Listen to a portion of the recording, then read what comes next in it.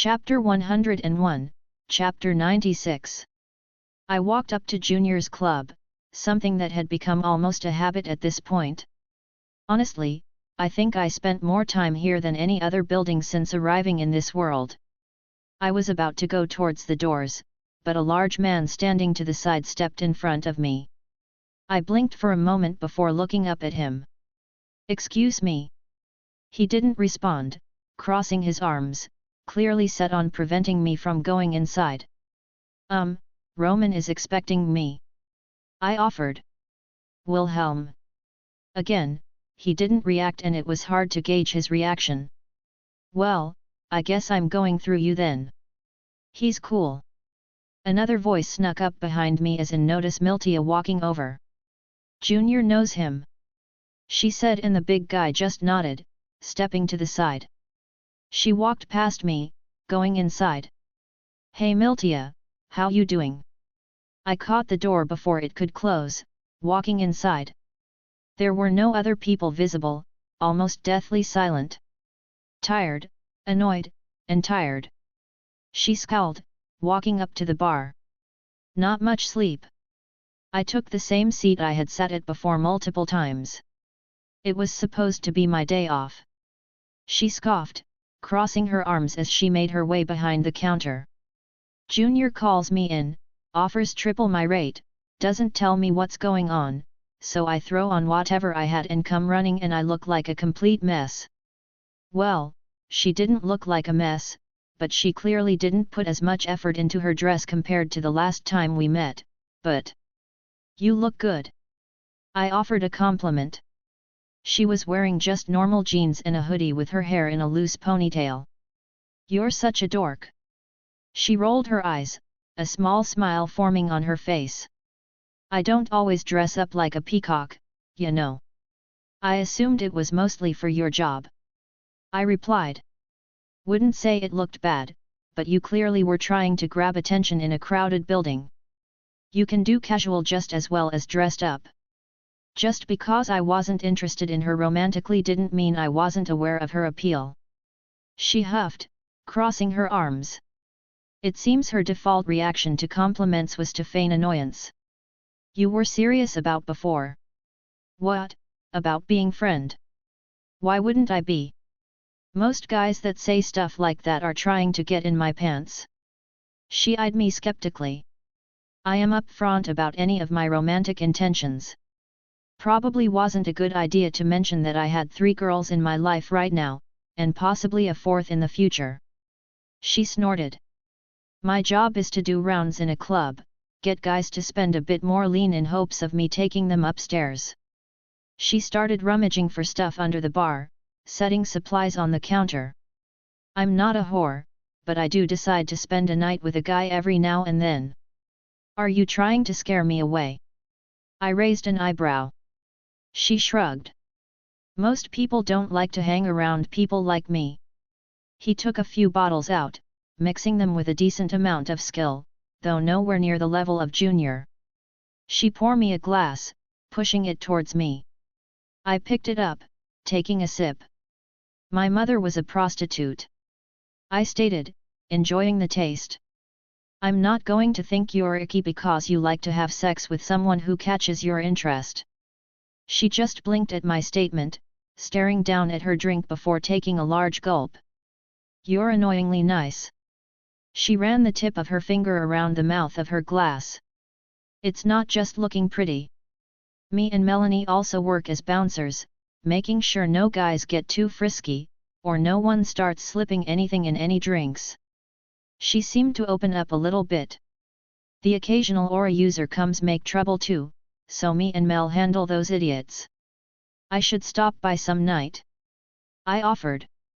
"What, you want to come hang out, dance, maybe talk about boys with me?" she said sarcastically, but it lacked any kind of venom in her tone. It seemed like it was one of her default reactions. "Sure, I'll be your wingman if you want." I smirked. She looked a little amused by my comment, probably about to say something until the front doors burst open, a familiar orange-haired man walking in. "Kid, you made it!" he exclaimed. Trailing a little behind him, a woman casual strode inside as well. She had an eye-catching hair color, half brown and half pink, yet it seemingly worked quite well on her. She was rather short, even with the heels she wore, and a parasol in her hand. Let me introduce you to my partner in crime, Neapolitan, or just Neo for short. His partner gave a little wave. She doesn't speak, he added. Like the ice cream. I raised an eyebrow. The little girl smirked, and the area around her shattered, disappearing. I blinked for a moment, gripping my drink tightly right as another hand reached for it. The seat next to me shattered like glass, the girl appearing, trying to steal my drink from me. Hey, good instincts, Roman commented, earning a pout from his partner. Shorty. Miltia just scowled. Neo turned to her, gestured with her hands, and Miltia looked pale, turning away with a huff. Well. Roman approached, leaning against the counter. She hasn't stabbed you, that's always a good sign. I eyed Neo, who blinked innocently. If you're done drinking all my alcohol, we have a job to discuss. Junior's voice carried over the area, standing at the doorway into his back room. All right, front and center, kiddo, time to put your big boy pants on, you're about to hit the big times. Roman slapped my back as he went to the back, Neo giving me a wink as she skipped behind. Technically, I haven't even done the small-time stuff yet. Well, that was interesting. Be careful with Neo, she's a lot stronger than she looks. Miltia scowled. Don't believe her innocent little girl act. Little girl? With those hips, she's definitely a woman. Miltia stopped for a moment, looking at me in surprise. What? I asked her in confusion. Her lips curled up slightly. Didn't expect something like that from such a dork. What, didn't expect me to admire the view? I raised an eyebrow. She shrugged. You came off as the goody two-shoes type, didn't know your brain could even think like that. Wow, do I really give off that vibe? I was honestly surprised. She let out a laugh. Come on, choir boy, Junior's waiting. All right, ladies and gentlemen. Roman clapped his hands, grabbing everyone's attention.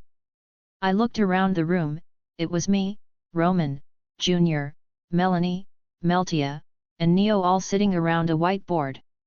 The name of the game is robbery. He swept his gaze around. Anyone who doesn't want to be involved, get the fuck out now. No one moved, but Melanie made a noise to draw attention. Who is he and why is he here? She gestured to me. Actually, that's a good question. I agreed, much to Melanie's bemusement. All right, that's fair. Roman nodded. Kid here is a distraction. Honestly, anyone could fill his role, but it's hard to find someone with his specialty. Punchable face. Miltia offered. Roman smirked, snapping his fingers. Right you are. Yet. I rolled my eyes. Can you explain properly? Buzzkill. Roman moved on easily enough. All right, so Kid here is going to be our patsy to draw attention in the Mistral tournament coming up. We're going to rig the thing up until the top 16, giving him a free win each time. I chose him, because he looks about the right age and within arm's reach. I had blackmail, and he seemed smart enough not to fuck it up, which admittedly, is a low bar that many of our minions can't seem to clear. That's going to be a lot of attention on him. Junior noted. I hope I'm paying for more than just some spectacle. Ah, was Junior bankrolling this heist? That's part of the plan, and where I need you lot to come in. See, you all are going to promote him. Junior looked unamused. What? Promote him, put up flyers, tell everyone about the kid who came from your club that's going to compete. Roman flourished his hands for added effect. Why? Junior asked. We need Lil Miss Malachite's spies to notice and give the boss lady time to contemplate. Roman explained. Mother. Meltia looked confused. Wait, mother? You want to fuck with their mom? I interjected. Oh, we're doing a job that's going to piss off that woman. Melanie picked at her nails. She tried to look uninterested, but the look in her eyes betrayed that. Not the reaction I expected with their mother came up, but I can't exactly toss stones from my glass house over here. Righto, stop skipping ahead. Roman gave me a look. So, Malachite Sr. still has spies around to watch us, obviously they can't really do anything in your turf, Junior. Junior just grunted and I realized that he was probably the boss around these parts and not merely an information broker. As I was saying, Roman continued. Promote him enough to grab her attention. She'll be focused on you. He pointed towards Junior. Would bother with a nobody like him. He then pointed towards me. Of course she's going to investigate since her spies will no doubt reported to her that I've been walking in and out of here a lot more recently. So, you want mother's eyes on you, why? Melita asked. I'm glad you asked. He snapped his fingers, pointing towards the whiteboard. Neo, do your thing. The area around the board shattered, and was replaced with pictures and such all over. His cane slapped at the top corner. The kid is going to give a signal, one that would force the spider bitch to act. At that time, we're hitting her two biggest stashes while all her people try to grab the one who pushed her face in the mud for the whole world to see. Ah, she would be forced to act to save face.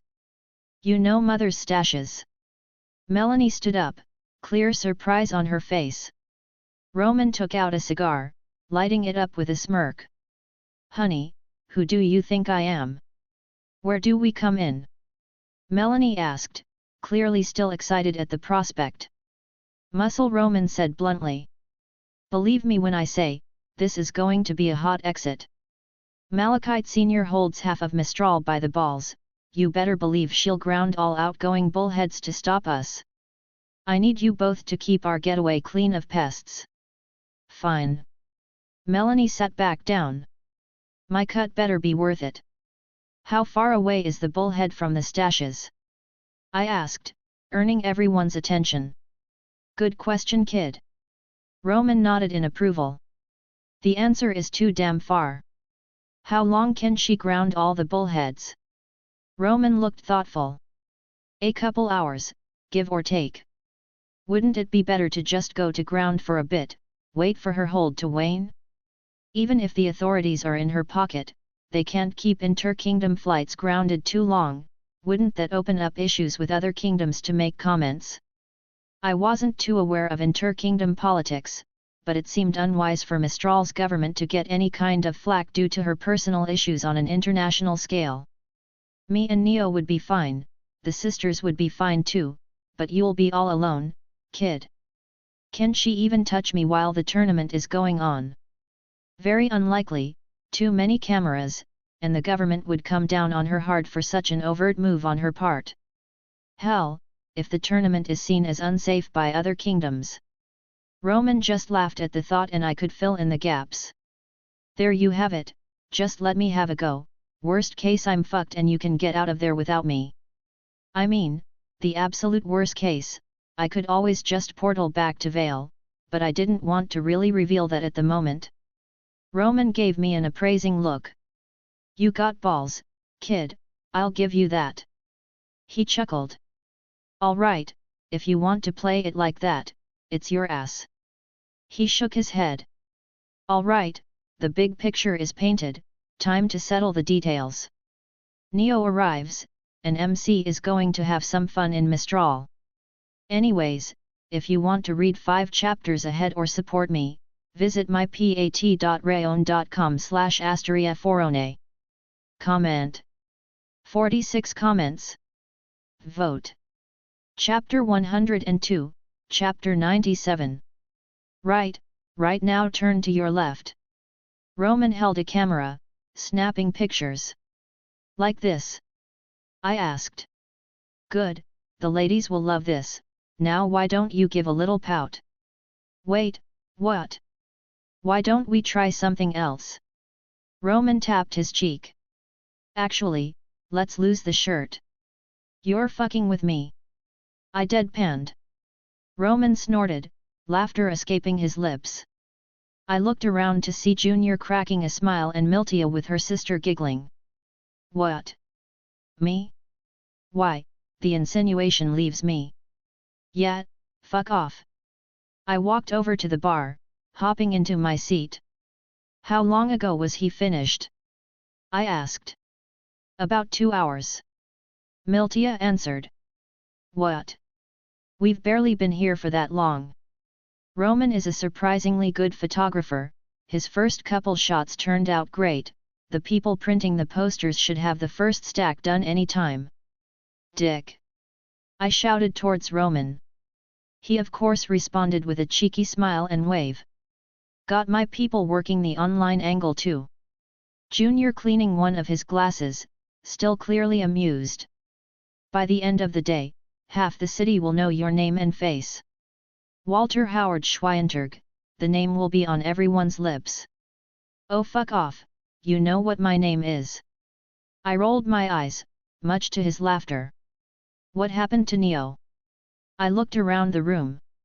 Shorty went to grab some stuff. Melanie replied, filing her nails. She said wrote something about you needing a proper weapon. I paused staring up as the air cracked and shattered, Neo presenting herself with flair, holding something in her hands.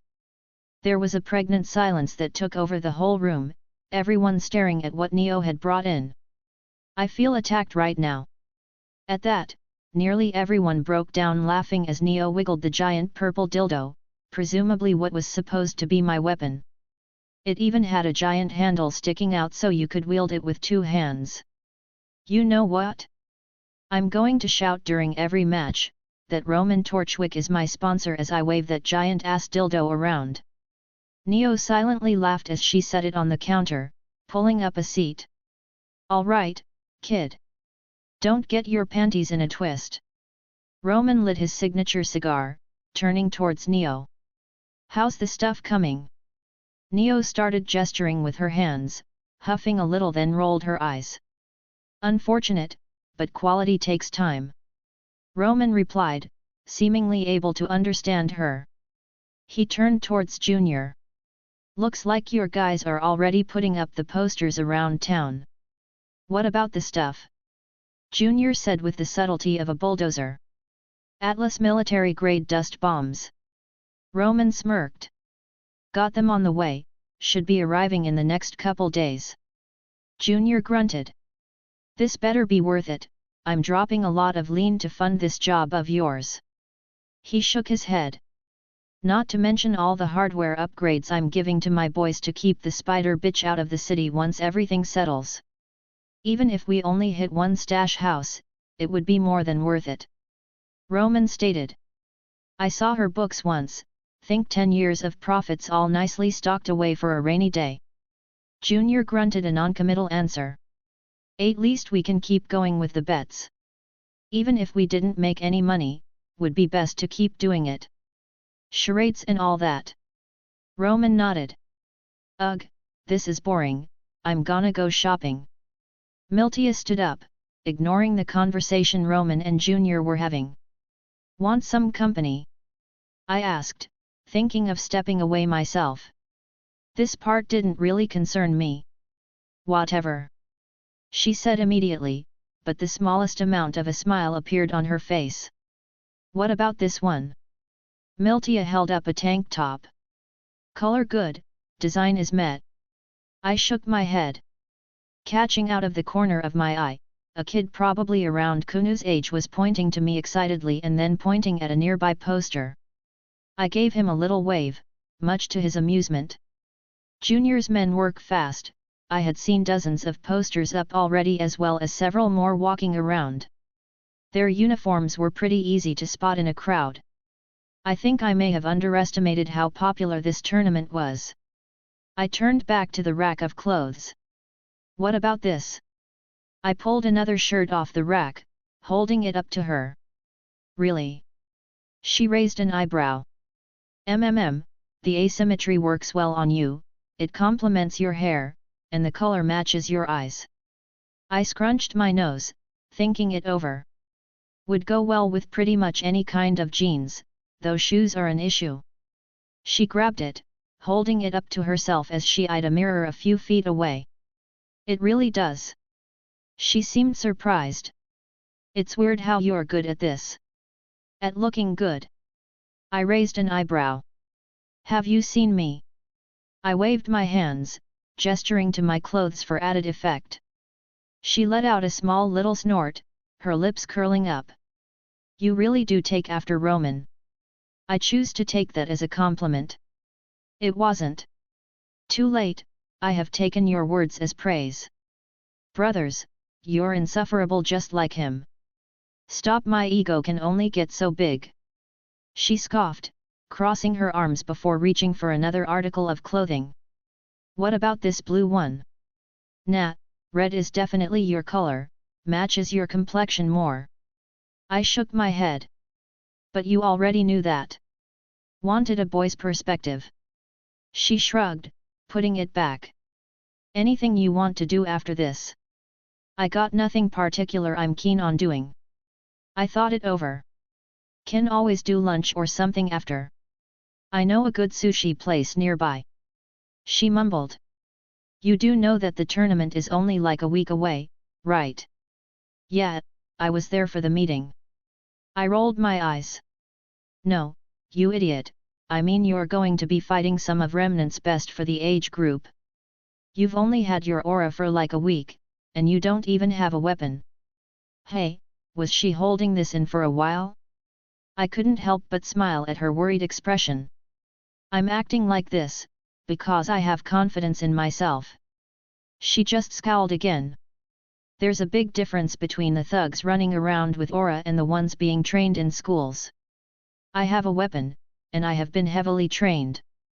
Just because I didn't have aura before doesn't mean I'm weak. I calmly replied. Whatever. She didn't seem to believe me, but she dropped it. Just, don't get caught and die or something. I don't. She was particularly used to having conversations like this. And it's not like I won't be preparing. I stated. I was going to go over the rule book, and maybe procure some stuff to take with me. I saw that dust came in a larger crystallized form opposed to the grounded variety I had on me. More expensive, but it should be much more power. It gave me many ideas. Well, we turned to walk towards the register, when a familiar pair of bunny ears caught my attention. Come on, Vel, this would be cute on you. A girl with a peculiar style was talking with the bunny. Why she was wearing sunglasses indoors, I couldn't say. Reminded me of that edgy kid back in my birth world. Coco. I can't, that barely covers my chest. Girl, you need to show off your assets. Her head turned, staring at me. This would be cute, right? The aforementioned Coco seemed to hold up the shirt for me to see. Makes her boobs look nice and perky, right? Coco. Velvet turned a bright shade of red. Maybe if she wants to turn tricks on the corner. Miltia interjected. Coco went silent, staring at my companion. Of course, you would know all about that. Coco harumphed, almost didn't recognize you without that hideous thing you call a dress on. At least I'm noticeable, you look like an extra in a D-list action movie. Noticeable like a clown at a birthday party. I picked up the distaste Miltia had for this girl almost immediately. No idea what was going on between them, but sides were easy to choose, so I spoke up. Really? The girl wearing a beret is going to throw shade. Coco's head snapped to me, eyeing me up and down. A vest and tie, what century is this supposed to be? My grandfather wore something like that when I visited him last week. It's called style, maybe you should ask him for advice. I countered. Style? Do you have any idea how hard it was to find an outfit that looks good with a beret? She pulled on her shirt for added effect. It must be pretty hard if you still haven't found one. I continued. You look like you're trying to tell the world you aren't a conformist, yet thrive on all the attention they give you. The only way you could look any more original is if you wore sunglasses indoors. Oh wait. Her mouth gaped, her sunglasses sliding down her nose. I adjusted my tie and straightened my collar, turning my nose up at her before leaving, Miltia following behind me. Miltia started to giggle almost uncontrollably. Hate that bitch. She managed to get out between laughs. Came into the club a few times and just starts trash-talking everyone's clothes. Thinks because her parents are rich, and she spends their money to buy boutiques and fashion stores that she's better than everyone. Well, that answers that question. Met her friend before, nice girl, bit of a pushover though. The bunny faunus? Miltia asked. She was a waiter at a nice cafe I visited. Though I probably shouldn't go back there. What happened? Beat up some idiots, stole their wallets. That was a fun morning. Miltia just blinked before laughing again. Oh, I just had a thought. I stopped my steps. Would you happen to know somewhere to make scabbards? If I didn't want to show off my storage ring, I would need to carry Mirage on me, and my favored sword deserves a good home. Spending some time with Miltia before doing some important stuff, the tournament a few days away. Thought about how a meeting between MC and Coco would go, and I realized they would not get along. Coco is such a stickler for modern fashion she wouldn't put up with MC's particular style. Alright, so starting next week, I'm probably going to stop posting on Wednesdays so I have a midweek break from writing. Anyways, if you want to read 5 chapters ahead or support me, visit mypat.rayon.com/asteriaforone. Tournament has started over there. Comment. 52 comments. Vote. Chapter 103, Chapter 98. This is the third one. Miltia lead more towards another store. She was getting, not annoyed, but not really happy I suppose? But she was happily swinging another new bag in her hand. Some kind of oil for keeping her claws nice and clean. She utilizes a type of claws in combat, interesting in of itself. The shop looked a bit older than the others, not unkept, but definitely had seen a lot of years. We walked in, greeted by the sound of a bell atop the door to alert the owner to customers. The man behind the counter was an older gentleman, but he gave a genuine smile when we walked in. What can I do for you youngsters? He needs a sheath for his imaginary sword. Miltia chimed in, still not believing me. Half of what she said is true. I added. Do you make customized orders? He sat up from his stool behind the counter, stretching his back a little. It's been a while since I've had someone wanting me to make a design from scratch. He chuckled. Kids these days with their mecha shift weapons don't seem to appreciate the basics. I can see the utility, but I'm satisfied with just a sword. I nodded. I wasn't too sold on the mecha shift weapons these people usually used, but I could understand where the idea came from and why it was so popularized. It simply wasn't my cup of tea. As a curiosity, I wouldn't mind having one created, but I couldn't see utilizing it in a true fight. Well, I have some old works I did, see if anything catches your eye. He slowly bent down, pulling a few items from under the counter. Everything he set on the table weren't all scabbards. There were combat boots, bags, and other items that one may take into combat in the wilds. But, it was a good idea to see his particular skills and style he predominantly used. Oh! I exclaimed. This color is perfect, matches the hilt. I held out a scabbard he set on the table, made for a sword much wider than my own. What about engravings? I may be old, but my hands are still steady enough to decorate it how you want. He smiled. What do you think? I held it up for Miltia to see. Hard to judge without a sword.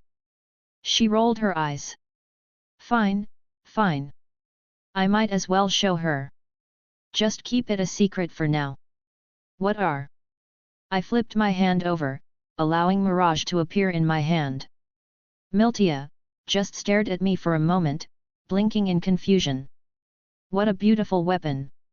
The old man stated. Think you can do something with this? I would be overjoyed. He nodded enthusiastically. You already discovered your semblance.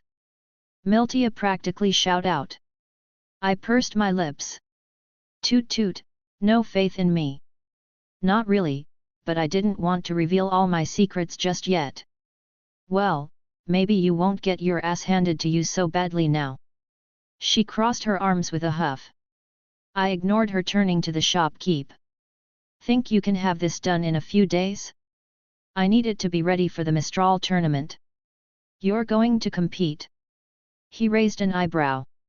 You're looking at the next champion. I waved my arms for emphasis. That one lass is fairly good. What was her name again?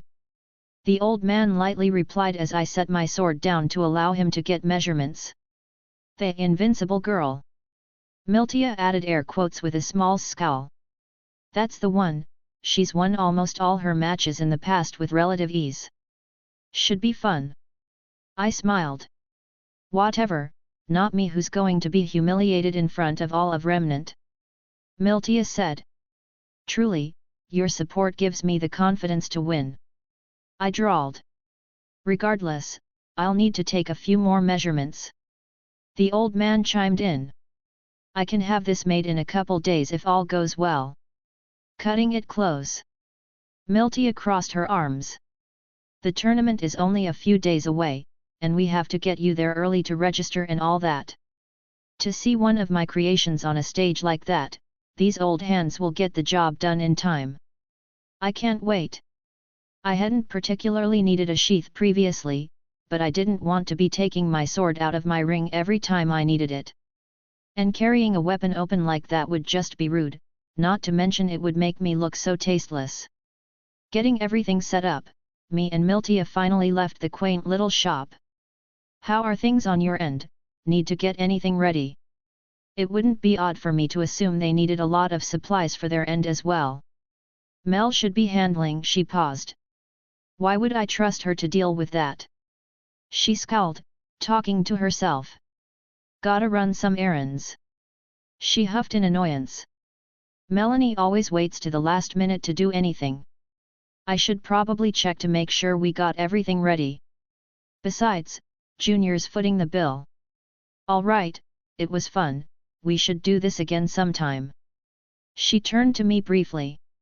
I didn't hate it. She stated. But from what I knew of her so far, that seemed like praise from her. As she left, I turned and walked in the other direction, finding a secluded area to pull out my scroll. I brought up a map of Remnant. Whatcha doin'? Drake asked. I was thinking about paying a visit to Mistral, since I won't really have time while the tournament is going on, just wanted to walk around for a bit. Is that a good idea? I just shrugged. It shouldn't be a big deal, so what if people see me then recognize me later at the tournament? Besides, I doubt anyone would care I'm there before the tournament starts and I start grabbing attention.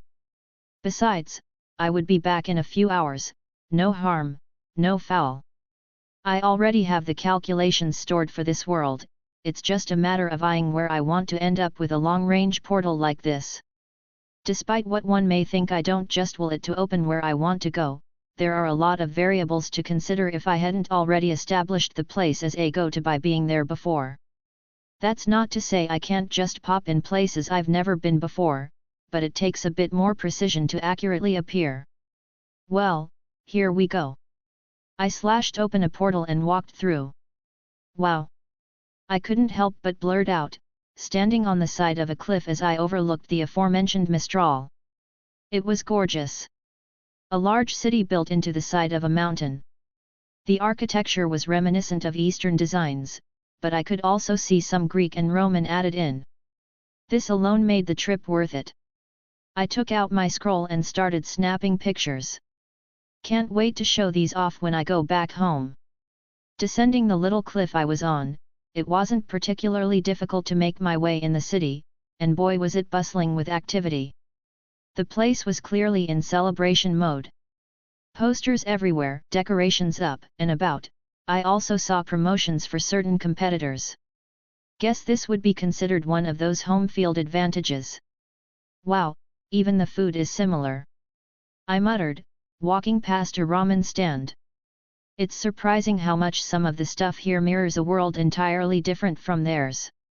An infinite universe, applied to the greater multiverse. I shrugged. There was the theory that the collective unconscious of humanity permeated beyond just the cluster of Earths that Alea was personified in. Sort of like an unconscious psychic connection that humanity had with its counterparts across dimensions. Whether it was true or not was anyone's guess, but something seemed to connect humanity as a greater whole. Anything that can be imagined is happening somewhere at some time. Pretty much. I nodded. Creation is full of wonderful and unimaginable things, this is mundane by comparison. Not that it wasn't interesting. Ooh. I paused, looking at someone handing out flyers. Can I have one? I walked up to the kid who looked to be around 17 to 18. We're doing tours from 12 o'clock to 3:00. He handed me the paper. Reading it over, I couldn't help but have my lips curl up in a smile. The academy here, Haven Academy, was doing tours. Perhaps in an attempt to bring in talent from other kingdoms? I was actually quite interested in one of these supposed huntsman academies. I pulled out my scroll and checked the time. Should have a couple more hours, but I guess I'll head there now and maybe grab a bite to eat afterwards. I spoke quietly to myself, looking up to the peak of the city where I saw the academy towering over everything. The flyer said to just head up and I would be welcomed. It was a nice little walk through the city. The hike up top did briefly give me some flashbacks to the land of shadows and that despicable mountain I climbed, but otherwise, it was still a very beautiful scene. And I wasn't the only person making the little trek. Of course, I could see there were other avenues to approach, a road that winded down the little peak that vehicles were driving down. I even saw a bullhead fly up and land on a platform especially for aircraft. But I chose just to take the stairs. And boy were there a lot of them. Thankfully, I was more than accustomed to something of this level. Frankly, it didn't even match my morning routine. And it was amusing to see all the other guests going up and down, it was quite lively. Right this way, the next tour will begin shorts, if you could all gather in the grand hall. A woman shouted at the entrance of the gate, perhaps a teacher judging by her age. She ushered everyone forwards towards a large building.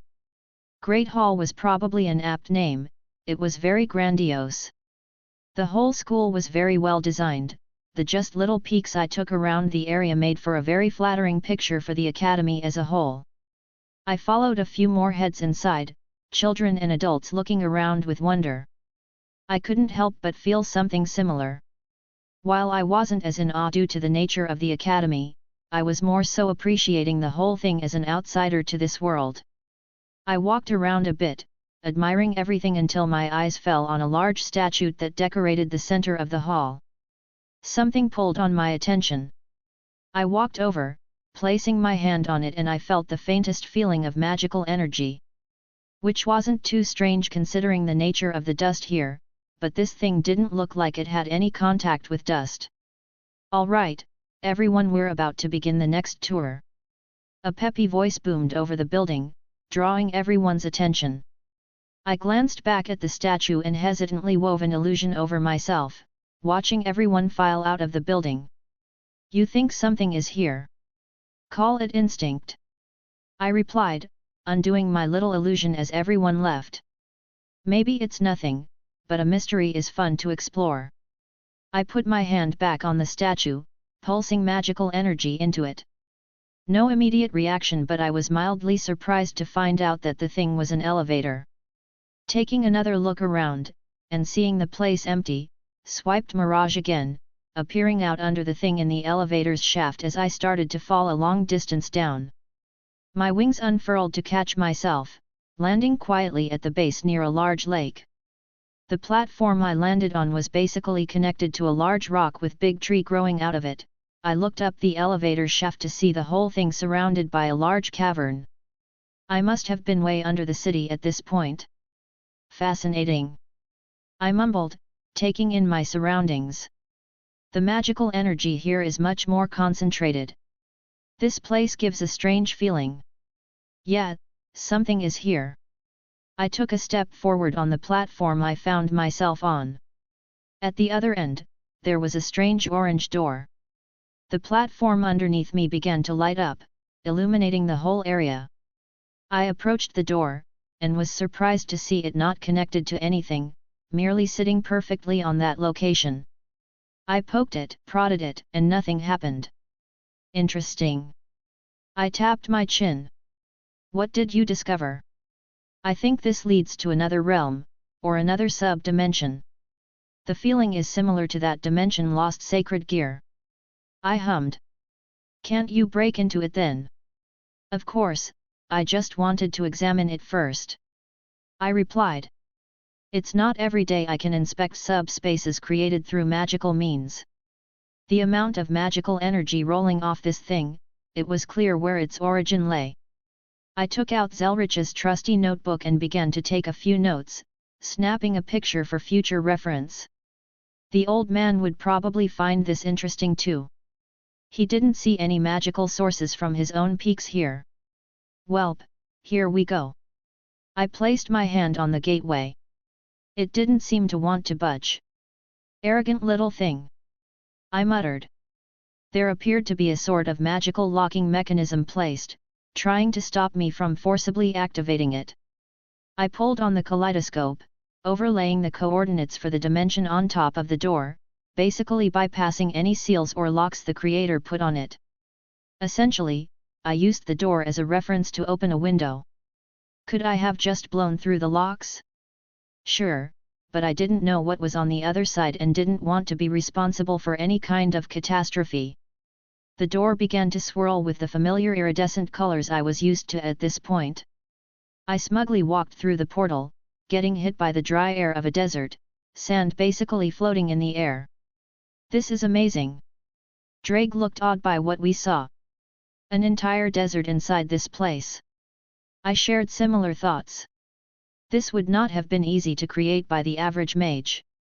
I couldn't help but admire how thoroughly this sub-dimension was anchored to the real world. It was not at all breaking apart, nor was it unsteady in the slightest. I am genuinely impressed, the person who made this must have been a genius. This place would easily be able to last for another 1,000 years without any interference. Probably more than that, but it was my conservative guess. Hell, it would probably survive until the end of this planet for good. So, you going to check that thing out? I stopped my admiring, turning towards the thing he was referring to. There was a stone pedestal off to the side, and a very particular object on top of it. Adorned with gold and a glowing blue glass center. Walking over to it, there seemed to be no traps of anything. I suppose the creator of this place assumed no one could get inside without his permission? Looks like a lantern, a lamp of some sort. I touched it gently, only to blink in confusion. This is not a normal magical item. Yet, no way was this just a mystic code or something similar. What do you think, Drake? Divine. He said simply. You think this thing is divine in origin? I gently placed my hand on it again. Honestly, it doesn't give me that overbearing feeling a divine construct would, but then again, Dawnbreaker is also divine in origin, even it was meant for mortal hands. Perhaps this was similar then? I pulsed my magical energy inside of it and was hit with immediate resistance. Actually, it felt like something looked back at me. I reeled back in surprise as the object began to glow bright. A visible magical phenomenon occurred where magical energy exploded out. A woman appeared, floating above the lamp. Gold chains rattled on her limbs, blue skin drew my attention, but most importantly, why are you naked? I couldn't help but ask the floating woman. Seemingly ignoring my question, she looked down at me with the most confused face I've ever seen. Who are you? How have I never seen you before? Tournament starts in a few chapters, though MC finally touches on his power of destruction next chapter. Anyways, if you want to read 5 chapters ahead, visit mypat.rayon.com/asteria4one. Comment. 58 comments. Vote. Chapter 104, Chapter 99. Isn't it polite to introduce yourself first before demanding someone's name? I looked at this genie incredulously. She just blinked at me in confusion, staring intently as if my face would give away some kind of secret. I am Jinn, spirit of the relic of knowledge. She hovered over the lamp, seemingly regaining her composure as she crossed her legs and crossed her arms over her breasts. K. She frowned, as if to expect some other kind of reaction. Who are you? Why can I not see you? She slowly descended, landing in front of me. First name Bob, last name the Builder. I was curious what she meant by not being able to see me, though I had some guesses if she was the spirit of this so-called relic of knowledge. Probably not the best idea to say my name to her before I know what's going on. No, you're not. She rubbed her temples, ignoring what ridiculous name I gave her. You are YUW Will. Her eyes began to glow brightly as she stared at me. I could practically taste the magical power flowing around her. You are infinite. Her eyes rolled back, and she went limp. I quickly moved to catch her, her legs wobbly as she seemed to need a moment to regain her focus. Her eyes unglazed, set on me again as her hand hesitantly reached out to cup my cheek. You're real. She whispered, as she went to poke my arm and chest. I would hope so. She just giggled to herself as her focus drifted back to me and she calmed down. How did you get here? Well, I was looking for the restroom, and one thing led to another, here I was. She gave me a deadpan look. You came to this dimension by accident? She said dryly. Yup. No idea what she's talking about. You're lying. She stated, tilting her head. I'm being lied to. She whispered to herself again, turning back to me. Do it again.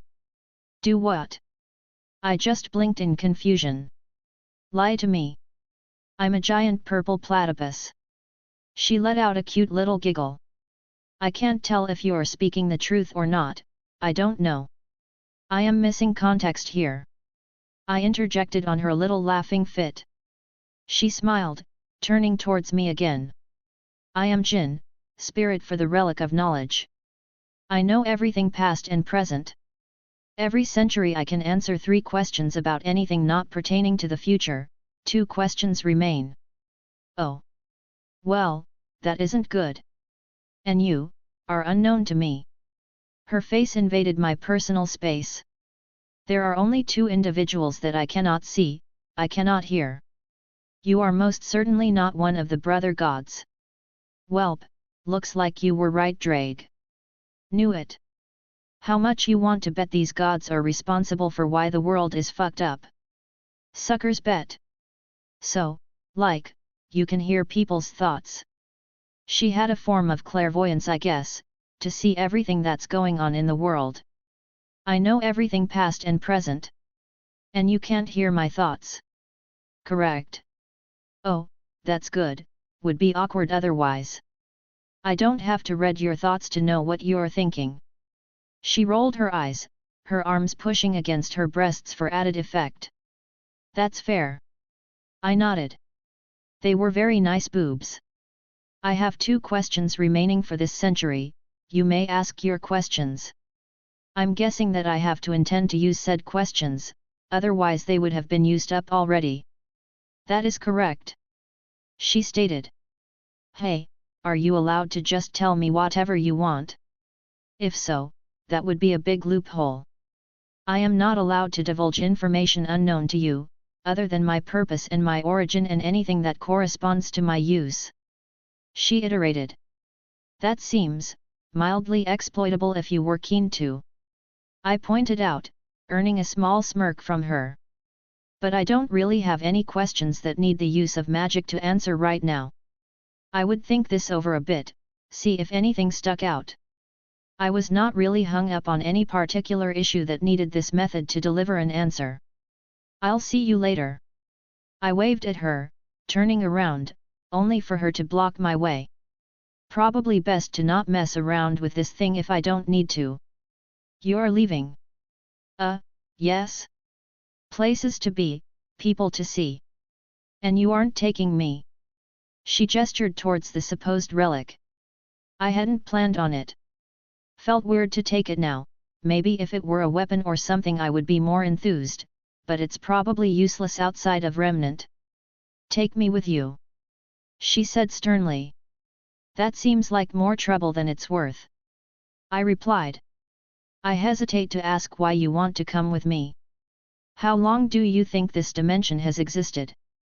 How long do you think it has been since another person has found and used me? She asked, clearly getting around the issue of telling me information I wouldn't know. So, you're lonely here? I hazarded a guess. I looked at you. She pushed her forehead against mine, staring into my eyes. So many colors, Remnant is just one tiny little speck. My face hardened, realizing what she was talking about. You tried to peek at something you shouldn't have. My eyes narrowed at her. She hesitated for a moment, stepping back. I am Jinn, spirit for the relic of knowledge. I am supposed to know everything. Never before have I not known something unless it was the hands of my creators. Now something like that was dangled in front of me. She sounded excited. What exactly are you trying to say? Take me with you, she reiterated. I think I understood what she wanted. You don't just mean from this place, do you? I don't know what I saw, but there was so much, and I want to know it all. She moved her arms, letting me see her body fully. Anything you want, I'll give it to you, just please take me with you. This is not how I expected today go. I guess she more or less parsed that I'm not from around here, even if she couldn't quite understand what she peeked at. And how she did that in the first place. Some kind of divine magic's woven into her creation, perhaps. I rubbed my temples, forcing myself to look away. Are you going to take her? Drake asked. I'm considering it. Should I remind you not to think with your dick? Honestly, I'm not. I actually have an idea of how she would be useful. My home needs something to hold together the magics to overlay it on multiple world lines. That lamp is holding this dimension together, my guess is that it would work for my needs. And from what she's talking about, I don't think she would mind looking after everything as long as she can continue to learn new things. So, you want her as what? Your maid? If she's fine with that? And that's a bit pedantic compared to what I explained. And you don't think there would be any issues in taking her with us?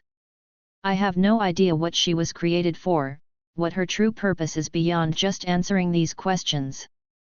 But, she's a sapient creature, a person who expressed her own will. If this is what she wants and she's okay with the terms, I would have a clear conscience in anything that happens afterwards. I turned back towards Jin. You're not abandoning your duty by wanting to come with me? Honestly had no idea what she was intended for, so I was just taking a shot in the dark here. I am only obligated to answer questions when the quota is available for whoever holds the relic, she stated. I rubbed my chin at her words. So as long as I keep your answers at 0, that means no one would ever be able to force something out of you. She smiled brightly at my statement as I paced lightly around the area, thinking this through. Admittedly, she checked quite a few of my boxes. Fuck it, what am I even being hesitant for? I'm a greedy person. I turned my gaze back at her. Once you agree to this, you'll be mine and I don't give up what's mine. I made sure she knew what she was getting into. I already said I would give you everything. She smiled. Take me with you.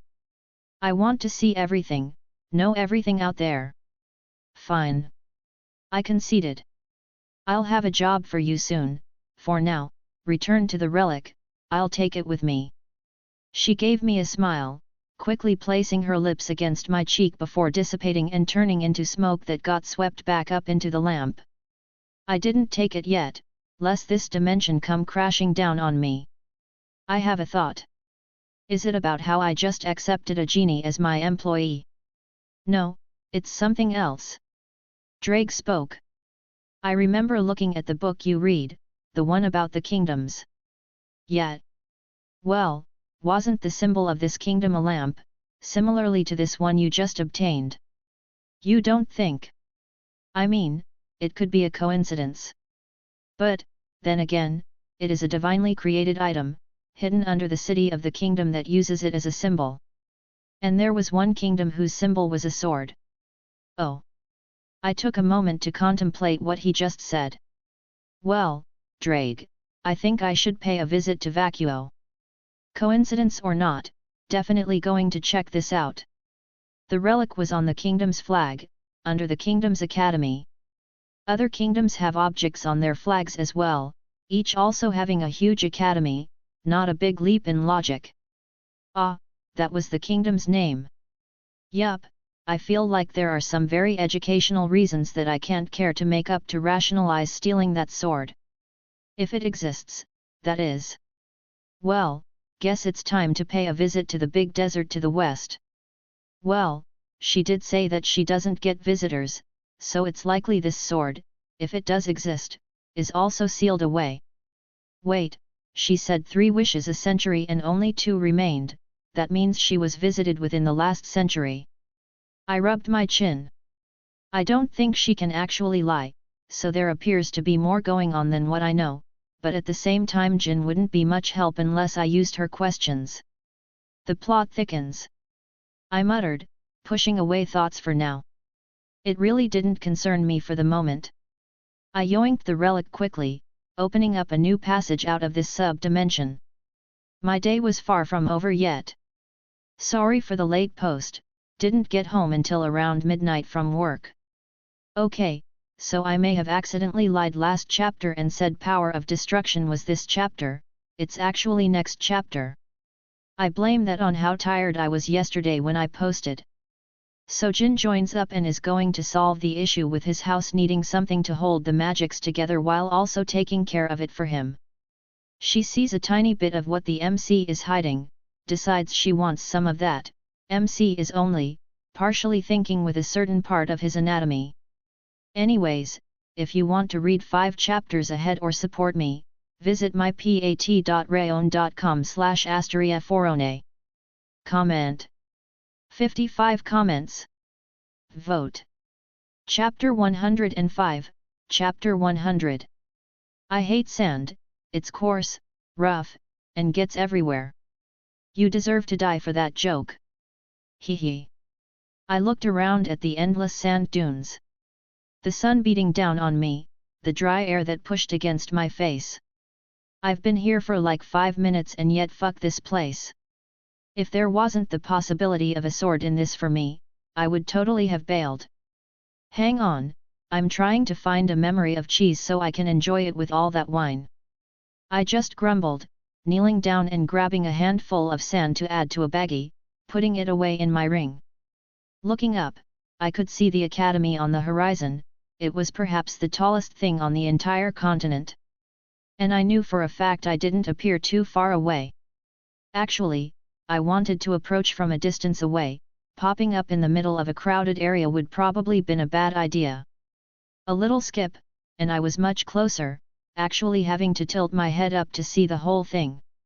The city's walls practically in touching distance. It was an interesting design, a mix between Egyptian and probably Central America. The academy itself was a ziggurat, and instead of a city, it looked like a mobile market that sprang up overnight.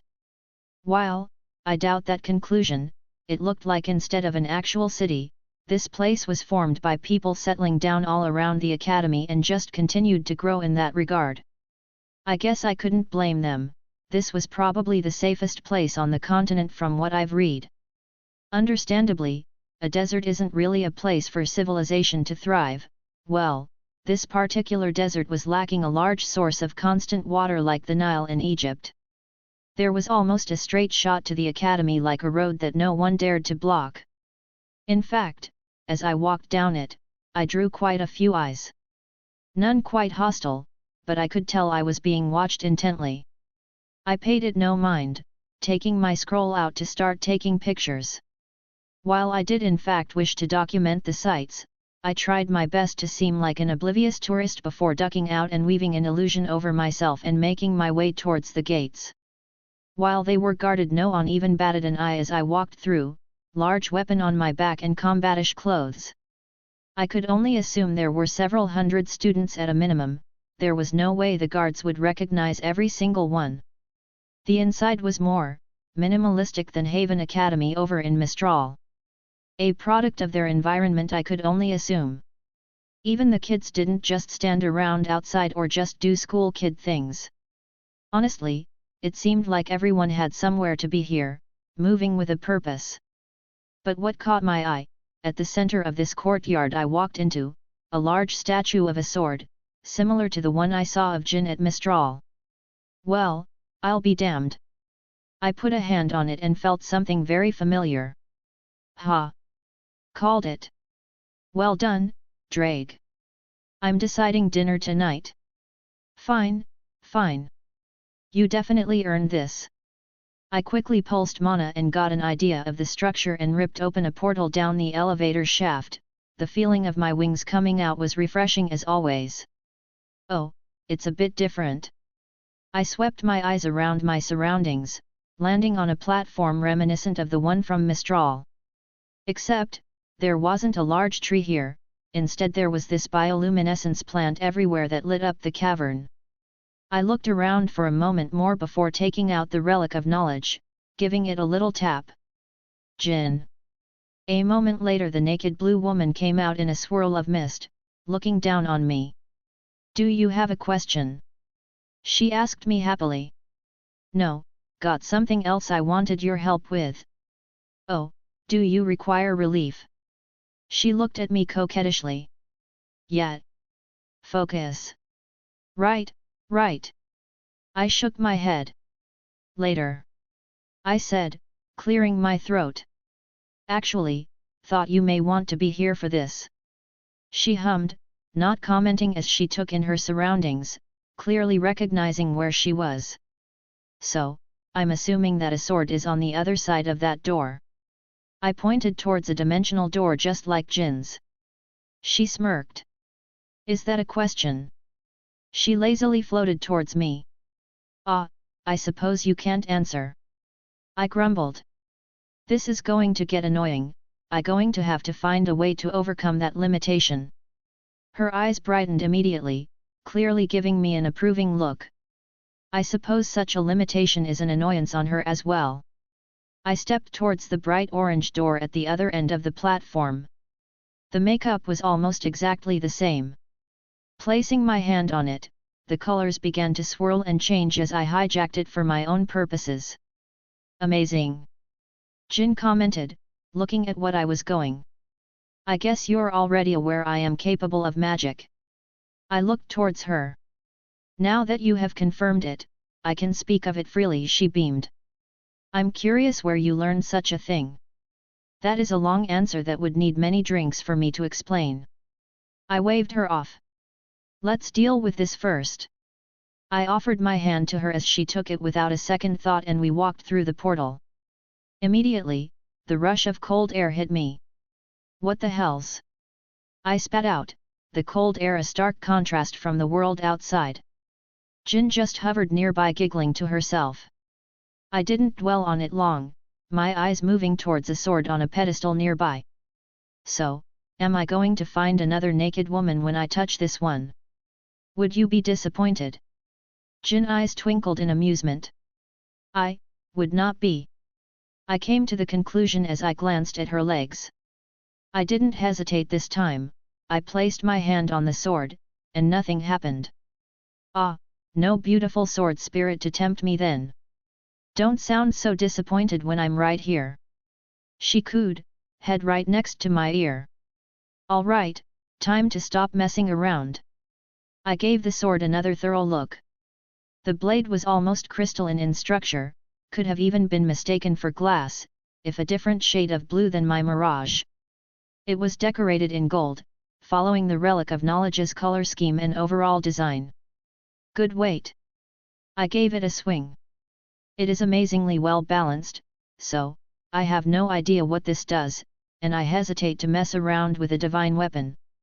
Hem. Jin sat her head on my shoulder, getting my attention.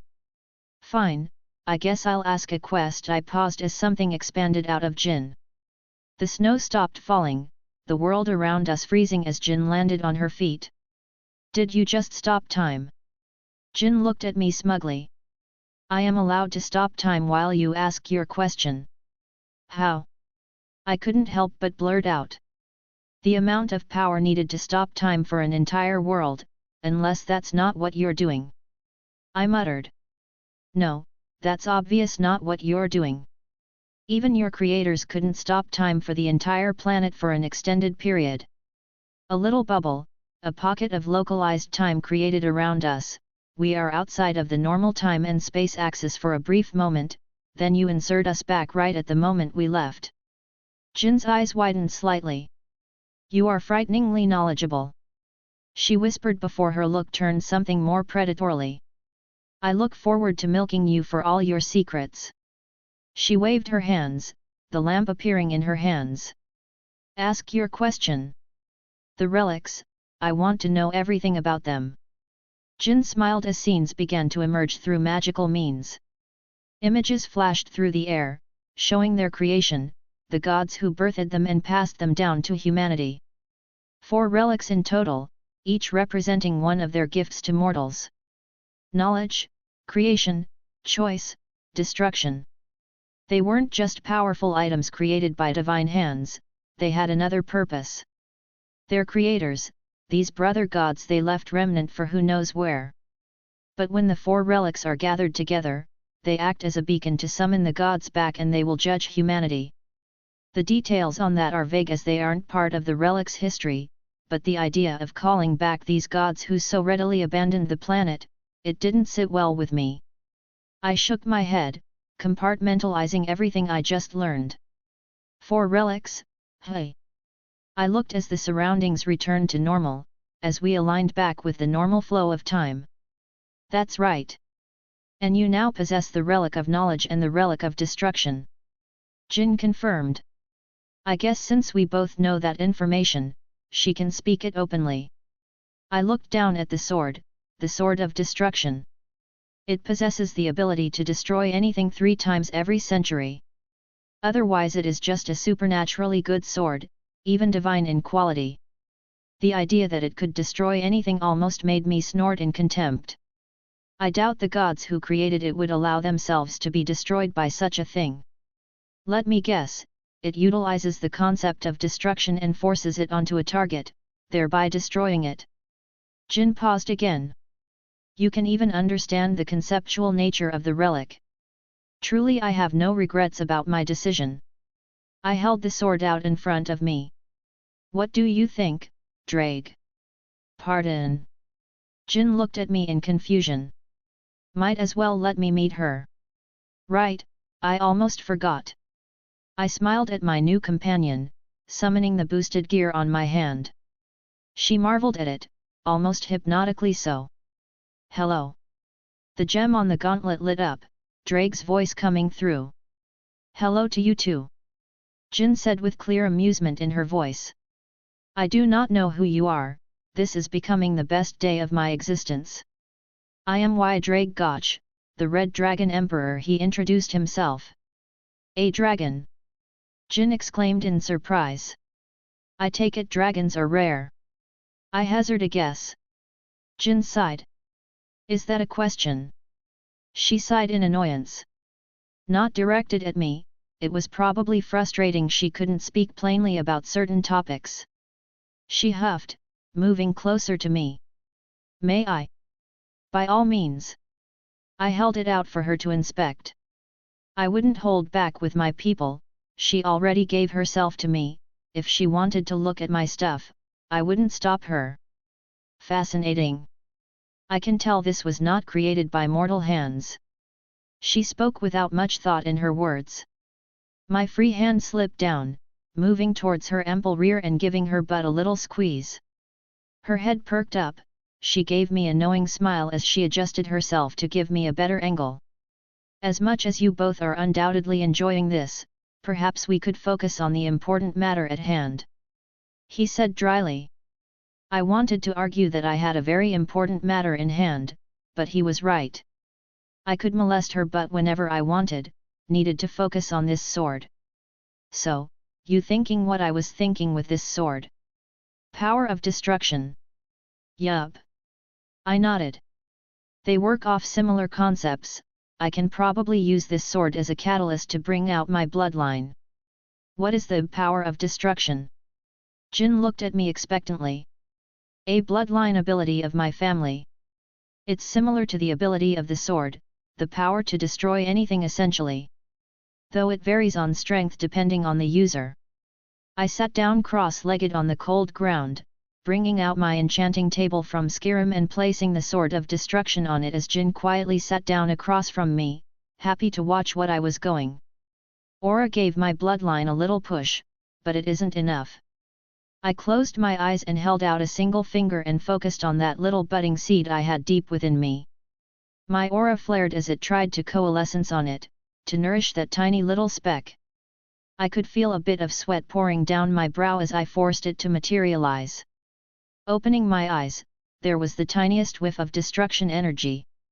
The blackish energy blowing each way as I focused on reeling in the tiny little manifestation. This is the best I could do. Maybe in a few centuries of trial and effort, it could become usable. I said dryly, though the strain of just maintaining this little thing was visible. I was forcing it out, forcing it to take root. But what if the sword nourishes it? Drake practically voiced my thoughts. I didn't bother with any more words. I held the sword with the boosted gear and I pushed my power of destruction inside. Using my aura to guide it, the concepts of the two foreign entities began to react. Using the techniques that Scathatch taught me, I began to refine the weapon and my bloodlines into each other while using the enchanting table to help facilitate the process. My eyes shot open as I let out a gasp of breath. My aura was sucked in, my supposedly ridiculous amount of aura was drained in a second and I felt like I had just been punched in the kidney by a dragon. The sword fell to the table as I clutched my heart. The next few moments were a blur, as I felt like something was forcibly flowing in and out of me, my body trying to cope with the process. When I finally regained my surroundings, I found myself staring up at a familiar blue face. Well, that was unpleasant. I muttered. Was that what happens when your aura gets drained so rapidly? My soul felt like it was gasping for breath. Are you okay? Jin looked down, my head resting in her lap. Yet. I mumbled, sitting up. That was an interesting experience. You're telling me? I rubbed my eyes. I think I succeeded but, some unforeseen consequences. I looked at the sword of destruction float up next to me with a small smile on my face. With another thought, my aura flared, and it ignited in the familiar destructive energy. The sword is a catalyst, and my aura is acting as a fuel due to how I merged them together. The only issue is that I don't think I'll ever use my power of destruction without the sword. It wasn't going to be much help anytime soon anyways. While you're not exactly on a clock yet. I knew what he wanted to say. I have no regrets. The opposite actually. With a thought my sword flashed through the air, cutting in every direction, destructive energy cascading off. I was quite happy. I have the power of destruction. FGOO make number 2 Solomon's Temple, Epilogue. And that's how I saved the world. We all sat around one of Chaldea's large conference tables. Servants all filed in the room, looking around. But most gazes were on me and Meridia. Pardon. Meridia gave me a look. How exactly did you save the world? Well, obviously if it weren't for me, you wouldn't be here. Thus, I will accept everyone's heartfelt thanks. I mean, she may have slapped Goisha around until he started to cry or turned to horrific rage, but I think I played a much bigger part in this battle. No. Emiya seemed to answer for everyone. He's just jealous. So, this is your wife? Ritsuka spoke up. Yup, it's our 1-year anniversary today. I squeezed her hand. How exactly did you two meet?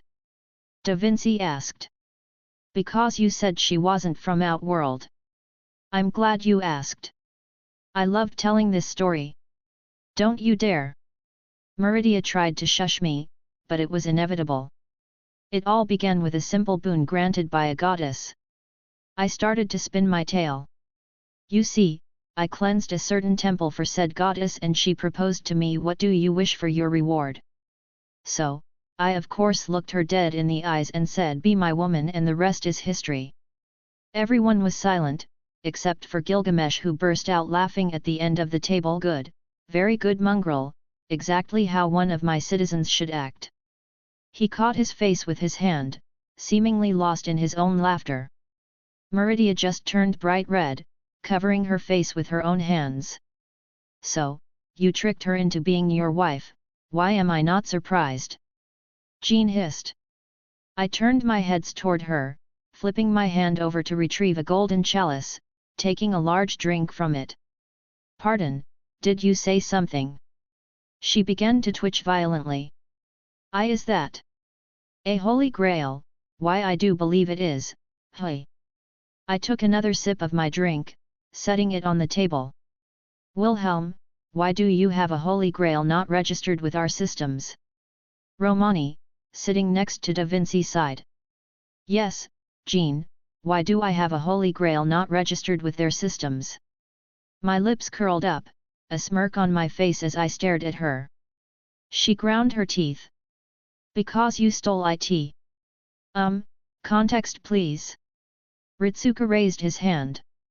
Well, I realized one day that I was missing a centerpiece of my coffee table, and thought, hey, wouldn't a holy grail make a wonderful addition to the decor, so I set out onto a grail war. The grinding of Jean's teeth filled the room. I was the ruler for that war, and he comes in and steals it, leave me to clean up the mess. She pointed at me shouting. You arrogant, hellspawn, damned perverted, conceited. I lifted the grail up again, tuning her out as I took another sip. I looked her right in the eyes as she finished. Spell a single one of those words. There was a moment of silence as my words were processed. Ray-a-a-ah, she screamed, trying to leap over the table at me, only for Masha to try and hold her back. Lord, give me strength, so I can mfphh. Saint Martha grabbed the other saint, covering her mouth as she dragged her away, arms still trying to reach for me. Alright, here's your part 2 since it's 100 chapters over here on web novel. Pretty sure it's canon that Jean is illiterate. So, MC finally has the power of destruction at his disposal, all it took was using a divine weapon to act as a catalyst for the little seed he had inside him.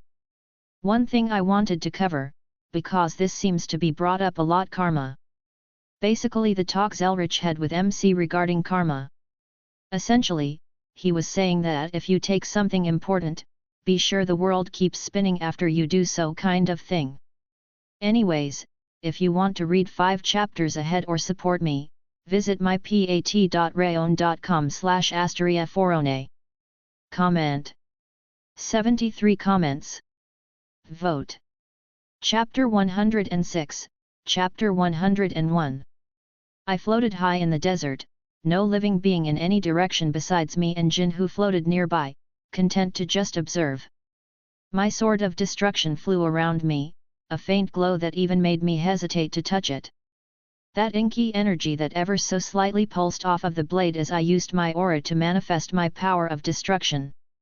With a thought, the sword shot down onto the dunes, a massive pillar of sand exploded upwards on the impact, only to visible disintegrate as my sword unleashed its torrent of destruction. Grim were rustled from their sleep, attracted to the attention in droves.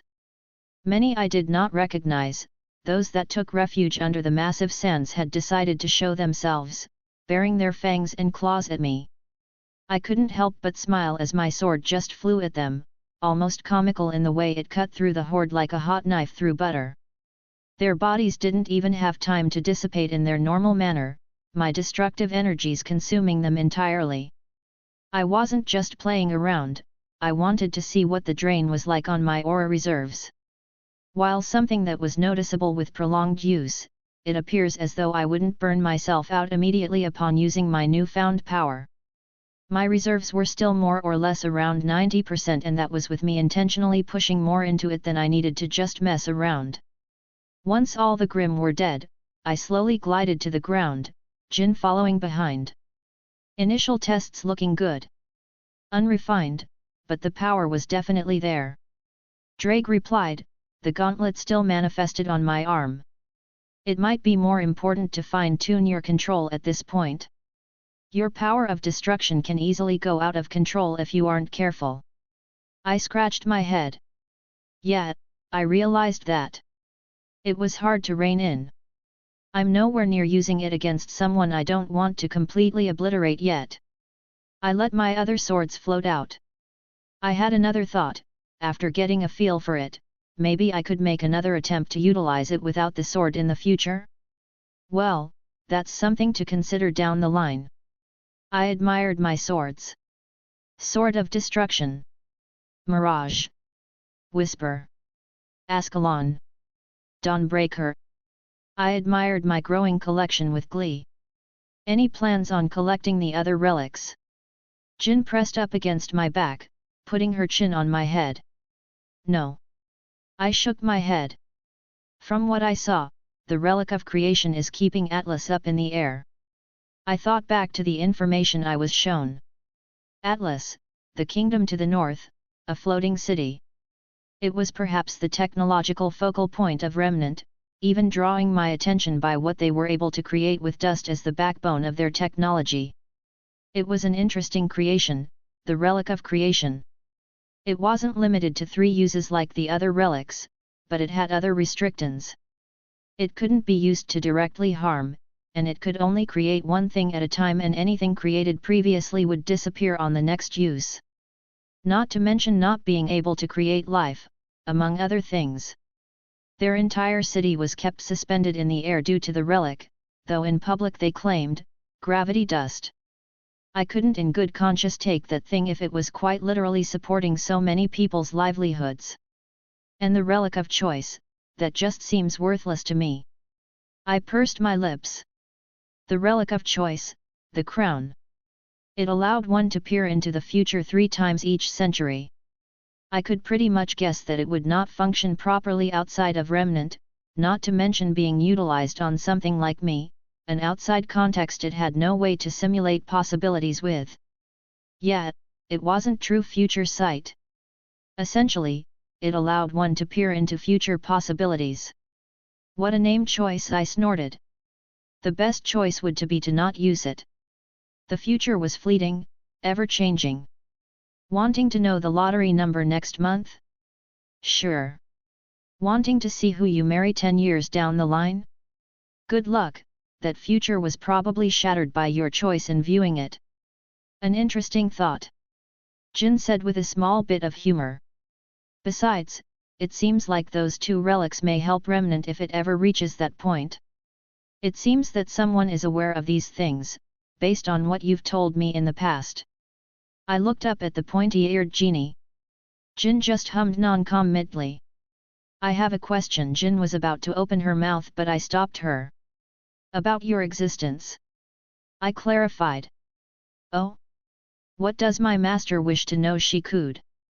I'm your master now, hey. I already offered up my everything. Keep that up and I'll take you right here. I gave her a little slap on the butt, hearing a cute little noise from her. But my question is regarding if you can take anything inside the lamp with you. She tiled her head, clearly thinking. I have never had to consider this possibility before. I cannot take any living creatures inside with me. Why? I flipped my hand over, bringing out a stack of books. Figured you may want some reading material. Jin sucked in a long breath of air, hands reaching for the book on the top, looking at the title and not recognizing it. She grabbed it, hugging it to her chest. I have a couple days to kill before I'm needed anywhere, didn't know if you would prefer to read those inside your lamp or not. Jin looked at me then back at the pile of books. She waved her hand, turning them into smoke as they entered the lamp she held in her hands. She looked like she was about to go in herself, but she paused, peeking her head over her shoulder and running a hand over her rear. "This is yours whenever you want it," she declared, turning into mist and going into her little home. I stared at the lamp as it floated over into my hands. "Well then. Surprised you didn't follow up on that." "Me too. Gods know my libido is ridiculous, being a healthy young man and part devil. But honestly, I kinda want my first time to be with one of my girls." "That is sickingly wholesome. Doesn't she count as one of your girls?" "It's not the same thing." I shrugged. "She's mine but not mine." That was about the best way I could describe it. Anyways, I willed the sword of destruction back over. "Let's find some more targets. Use the boosted gear too, I want to try some tricks out." "Sure, let's cut loose." I let out a laugh, seeing a small herd of Grimm on the horizon. "Plenty of targets." I yawned, walking towards a familiar shop in Vale. The aged building a welcome sight as I walked inside, the bell expected. "I'm back." I greeted the old man behind the counter. "You're just in time," he said slowly, looking rather tired himself. "I had to work through the night to finish this up before the deadline," he stated, pulling a wrapped object up from under the counter. It was like Christmas as I unwrapped it. "Beautiful." I admired his work. "The black leather goes perfectly with the handle of my blade, and these golden enamel decorations are just amazing." They were simplistic, yet retained a certain elegance that complemented the sword. "Well, don't keep an old man waiting, try her out," the old man impatiently said. Bringing out Mirage, I slowly slid it into its new home. "Nice and snug." "Ha!" the old man laughed. "My wife used to say the same." I almost choked, catching a smirk from the old man. "I saw some youngsters putting posters up all over town of you." He eyed me. "I admit, I didn't take you seriously before, but you really going to compete, lad?" "Damn right." I acknowledged. "Well, in the interest of an earlier retirement." He leaned in. "What do you think your odds of winning are?" He raised an eyebrow. "I have confidence in myself," I said politely. He hummed to himself. "I tell you what, you win this thing, and I won't charge you, but if you lose, you cover all of my losses." "All right, I'm in." It was a good deal considering I didn't plan on losing. "Oh ho, I look forward to it, young man." I smiled, bidding him goodbye as I left, new sheath in hand with Mirage stored inside. Admittedly, it felt a little strange walking around with my sword like this, but there was also a strange confidence that came with it by my side. The trek to Junior's bar was grabbing much more attention than before. People all over were turning their heads, pointing fingers, and whispering as I walked by. Hell, there were posters on practically every wall I passed, and I admit that Roman really does do good work with a camera. Walking towards the club, I flipped my hand, taking out the bag of bagels from the other day as I entered. "Where have you been?" I heard a voice shout at me. "Happy to see you too, Miltia." I waved. All attention was on me now, it seemed like the whole gang was here. "Told you, boss man, kid wasn't going to get cold feet," Roman commented. Yeah. Can we get this show on the road? I do have to set up for tonight's preliminaries." Miltia walked up to me in a huff. "I've been looking everywhere for you. Do you have any idea how much we had to run around because of you? We had to start making plans in case you didn't show up." "Sorry, I was preoccupied." I held my arms up in surrender, though I offered the bag to her. "Bagel!" she snorted, snatching the bag out of my hands, taking a bagel out and menacingly taking a bit out of it while giving me the stink eye. The bag suddenly disappeared from her hands, like glass shattering, Miltia huffed again, turning her gaze towards Neo, who offered the bag to Roman while stuffing one in her own mouth. "Thanks for the snack, kid." Roman waved happily. "I just rolled my eyes. How've you been, Miltia? She was worried about you, couldn't even sleep, thought you got in trouble." Melanie shouted, playing with an empty glass. "Fuck off," Miltia growled, walking back up to the bar to sit down as I followed behind. "Nice weapon, kid. Did you pick it up at an antique store?" Roman asked, eyeing my obvious addition. "Yes, actually. And funnily enough, I saw that exact hat there." I pointed at the hat on top of his head. "Ha, nice." He chuckled. "Well, at least you look presentable, thought I would have to give you some random mook's weapon." Neo tugged on his sleeve, gesturing. "Oh, right. Neo did give you a backup weapon." He snickered along with his mute partner. "All right, children." Junior silenced everyone. "Got a private bullhead booked, pilot is on the pay, he's going to disappear when we land, so don't expect him as your flight home."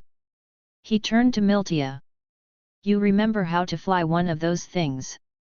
"I'm still licensed," Miltia replied. I stared at her incredulously. "What? I like flying, so sue me." She crossed her arms.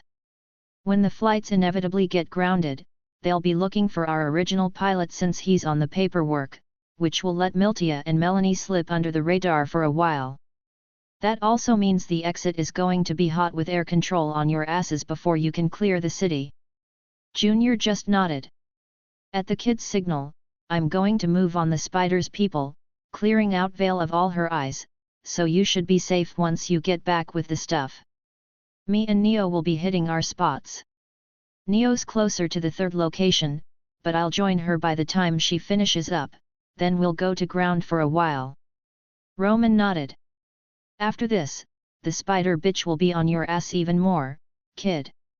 She'll know you're related to me, and she was just robbed, putting 2 and 2 together is something she can do with a bit of effort. And the tournament is my best protection," I pointed out. "As long as you win you'll have nothing to fear," he stated. Well, I wouldn't have anything to fear anyways, but they didn't know that. "Well, people." Junior put his hands on the counter. "Let's get this show on the road." When Junior said private bullhead, he wasn't kidding. This thing was luxurious. I stared out the window, the ocean covered nearly everything as we passed by. I was surprised by how fast this thing was. Well, the continents didn't seem that far apart from one another, but even so, we cleared the distance in a few measly hours.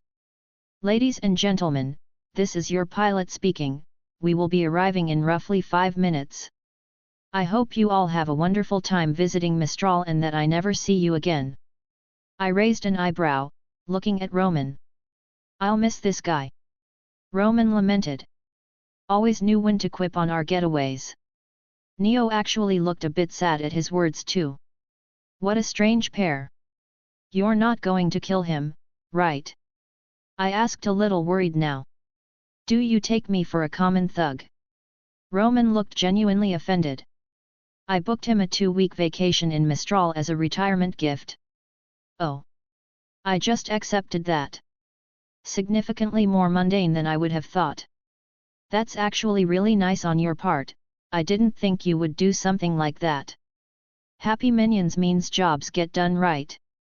They get the works, health, dental, retirement package. This guy is dipping out early, he's been with me for... He stared off for a moment. 7 years now? Damn, it really has been a long time. Good help is hard to find, you have to treat your minions right or they'll fuck you over quicker than any police will. Hey, makes sense I suppose. The bullhead jerked slightly, I peeked out the window to see the familiar city in the distance as we began to land.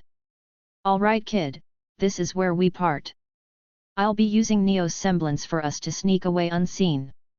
You can be as flamboyant as possible, actually, take it up a few notches, really rub Malachite's nose in it. He smirked. Any last-minute advice you want to give me? I asked. He walked up to me, placing his hands on my shoulders. Don't fuck up. And he disappeared. Don't know why I expected any different. I chuckled. All right, girls, I suppose we part here. Whatever.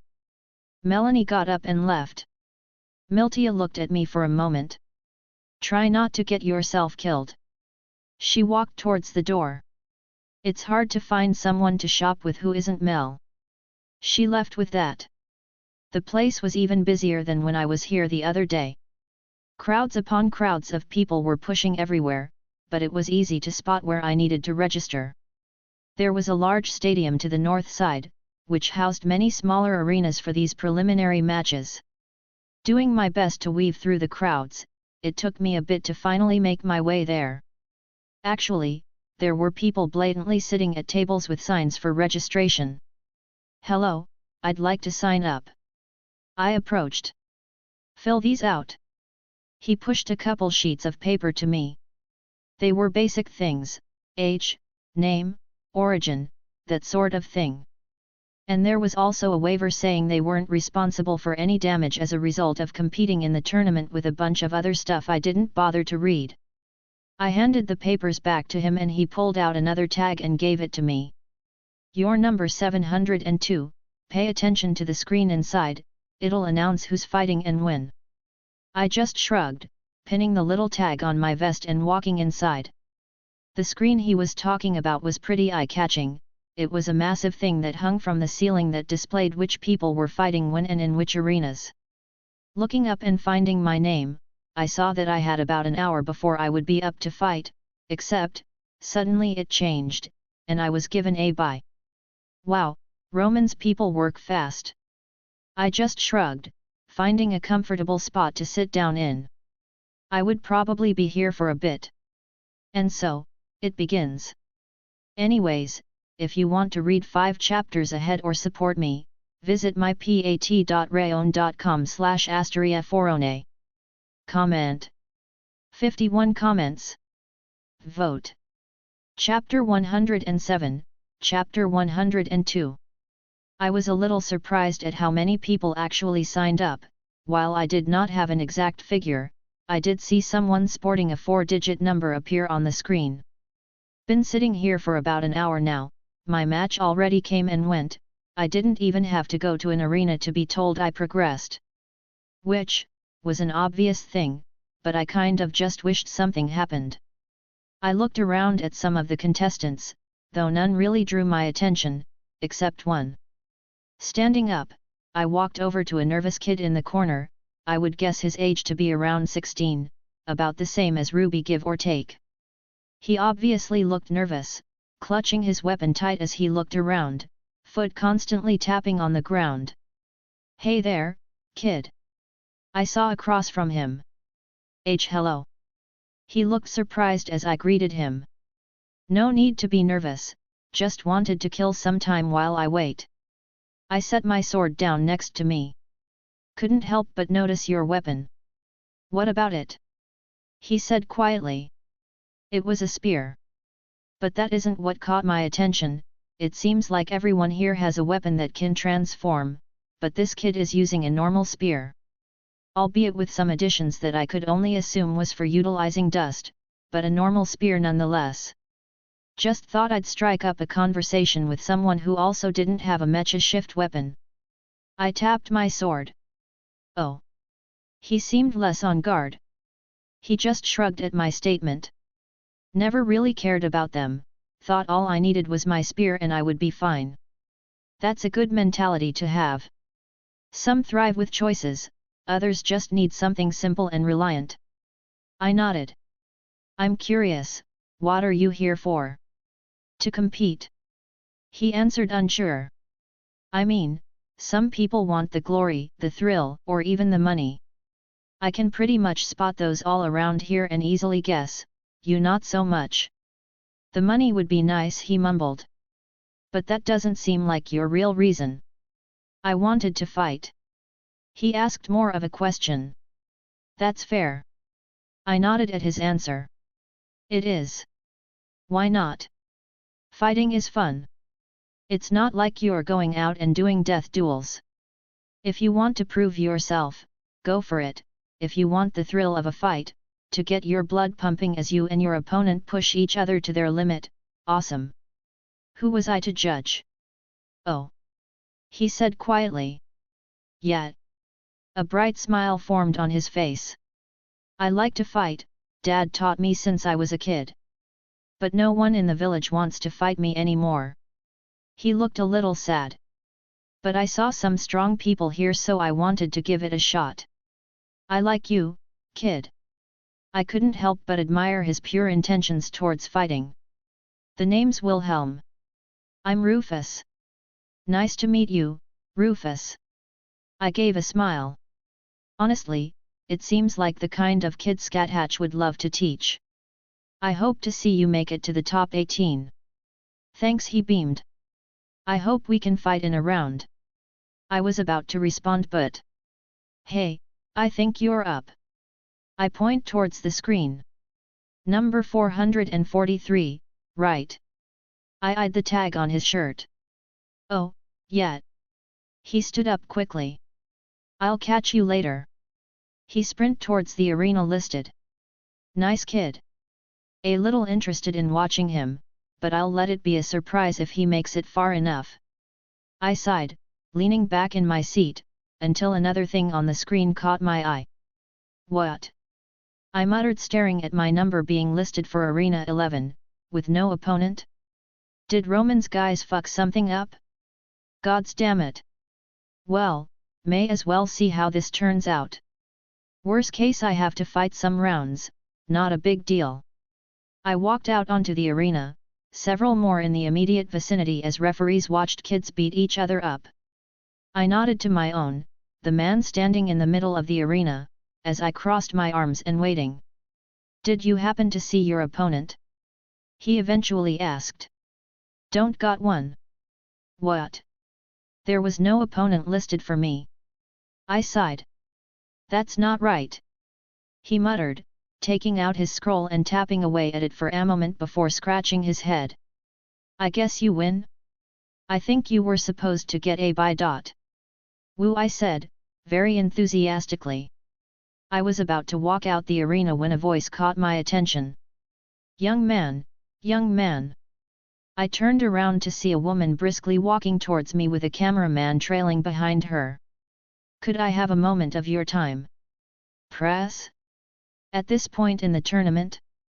Well, I suppose it makes sense. Getting shots of some potential black horses, hype up the finals and whatnot. Draw up some outrage or any kind of hype regarding events that happened. Sure, I would love to give you a moment. I put on my most charming smile. She returned the gesture, fixing her hair and blouse. Young May, if I may ask you a few questions. Certainly. I gestured for her to continue. The preliminary rounds are winding down, can you give your thoughts on your fights so far? How hard has it been to come this far? She asked, leaning her microphone towards me. Well, I haven't fought yet. I made sure to iterate. Pardon. Oh, I'm just returning from the arena where I had no opponent, must have been a small glitch or something. Seemingly misunderstanding me, she continued. What about your previous opponents? Had none. What? I haven't had an opponent yet, this was technically my fourth bye. I smiled. Her eyes lit up like she struck gold. So you mean to tell me that you have made it this far and you have not fought in a single match? That is correct. I nodded.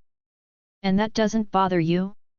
That the other competitors are fighting with everything they had at a chance to win the crown? Well, luck is a part of strength, isn't it? I asked. Since my luck is the best, doesn't that simply mean I'm the best? I smirked. Might as well give her something to show. The look on her face said everything. I hadn't even realized I had fallen asleep until someone started poking me awake. Wilhelm. A familiar voice ushered me as my eyes sprang open. I'm up, I'm up. I quickly readjusted myself to see around me.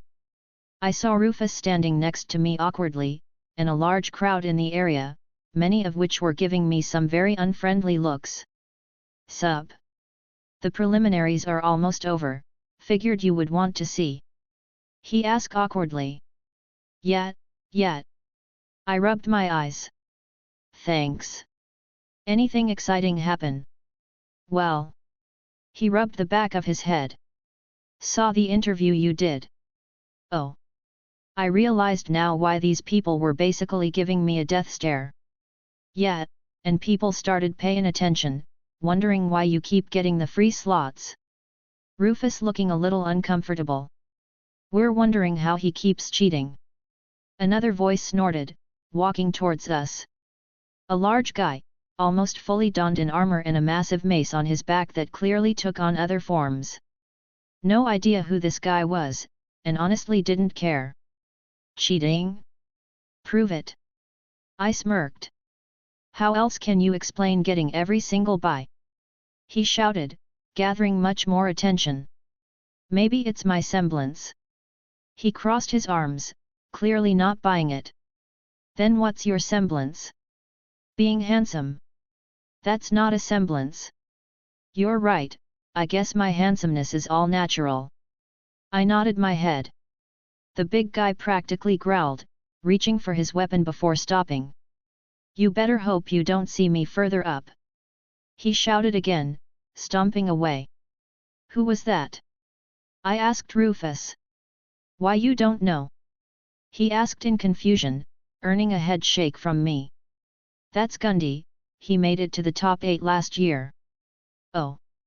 I commented idly. I guess that's impressive. What kind of name is Grundy?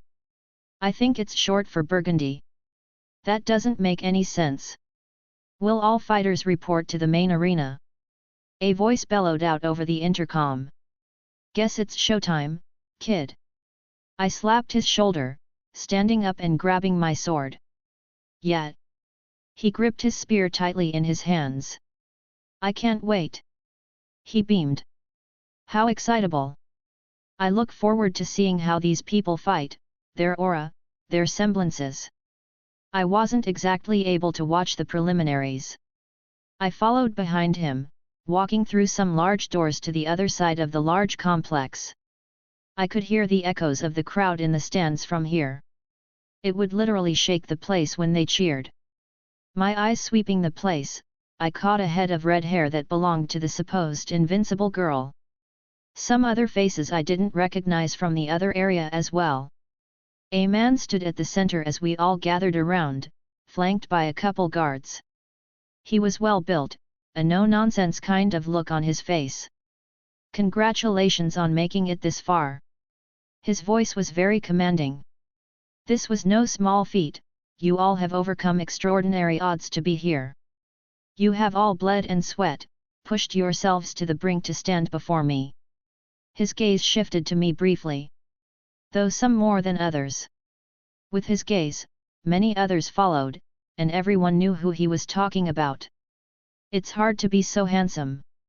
I sighed, much to the annoyance of quite a few people. I saw the redhead look at me in confusion and I just shot her a wink, much to her surprise. The man looked very unamused. The first round has been decided. He said evenly as the screen above us changed. I looked up at it and rolled my eyes. What a surprising result. Almost as surprising as claiming 9 buys in a row. He countered immediately. Touché. I couldn't argue with his logic. It seems someone was pulling shenanigans over Roman's shenanigans. Not that it mattered, I just need to make it to this point in Roman's mind. I looked up at the screen again, and wouldn't you know it, my opponent was Gundy. Still a stupid name. Did the organizers have a way to force matches in case someone like me shows up that just draws a bunch of bad press? I wouldn't put it past these people. The big guy eyed me angrily from over yonder, his armor making him stand out where most people just wore some light variants. He was decked out and ready to go to war. When do we go? Now, the man said sternly, pointing towards the doors to the arena. Wow, they must really want to get rid of me. I just walked out, the sun meeting my eyes and the crowd's noise practically overtaking any sound. There must have been at least 10,000 in the stands. And the number of cameras that started flashing on me was insane. Gundy smacked his shoulder into me as he walked past, ignoring everything and walking to his side of the arena. I took a peek above us, the massive screens displaying our faces and a brief overview of our fights so far. I had to hold back a laugh when I saw mine saying bye bye bye bye bye all the way till now. The people in the stands were also not wholly welcoming of me either. The shouts that were sent my way were very telling. Makes me wish I checked the news on my scroll when I had the chance. No doubt the reporter's little segment on me must have made its rounds. An announcer stood between us, tapping on his mic. "Ladies and gentlemen," he shouted. "The first round of the finals is here," he shouted as the crowd cheered wildly. On one end, we have a face known all too well. Hailing from Mistral, Gundy Nicholson, he pointed towards the man in full armor. Then turned to me. "And a new fighter, making his first appearance with an unusual record." He hesitated for a moment. "Hailing from Vale, Wilhelm Schweinorg." "Hey," he pronounced my name correctly, props to him. Now he calmed the crowd slightly. It's tradition for each fighter's first appearance at the finals to give a few words. He walked over to Gundy, holding his mic out. "Gundy, you've been here before, you're experienced, what do you have to say to your opponent who has yet to fight a match?" Gundy, with a cocky smirk on his face, grabbed the mic.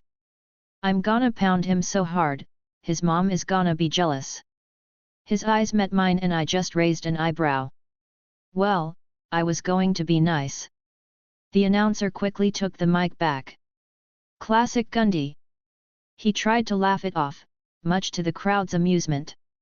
He took a moment to walk over to me. "Now, Wilhelm, a lot of people have some words they probably want to say to you. Do you have anything to say to the people watching at home? How come you were able to avoid every fight until now?" "Well, that's an interesting story," I said happily, leaning towards his extended mic.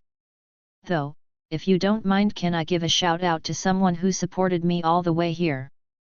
The announcer just smiled, offering the mic to me. I cleared my throat. "I just wanted to thank the person who made this all happen. I wouldn't have made it here if it wasn't for him. So, in honor of the man who taught me everything I know, I have some words he left me with." I cleared my throat one more time. "Go fuck yourself, Lil Miss Malachite, love Roman Torchwick." "Thank you." I handed the mic back to the silent announcer. Actually, the arena became rather quiet as well. That was certainly a unique thing to say. He had no idea how to handle my words. Did they have a filter ready? Part of me wants to say no. Even my opponent just looked at me incredulously. "Well then, when you hear the gong, the match will begin," he stated, clearly trying to move past that. "Now!" he roared to get the crowd hyped again, moving towards the edge of the arena. "Let the fight begin." The sound of a massive gong vibrated through the arena. Big Ol Gundy stared at me, about to charge over, but I held my hand up. "Wait!"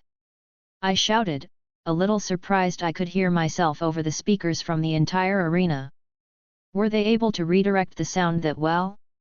Remnant's technology was very interesting. "What, wanna beg for mercy? I have a question," he snorted. "What? Have you ever seen a fire dust crystal this big before?" I pulled a crystal of fire dust about the size of a car key out of my pocket. "What the hell does that have to do with any catch?" I tossed it to him casually. He kind of instinctually caught it in his hand, only to stare at it strangely as it began to glow brilliantly. Boom! A huge explosion rocked the arena. A figure was seen flying out of the new smoke cloud, slamming into the side of the stadium. His body, while clearly hurt, was still able to slightly move, indicating he was living still, even if his armor was in tatters. Rune carved on a dust crystal, very effective. Without a word, I turned around and began walking back out of the arena. Only silence met my leave. Don't got much to say, the tournament starts. If you want to read 5 chapters ahead or support me, visit mypat.rayon.com/*F4ONA. We just wrapped up the tournament over there and the recent chapter was one I really enjoyed writing that it's almost 4K words. Also, we have a Discord. https://discord.gg/n8beatswape. If you want to come and hang out, ask about the story or want spoilers, come on down. Comment. 60 comments. Vote. Chapter 108, Chapter 103. I walked back into the locker room, the waiting room that the contestants were staying. Was it a smart idea to have all of them staying so close together? I couldn't say, but the security only had to watch a single area, so there's that, I suppose. Oh man, what a difficult fight, I'm exhausted. I loudly declared as all eyes were immediately on me as I walked in. Do you have any idea what you did? The organizer from before looked at me with thinly veiled fury in his eyes. Won the match. I grinned. Not that, you moron. He growled, rubbing his temples. But that was also infuriating to watch.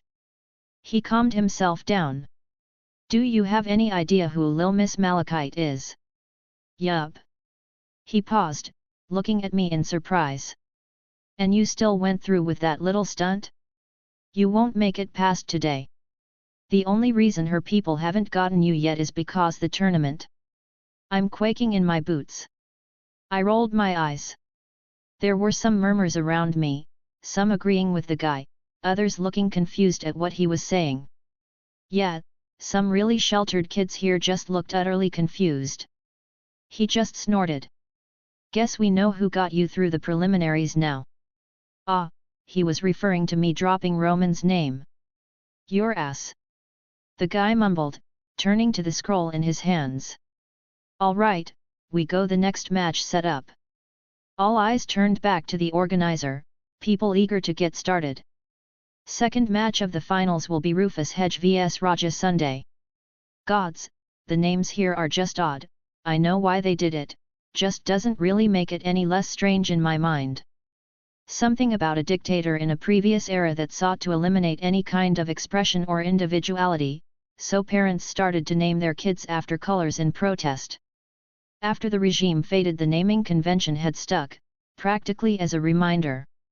Don't remember if that was the exact reason, but I think that's about the gist of it. I watched the two of them exist through the doors I just came in from. I was a bit excited to see this, but I realized something. Is there a way to watch in person? I turned towards the organizer. He didn't deem it necessary to speak to me, merely pointing towards another door in the corner. I just shrugged, walking through. I saw a little alcove under the stadium where the fighters could peek out to watch those on the stage. It was empty, except for one person at the far end, watching the match with no small amount of interest. That was some red hair, could match mine in intensity. She turned to me as I walked into this area. Hey there, Red. I greeted the so-called invincible girl. She looked at me in surprise, registering my nickname for her. Oh, hello. She immediately replied. You're, Wilhelm. I finished for her. Right, Wilhelm. She smiled forcibly, seemingly unsure of how to proceed. I just shook my head with an amused smile, taking a notebook and pen out of my pocket as I looked towards the arena. The announcer was doing his antics again, the fighters giving a few words.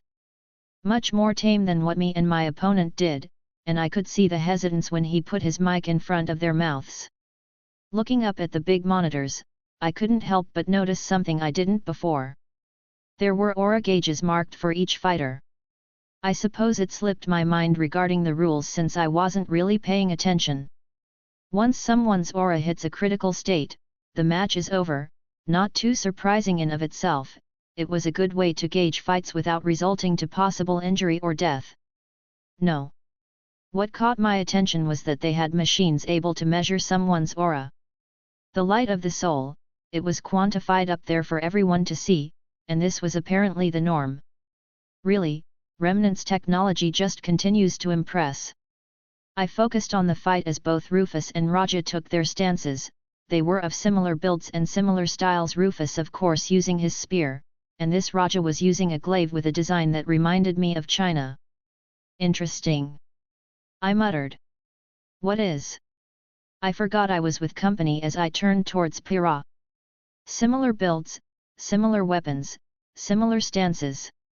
Judging by the way they're standing, they both realize this themselves and are reacting accordingly. It'll come down to personal skill with a bit of luck. I vocalized my thoughts.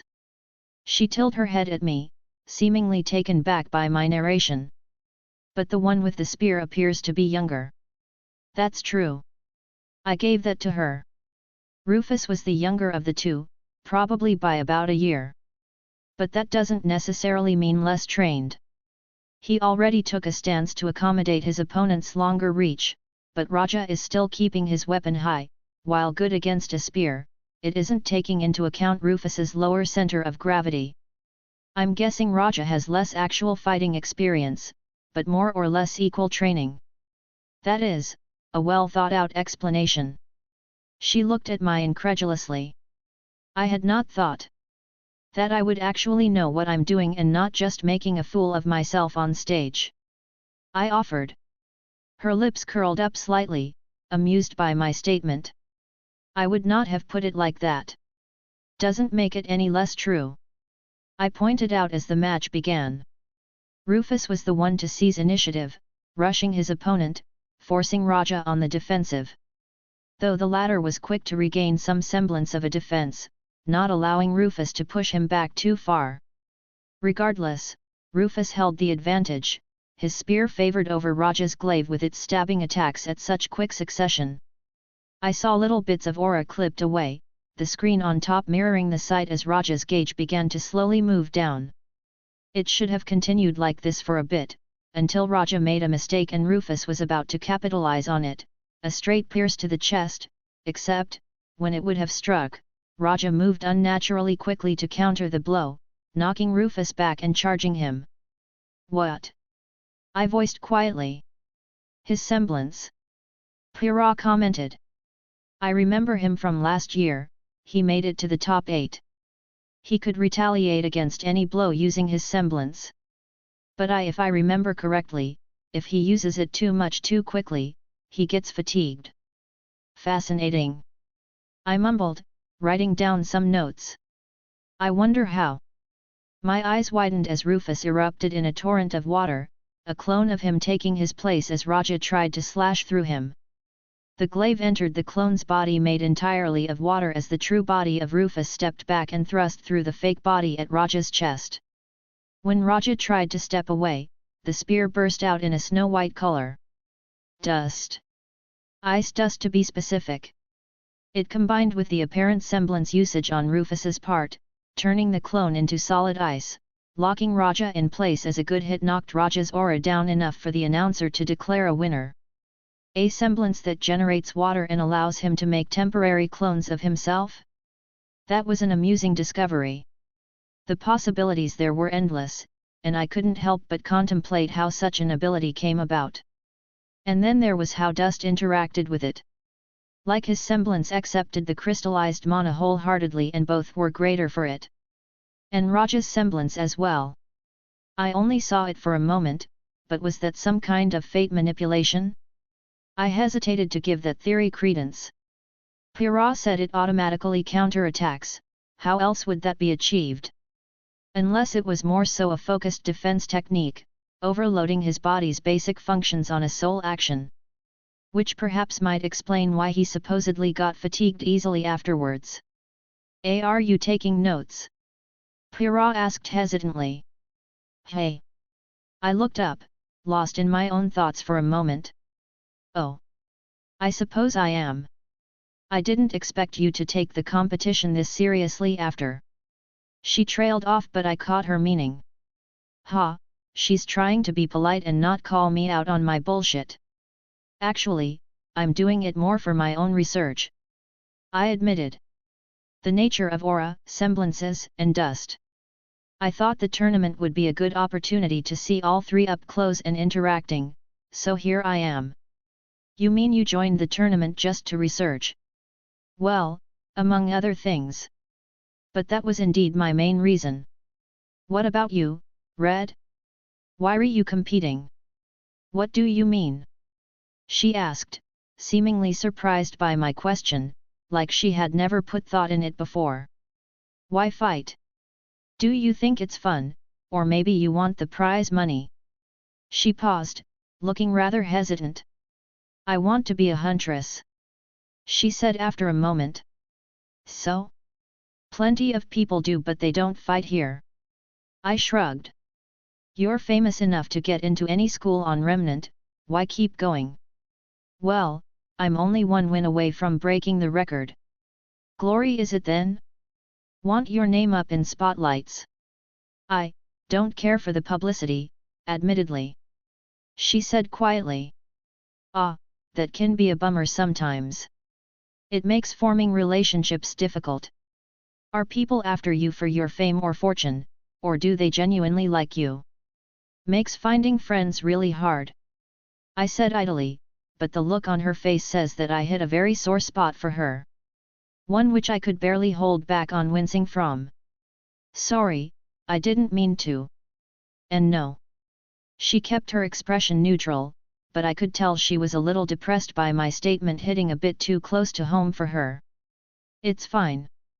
I felt a twinge of guilt in my chest. Perhaps even a bit of sympathy as I remembered where I was a few years ago. All right, Red. I turned towards her. You got a scroll? Hey. She blinked in confusion. Why yes, I have one. She took it out, confused by my request. I plucked it out of her hands, fiddling with it for a moment, much to her confusion, tossing it back to her, which she almost fumbled. There you go. What did you do? Added my number. I replied. Call me, send my messages if you're bored. I got a lot of free time usually. You mean like? Yes, like a friend. I chuckled, heading for the exits. I didn't look at her gobsmacked expression, but as soon as I walked back, I felt my scroll buzz with a message, a small smile rising on my face. Hello. Then it buzzed again. This is Pira, but I guess you know that. And again. I wanted to make sure you had my number as well. And again. If you ever wanted to contact me, that is. And again. Not that you have to or anything. It continued buzzing several more times. And suddenly, I questioned my choice. Pira makes an appearance, and she is a cinnamon roll.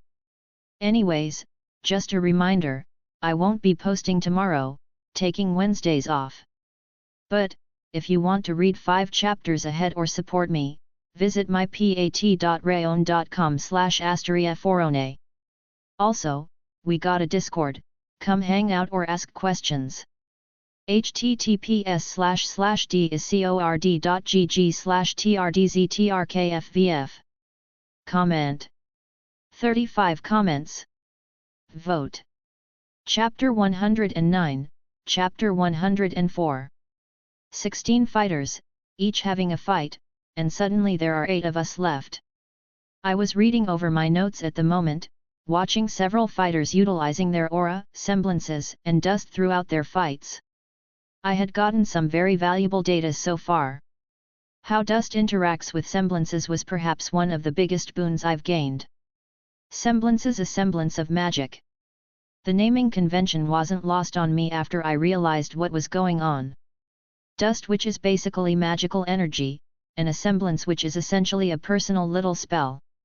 They interact to achieve different results, to essentially cast new spells based on the user's semblance.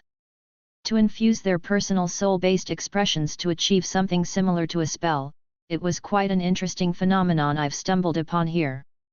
When Rufus infused his water clone with ice, he wasn't merely freezing it. He was changing its underlying principles to become ice. It was honestly fascinating.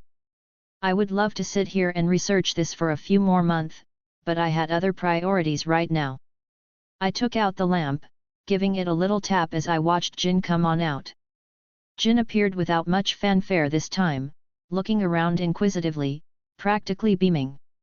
"So many people here," she commented, as people walked by. "Some kind of magic around us so we're not noticed." I put up a bounded field that kind of filters perception. "I'm recognized as sitting here but not much beyond that," I explained. "How were the books?" She turned back from the people, giving me a smile. "Having to read something, what an exquisite experience. I could get used to it," she said happily, taking another glance around. "Why are so many people looking at you in annoyance?" "Oh, well, I may have offended some delicate sensibilities." She gave me a dry look, like she didn't think that was everything. "Well, I assume you didn't call on me because you wanted to be pleasured in front of so many people. Are you going to assume that's why I call you every time?" "Yes." She smiled mirthfully, taking a seat in my lap. "So, how may I be of service, Master?" I forcibly calmed myself down. "Neither the time nor the place, unfortunately. Tell me what you think." I handed over my notebook. She accepted, reading it over with varying changes in expression. I didn't interrupt her, but my hands slid down her waist as they ran along her thighs. I gave them a little squeeze and I heard her give a tiny yelp, but otherwise didn't react. "This is mine." Was it my devil or dragon aspects that made me think this way? Hell, it may have just been the hormones of someone my age regardless. But I didn't care. This was mine. "It seems you have figured many things out," she hummed. "And you noticed the joke behind the term semblance." She giggled. "I guess you can't tell me any more than that. Would you like to ask me a question?" She rolled her eyes, the phrase almost automatic, but I could catch the very blatant hint. "I guess I haven't found everything yet if you still can't openly talk about secrets." I sighed. "But I suppose that is also fun in of itself. A mystery wouldn't be enjoyable if it were so easily solvable." "Oh, I know the feeling all too well," she purred. "I have yet to read through all the books you've given me, I can't stop this excited beating of my chest. What other secrets are you hiding?" She ran a finger along my chest. "Must I loosen you lips through other means?" "Tempting, but I can't right now," I said reluctantly as my scroll buzzed again. She huffed, shifting around. "Annoying contraption, ruining the mood." I just laughed, taking it out to look, sighing when I saw who sent me another message. Jin peered over my shoulder. My, you have a woman in your lap and here you are chatting with another, aren't you just a shameless man?" she stated, though her tone held more amusement than anything else. "Well, I technically have a harem." Jin just blinked at me before laughing. "I am not surprised. I feel like I should be offended." "Shall I be meeting them then?" she asked. "Hell, I am Jin, your lover's personal what do they say these days cock sleeve." I practically choked when the words left her mouth. "Where the hell did you hear something like that?" "I know everything presently happening," she deadpanned. She pointed towards the scroll in my hand. "Oh, that is unfortunate," I admitted. "To know everything happening on this world's equivalent to the internet. I almost want to question her sanity." "I don't treat you like that thought." I frowned. You don't." She agreed. "It is surprising. I had expected you to bend me over the first opportunity, but you barely even touch me. Did you really think that low of me? With the way your eyes roamed by body. You were naked." I interjected. "Had I worn clothes, I wonder if that would have made a difference." The corners of her lips curled up. I jest, but you have been good to me so far. I huffed. Of course, you're mine, I take care of what's mine. What a good master I've found. She leaned in, kissing my cheek. But I would not have complained about it either. I am well aware of what I offered when I suggested such a thing.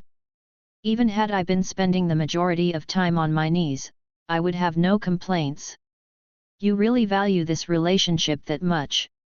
I asked skeptically. I have lived a very long life, she said quietly. I watched the world change over the years, and I was resigned to watch it continue to change in directions I hate watching. The few times I had been called were my only reprieve, to interact with someone or something in any capacity. It was my duty though, my reason for creation, I never questioned it.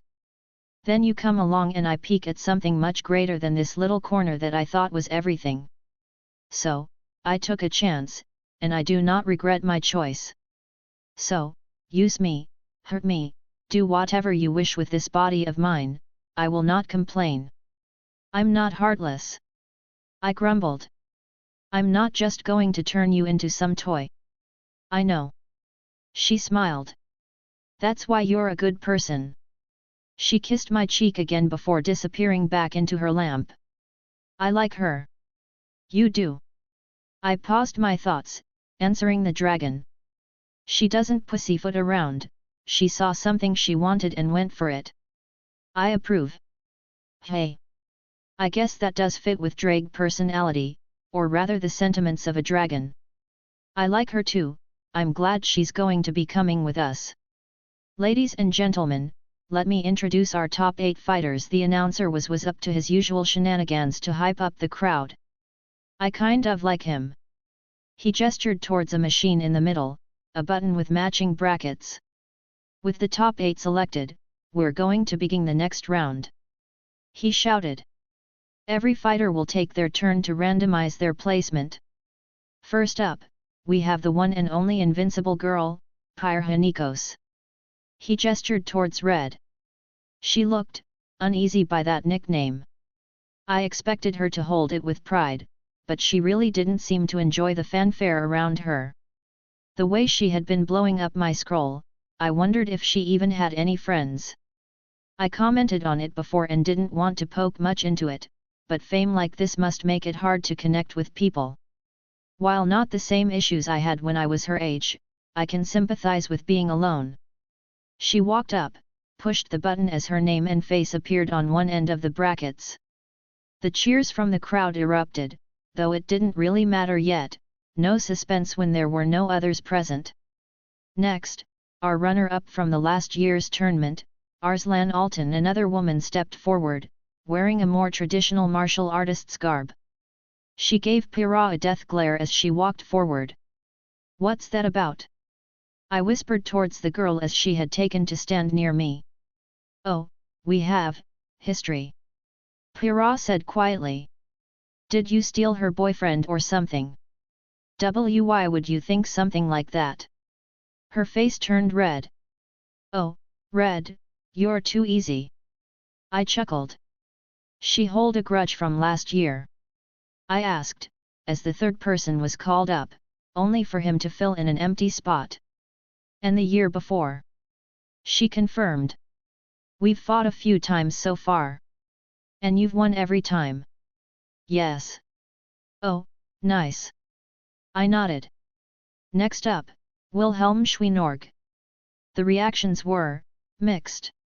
I definitely heard some booing in there, so I did the obvious thing and waved to the crowd. I walked up and smashed the button as my randomizer went off. The crowd erupted again as my name was the first to match up with someone else's. Looks like we have our first match-up settled.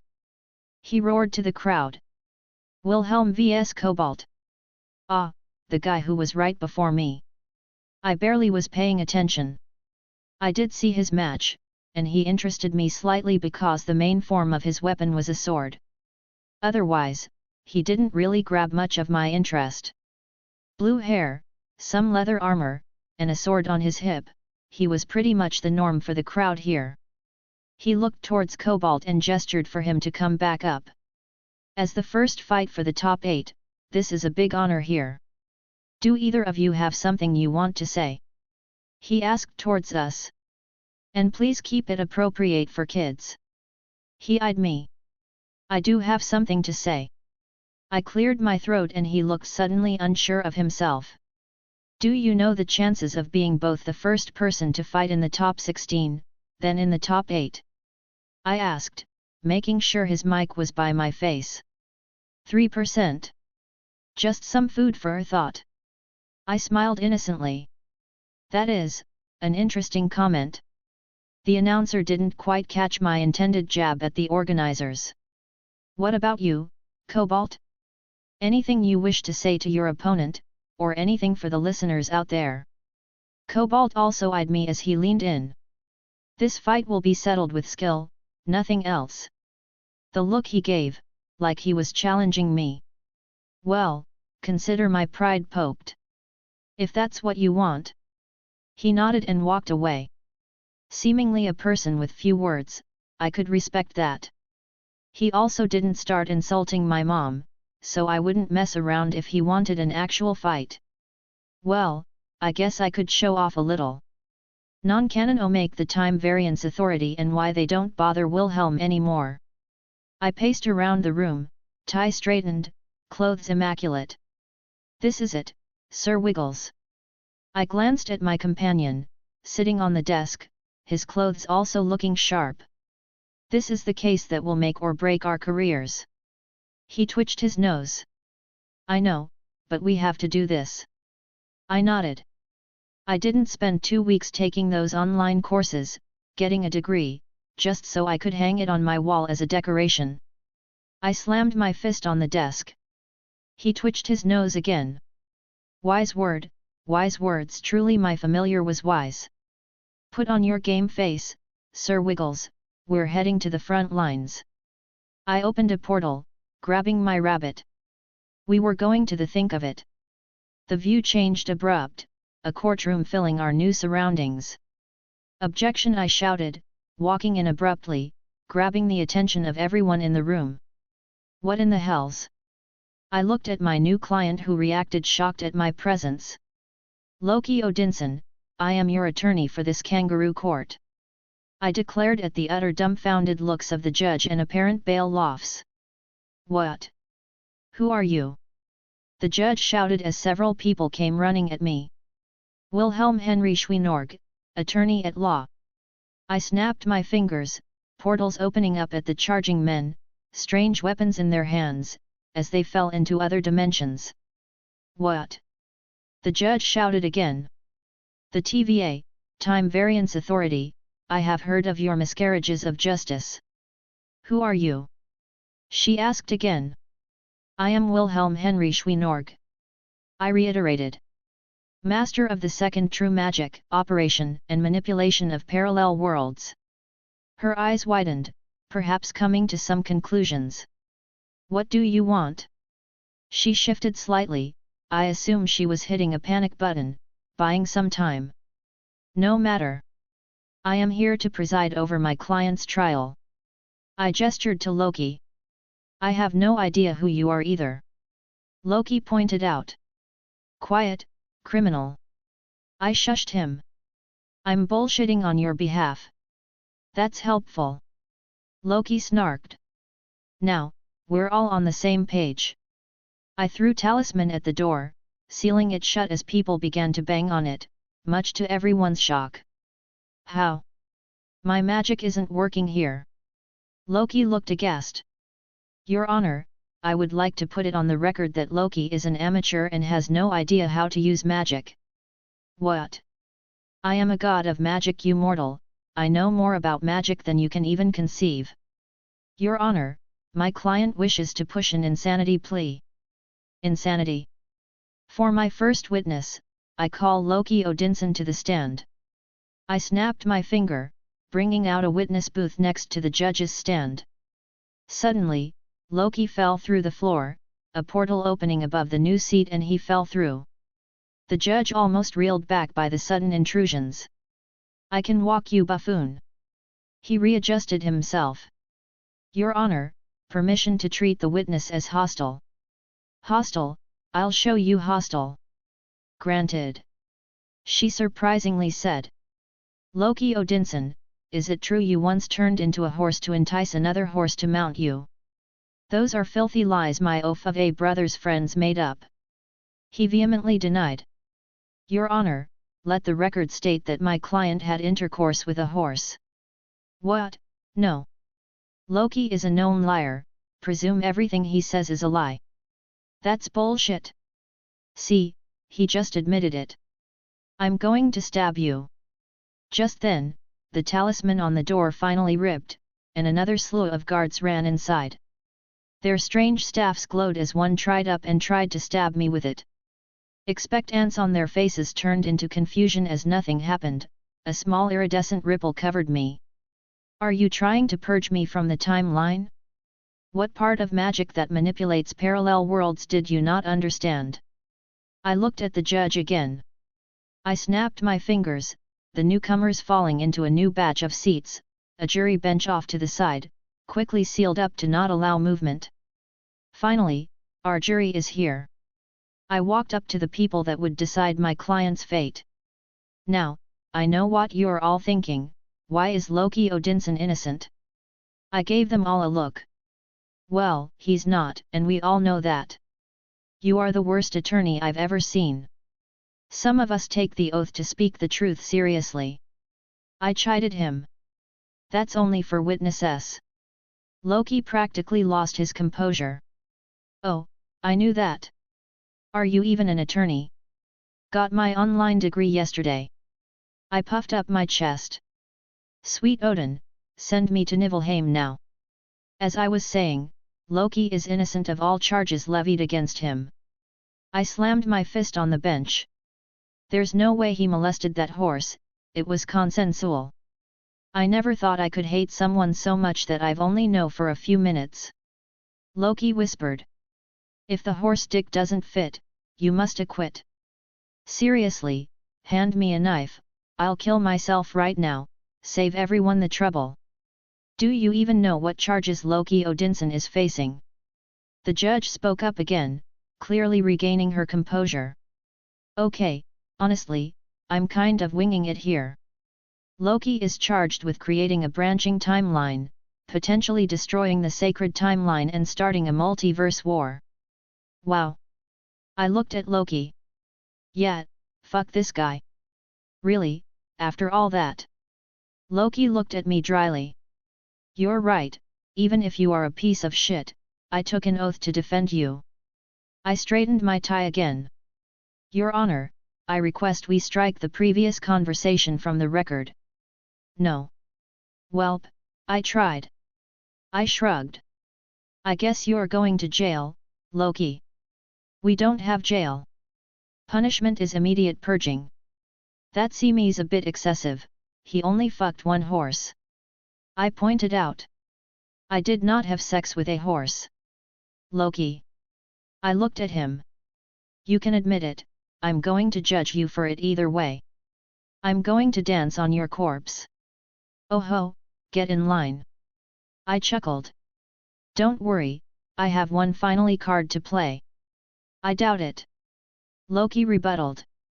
No, my partner is an expert, he actually went to law school and didn't pay someone in lewd feet pics for a fake degree. That seems like an oddly specific thing to say. Loki reeled back. Where is this vaunted partner of yours then? Sir Wiggles, the floor is yours. I gestured towards the magnificent rabbit on the table. He bounced back and forth, wiggled his butt and twitched his nose. Well said. I wiped a tear from my eye. You always know how to make a moving speech. I didn't think I would ever feel sympathy for Loki, horse fucker. Word cannot describe the degree of which my anger burns for you right now. This is getting ridiculous. The judge stood up. Who do you think you are, we? My scroll beeped. Oh, looks like it's time. Pardon. She looked at me strangely. I didn't answer, the building shook as explosions erupted outside. Time to go. I walked over, yanking Loki out of his seat and throwing him through a portal. I turned back to the scrambling TVA members. You're all stupid, your jobs are stupid, I find your existence an affront to everything I stand for. Good day. I followed behind, portal closing right as I walked through. Loki pushed himself up, sand falling down his face as the heat of the desert hit us. Well, that was a good distraction, nicely done. I praised. Wait, you did all of that, as a distraction. He stood up. So you could blow them up. Yup. I like you. He smiled mirthfully. So, where do we go from here? I realize people were looking forward to the next fight, and I'm not doing this on purpose, I wrote these chapters last week. So, here's an omake to tie you all over, he fights next chapter. Anyways, if you want to read 5 chapters ahead or support me, visit mypat.rayon.com/asteriaforone. Comment. 102 comments. Vote. Chapter 110, Chapter 105. The remainder had essentially drawn their straws, the new brackets formed up on the screens above. Me, being the first to form a matchup, was the first to fight.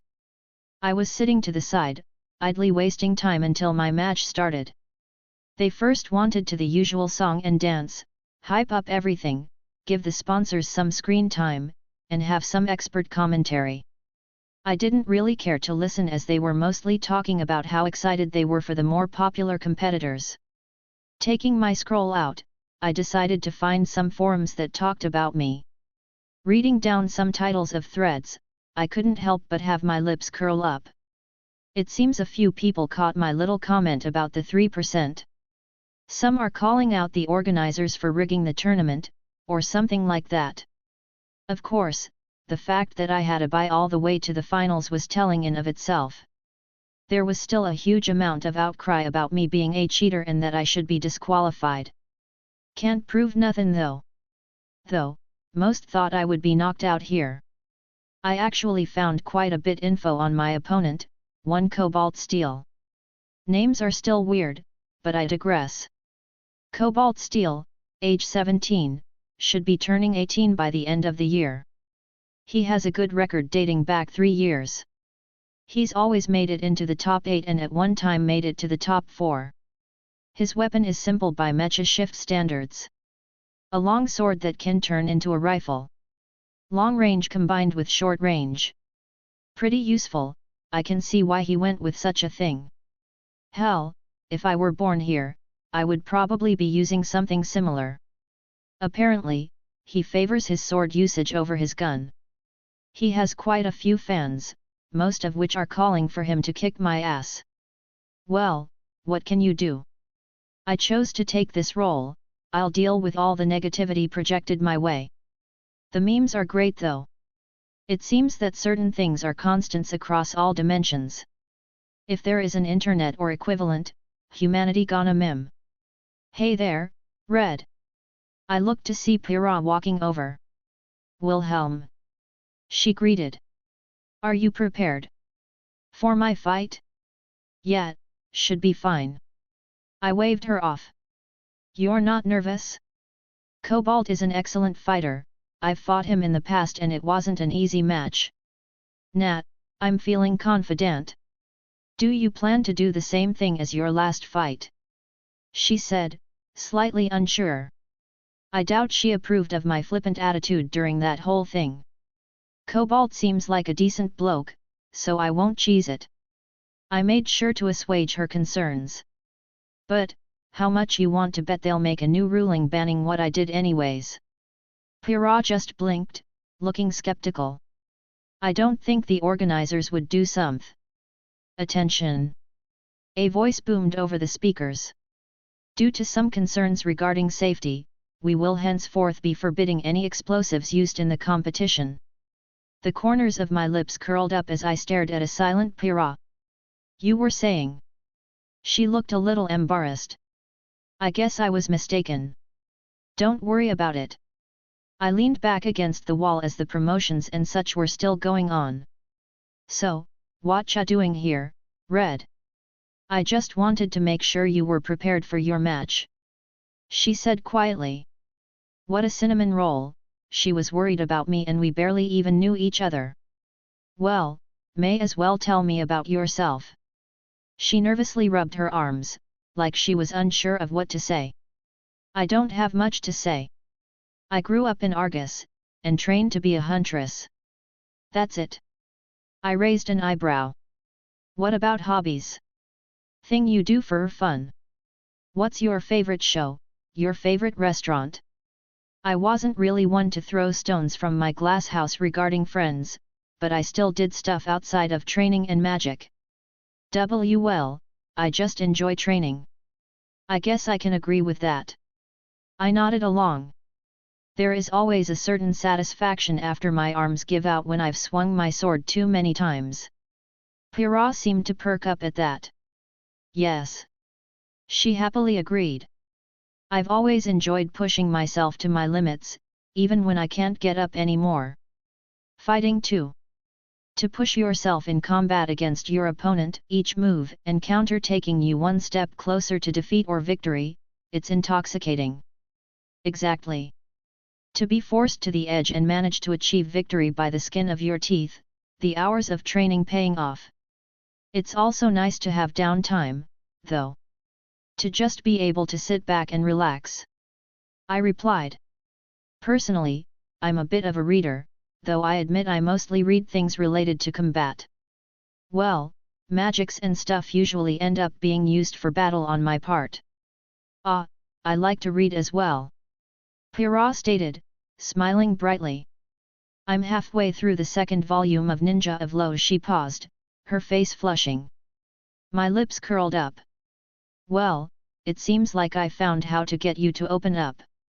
I guess there is a normal girl under there. Found something she enjoys, and then she easily kept going. Well, I guess it was a start. She crossed her arms, face still showing signs of embarrassment. What about you? I guess she was asking me about myself. Not much to tell as well. Mom died when I was young, was a bastard, so father wasn't in the picture. Oh, I'm sorry. She quietly apologized. Don't worry about it. I waved her off. I've had time to mourn for my mom, and people in the world had it worse than I did. I at least was taken care of, shelter, food, education. I recounted. So I left my home when I was 18 and set out. Met one of my best friends quickly after. I couldn't help but smile at the thought of Thorum, that big goofy smile of his. Then found myself a woman. Meridia, I really want to see her right now. Shouldn't be much longer. What about you, Red? Any boys in your life? B-boys. She flushed again. Or girls? I shrugged. Nothing wrong with liking girls like that. I couldn't help but smirk at her, earning another bright red face. I don't have a boyfriend. She made sure to iterate the gender, much to my amusement. Well, if you ever come to Vale, I can be your wingman. I said with a chuckle. I already offered that to Miltia. I wouldn't mind helping Pyrrha find herself a partner if she were interested. I think I'm a good judge of character, and it seemed like this girl would thrive on some sort of companionship. Are you ready for the next match? The announcer's shout quickly drew my attention, as well as Pyrrha's, the crowd's cheers shaking the entire arena. Well, looks like I'm about to head up. I finally stood up, putting my scroll away and grabbed my sword that was leaning against the wall. Good luck, she quickly said. I smiled, giving her a thumbs up as I left the little area we secluded ourselves in. Approaching the arena, I already saw Cobalt waiting. He gave me a single look, but didn't say anything, stepping over towards the arena himself. We both took our positions on either side, the announcer still playing up to the crowd. Ladies and gentlemen, he shouted. We're back and ready for the next match. He threw his hand over towards Cobalt. On one end we have Cobalt Steel, who doesn't need much of an introduction for those who saw the last several years. And on the other, we have a bit of a black horse, Wilhelm Schweinorg. Is it weird that I still enjoy hearing my name spoken? Funnily enough, there were a lot less booze thing time around. The hurriedly dashed to the edge of the arena. Begin! He shouted, and the same gong rang out across the entire stadium. He pulled his sword from behind his back, taking a steady stance. I could immediately tell the amount of practice he's had. There were close to no opening as he looked me over. I raised an eyebrow as he gathered his aura under his feet and exploded towards me. A simple, yet very practical use of aura apparently. Though, I saw the tiniest sliver of it missing when I glanced at the screens around the place. Interesting. I was aware that there were techniques that utilized aura, but they seemed to be out of favor opposed to utilizing one's semblance to their utmost and regulating their aura to being purely defensive. He swiped at my neck. I took a half step back, allowing his blade to miss me by a small margin, and I followed up with my sheathed blade swinging back at him in the same spot. To my surprise, he dodged it cleanly. He planted his feet and unleashed a series of slashes. They were precise and crisp, each one without hesitation and every attack going for a vital area.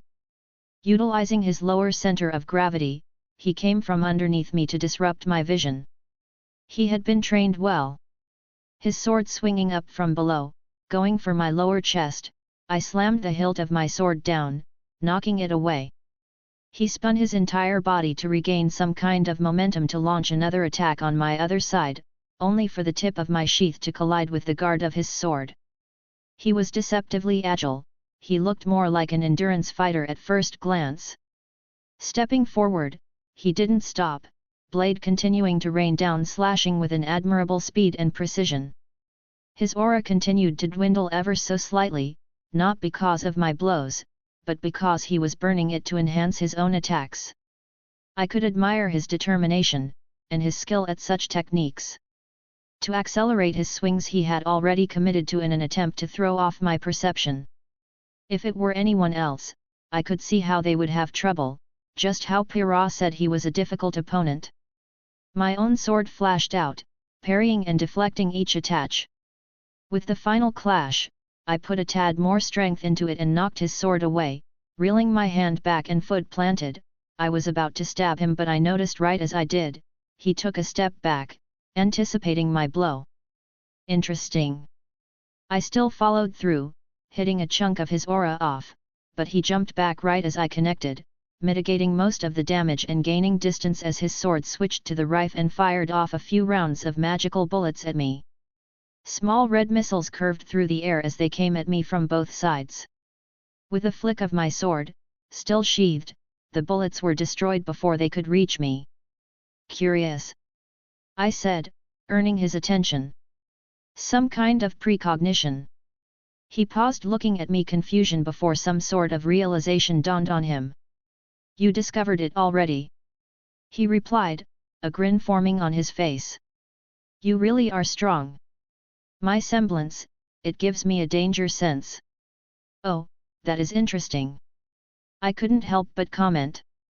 Not traditional precognition, but a sense that predicts dangers. How I would love to run some experiments on such a thing. I can see the danger anything poses to me, he admitted. The other fighters, my dad, even trained huntsmen I've met at Haven, it gives me a sense of how dangerous they are. His hands shook slightly. So why do none of them even come close to the feeling I'm getting from you? Well, that certainly is interesting. Was he able to somewhat scry me due to his semblance? Was that how it worked? He took a deep breath, his hands steadied. But, I can't help but be excited too. I didn't think I'd meet someone who gave me this feeling. The fingers around his weapon tightened. Will you stop holding back? I couldn't help but grin, he was able to see through that much. You're an interesting kid. I've asked 2 others now and it's making me curious, why did you join the tournament? I want to be the strongest. The genuine way he said it. It was different than Rufus, who was more pure.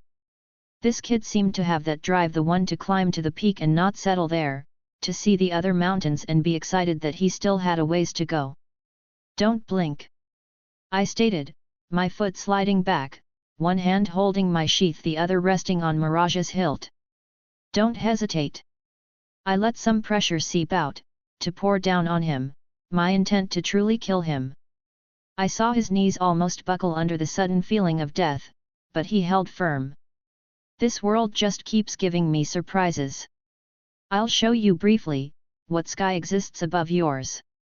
As I moved, the world bent around me. His body didn't physically react until he was already falling to the ground, and I was sheathing my sword behind him. Blood began to puddle around his prone form, his aura utterly shattered at the blow. Only a moment persisted until shouts and gasps erupted all around us. Most were unable to comprehend what just occurred. I wanted to throw my head back and laugh.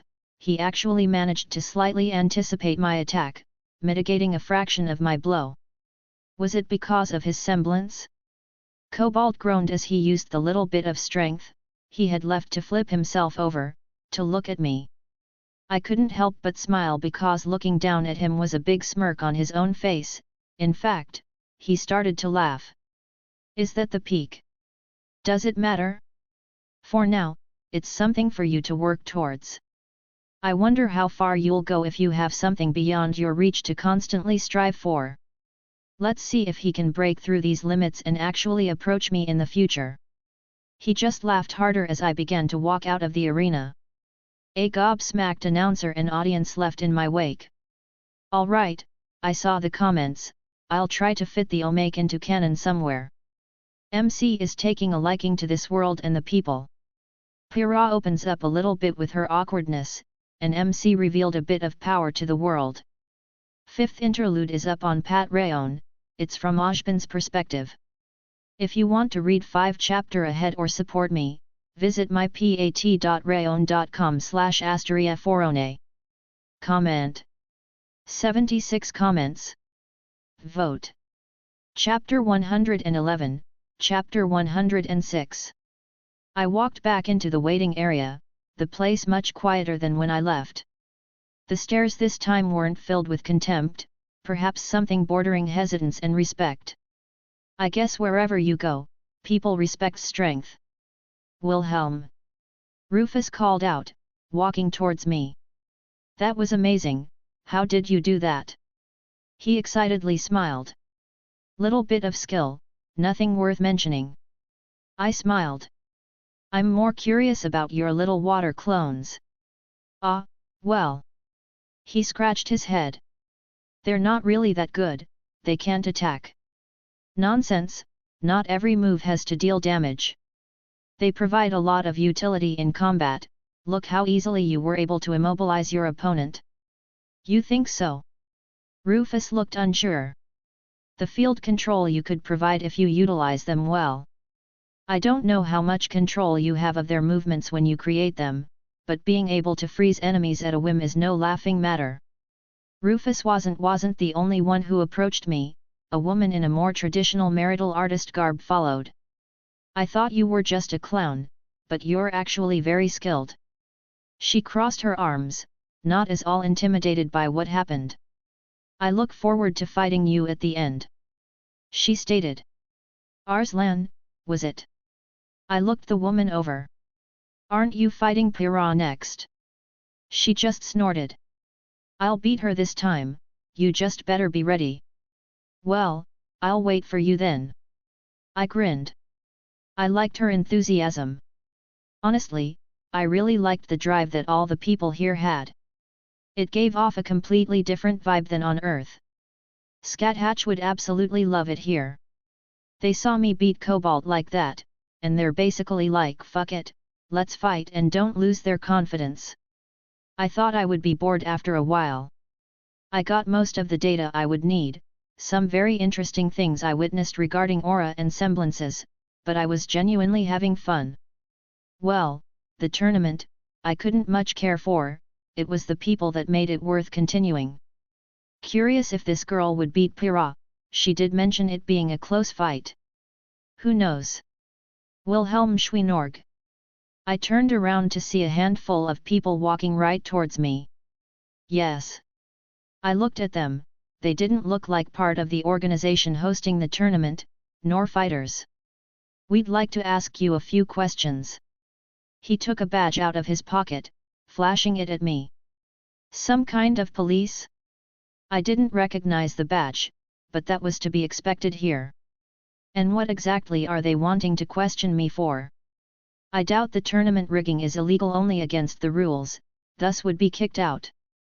Sure. I simply answered, I had nothing to hide.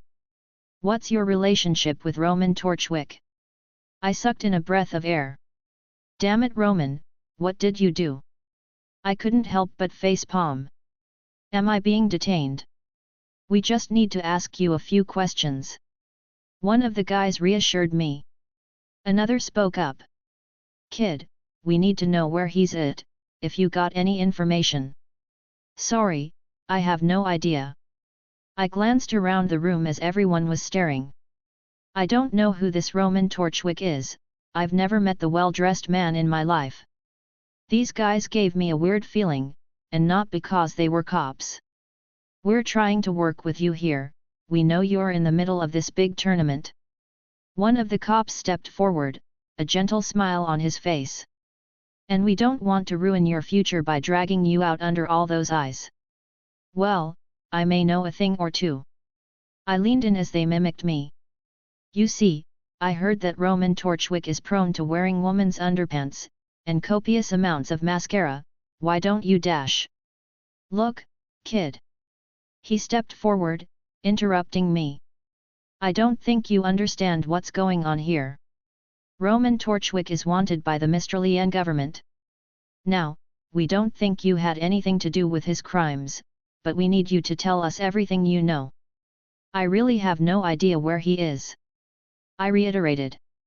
I'm just a kid here, trying to leave his mark on the world. What could I possibly know about such a notorious thief? I'm offended you would think so low of me. You offend me, good day, sir. I turned around, but a hand was placed on my shoulder before I could leave. Well, guess my bullshitting didn't work. The man just sighed. If you're not going to cooperate, we'll have to do this the hard way. Wilhelm Schweinorg, you're being placed under arrest, please put your hands above your head. For what? I narrowed my eyes, this seemed more and more suspicious by the second. Accessory to grand larceny. He said sternly, taking a pair of handcuffs out of his pocket. Grand larceny, that means he successfully robbed that gang boss. But why would they be here trying to grab me if he robbed another criminal? I doubt she would have called the police, unless they're on her payroll. Or something really went wrong and I should just leave anyways. Fuck it. With a frown, I grabbed his hands as he tried to put cuffs on me. No. Leaning forward, I grabbed his arm and twisted it, making him drop the handcuffs. You made a mistake, brat. One of the guys standing in the rear rushed towards me, a weapon drawn from his coat looked like brass knuckles, but they crackled with electricity. The man tried to punch at me, I deflected his fist with the back of my hand and kneed him in the chest, only to be caught by his aura. Letting go of the cop I had in a hold, I pulled the aura user by the arm and flipped him over my shoulder, throwing him onto the ground. Target is hostile, I repeat, target is hostile. The one nursing a hurt hand started shouting into his scroll. That didn't sound good, why the fuck would they apparently be calling to reinforcements if they thought I was just some mook? The others began to move and I gripped my sword tight. They were way too quick to resort to this kind of reaction. Something lit a fire under these guys, and I am very much in the dark right now. Another dozen or so people burst in through the doors, following behind the ones who moved on me. Put down your weapon, and get on the ground. The new guys shouted, but the ones closest to me still moved. This fucking escalated fast. I flashed my sword out, hitting the closest in the face. His aura shuddered, but he still felt a small impact, stuttering in his steps. Another retrieved a gun from his holster, but I stepped forward, grabbing it and twisting it out of his grip, tossing it to the side and chucking him into the nearby wall. The other contestants just looked on, dumbstruck by what they were seeing. Rufus, who was closest to me, just seemed utterly horrified by what he was watching. Seems like I can't finish the tournament now. I didn't feel good about killing them either, who knows what's actually going on right now. I decided to just leg it, turning around and looking towards the only exit that wasn't swarming with people wanting me in handcuffs. So, I moved towards the doors that went to the arena. Bursting through the open doors, I wasn't the immediate focus of attention. There was a match going on between two people who I didn't really care to remember. They were in the heat of it as I ignored them and continue onwards, except, some people began to notice me, and even more so when people started running in after me. I guess they weren't really worried about showing up on camera. Something was definitely wrong here. Well, I just had to go to the other side. There was another exit and another dozen people burst through that door too as I slid to a stop. They must really want to catch me. What the fuck did Roman do? The two fighting in the arena paused. The announcer looked on, utterly confused at the spectacle.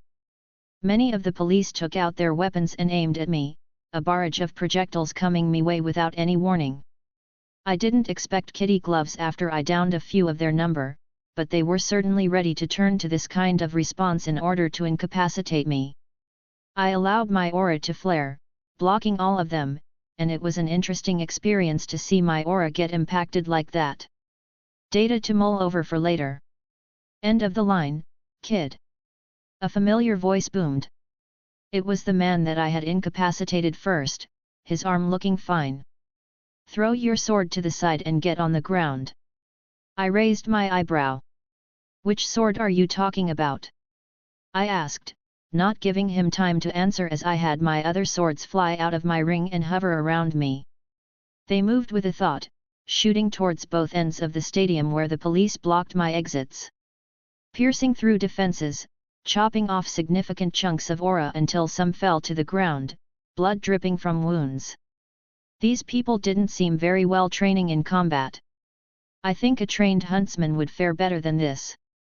This was more like, they just awakened the aura of a standard police officer. They lacked the true experience of a fighter. They fell to the ground at the stunned silence of every spectator who had yet to start evacuating in the ensuing fight, along with the competitors themselves who followed behind to watch the show. My swords came back, floating to me gently like they hadn't just taken out an entire platoon of police.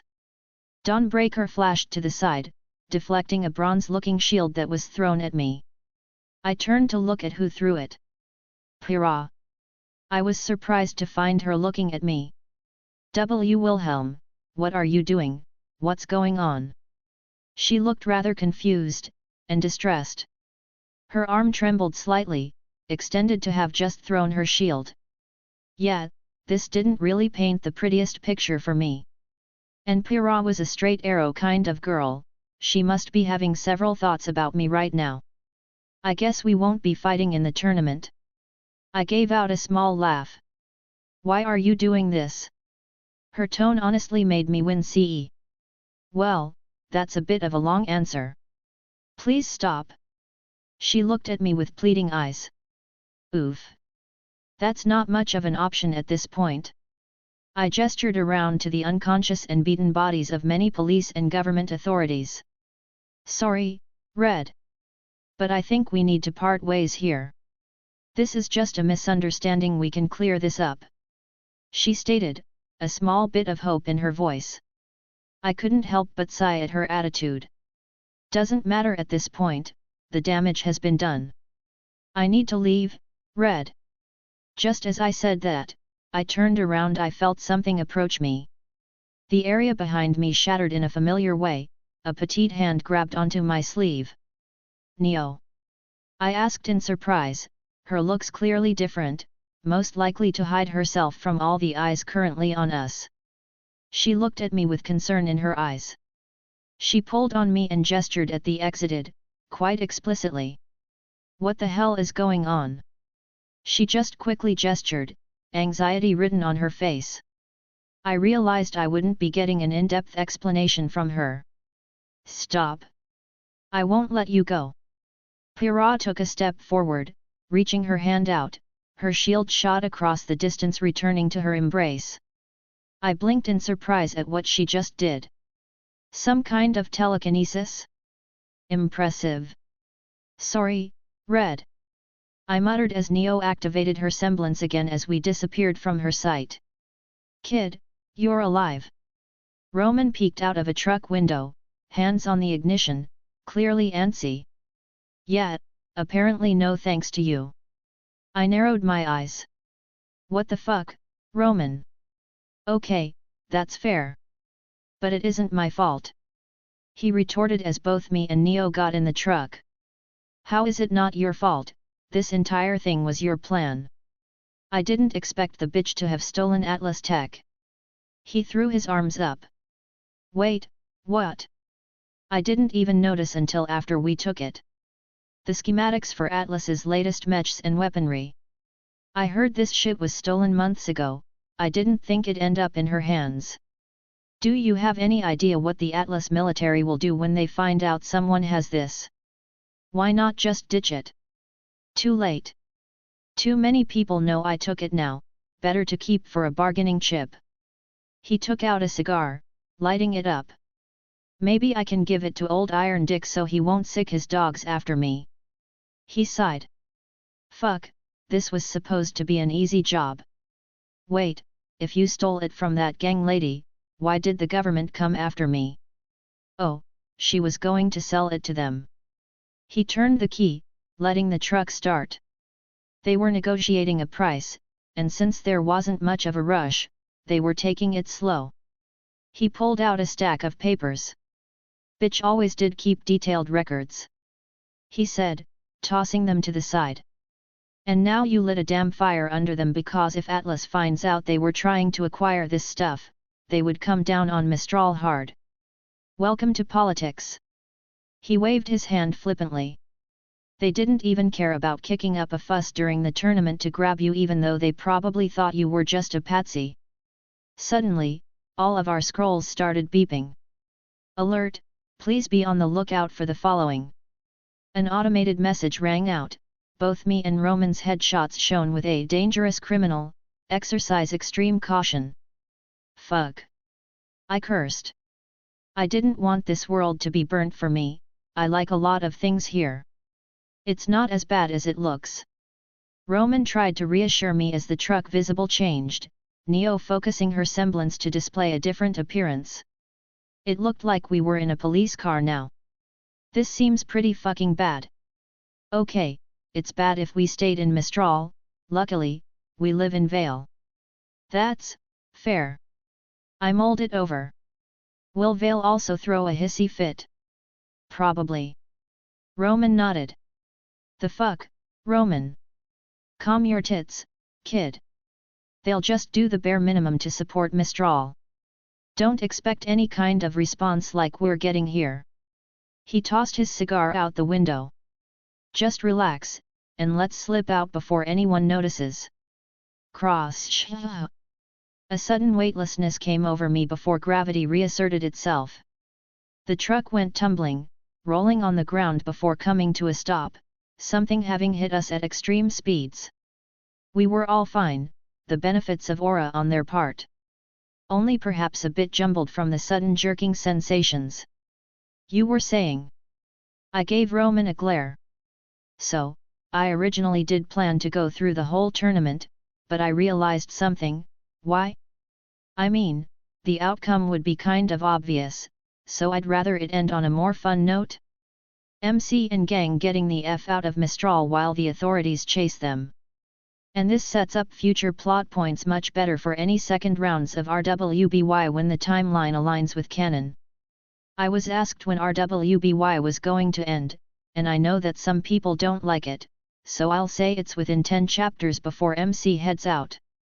Anyways, if you want to read 5 chapters ahead or support me, visit mypat.rayon.com/asteriaforone. Comment. 88 comments. Vote. Chapter 112, Chapter 107. Motherfucker! Roman shouted, kicking the door open as Neo climbed through the window on her side. The door practically caved in. My door was stuck enough that I just rammed it with my shoulder, breaking it thoroughly off its hinges. I got out in time to see Roman aim his cane up, the bottom sliding open to become a crosshairs as a dust bullet was launched out the bottom. It collided with the vehicle that just ran into us, several people running out as it blew up. Were those police? No, they were wearing Malachite's colors. Roman snorted, as we both saw Neo bounce over, taking the two goons down with relative ease. Nice cane. I commented. Didn't realize it's a gun. Ha, more than a gun. He smirked. Makes me miss mine. I sighed. Was just a hidden sword, but it had sentimental value. Maybe I should get another made at some point? It's not something I would walk around with all the time. I can't really pull off a cane like Roman can unless certain events dictate such as showing. As much as I would love, Roman was interrupted, a bullet whizzed by, nicking his hat. There was a moment of silence as Roman calmly raised his cane again and unloaded a series of dust-based bullets in the direction of the shot. Well, I think we should get going. How far away is the bullhead? Halfway across the city. Joy. I sighed, this was turning into a mess. Neo, how are your illusions for long term? She shook her hand for a so-so gesture. I saw movement out of the corner of my eye and raised my sword up, a bullet colliding with the flat of my blade right before it would have connected with Neo or rather her aura. Careful there. I sent her a wink. She rolled her eyes, exaggeratedly swooning. Oh, come off it. I shook my head, another shot ringing out as I stepped to the side. All right, this is getting annoying, how the fuck did they know where we were? They apparently set up enough to take pot shots at us. Unfortunately, the spider knows my usual strategies, and Neo used to be one of her best enforcers. He aimed his cane, using it as a gun, and continued to fire away as he noticed more gang members pop up. Wouldn't be surprised if she has ambushes set up all over the place. Yeah, and you had me grab her attention, so a large amount of her men were probably in the area already, right? Well, no one can say you did a bad job as a distraction. Roman offered. No one could have guessed things turned out this way. That's true, I suppose. Had everything gone as planned, then the tournament would have still been going on and Roman and Neo could have laid low somewhere without the government kicking down doors. A few screeching tires echoed out as a handful of cards came around the corner, stopping a distance away. Dozens of people getting out, all armed to the teeth. Mustard! Roman exclaimed. The man at the forefront growled. He had bleach blonde hair, and a tacky yellow suit on. My name is not Mustard. Hey there, Mustard, it's been a while. Still rocking that same look? Roman casually ignored his indignation. Neo looked amused by the whole thing. Hey Mustard, how's it going? I waved. His head snapped to me, a scowl on his face. This brat your protégé or something? No. Yes. Fuck off, Roman. Kid takes after me. Roman chuckled. He has that same punchable face. Mustard grunted. Why do people keep saying that? Do I really have a punchable face? Hate to tell you, kid. Roman, enough. Mustard interrupted. You know why we're here. Your unconditional surrender. I interjected. Perhaps an apology, for interrupting my tournament. Quiet, brat. The adults are talking. I turned to Roman, who raised an eyebrow at me. Then I looked at Neo, who just hit me with a big grin. Hey Roman, did you see my first match? What the hell are you talking Abu? Mustard asked in confusion as I tossed a large dust crystal in his direction. Roman brought up his cane, with a practiced ease, he shot the crystal in mid-air, initiating a large explosion right in Mustard's face. My eyes widened slightly as this strange yellow barrier blocked the brunt of it, only the faintest shimmer of aura around the goon. Several bodies now littered the area, but most of the men were downed, and the remainder mostly consisted of aura users. The barrier collapsed onto the ground, coating it in a strange liquid-like texture, almost like is that fucking mustard. I couldn't help but shout. It's not mustard, damn it. I couldn't help but start laughing. Did you think I called him that because of his sense of fashion? Roman snorted, holding back a laugh himself. His semblance makes that goopy stuff that looks like mustard. Neo was practically falling over herself, silently laughing alongside us. Kill them! Mustard shouting as weapons were raised and fired.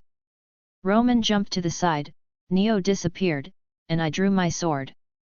I didn't feel like getting bombarded by a deluge of bullets, so I dashed to the side behind a building. A man with a tattoo down his face ran at me, axe in one hand as he swung through a light pole with a surprising ease. His skill was mildly surprising, he wasn't just overcompensating with pure strength, each of his swings that tried to cleave me were followed up with the right movements to capitalize on his build. Flicking my sword, I created a sword phantom that collided with his chest. A single bird was easy enough to do without any setup at this point. He was knocked off his feet, his aura's sheen dipped noticeably as it got much dimmer around his body. Following up with a quick knee to his head, he was knocked down for the count. I noticed so far that aura users are still susceptible to concussive blows even through their aura, except in a diminished capacity. Aura is certainly not an absolute defense, even if it's at 100%. I looked over to see Neo dancing between several goons, several of which would appear to be on about the same level as this guy. Damn girl! I couldn't help but comment. Her fighting style was quite fun to watch, actually. She turned towards me and gave me a wink, using her umbrella to slap one of the guys in the balls, eyes never leaving my own. Yeah, I can see what you mean, Miltia. Hefting the downed guy up, I threw him at one of the goons trying to gang up on Neo as I joined her little brawl. A quick thrust to one holding a hammer as Neo glided behind me, unfurling her umbrella to block another's vision as she swiped at his legs. I turned my sword around and stabbed down at him, a shriek filling the area. Neo vanished with her semblance, appearing behind the one I had attacked previously, kicking him in the back of the knees, then following up with a smack across his face with her umbrella. I slashed out with my blade at the final one, as she slid under and used the hook of her umbrella to yank him forward, letting my sword cut just a little more into his reserves. The man let out a gargled cry before Neo uppercut him in the chin and I elbowed him in the chest, his eyes rolled back, falling to the ground. We turned towards Roman who was having a sort of duel with their leader. Careful Roman, don't get mustard on your shirt. I decided to shout helpful advice. Though that seemed to invigorate his opponent for some odd reason, because he just shouted and attacked more recklessly. I looked down at Neo. This was fun, we should do it again sometime. Neo looked up at me inquisitively before enthusiastically nodding her head. Roman finally cracked the goon across the face with his cane, the yellow man falling to the ground. He straightened his hat, walking towards us. Whew, that felt good. He let out a breath. Always hated that guy, such a kiss ass. If Malachite had a dick, he would have been on his knees every day. I only caught the end of it, looked like it must have been a hard fight. Roman paused, looking at me as I smiled wide. You just took all the excitement out of my win. He took out a cigar, lighting it up and take a smoke. Well done. Hey.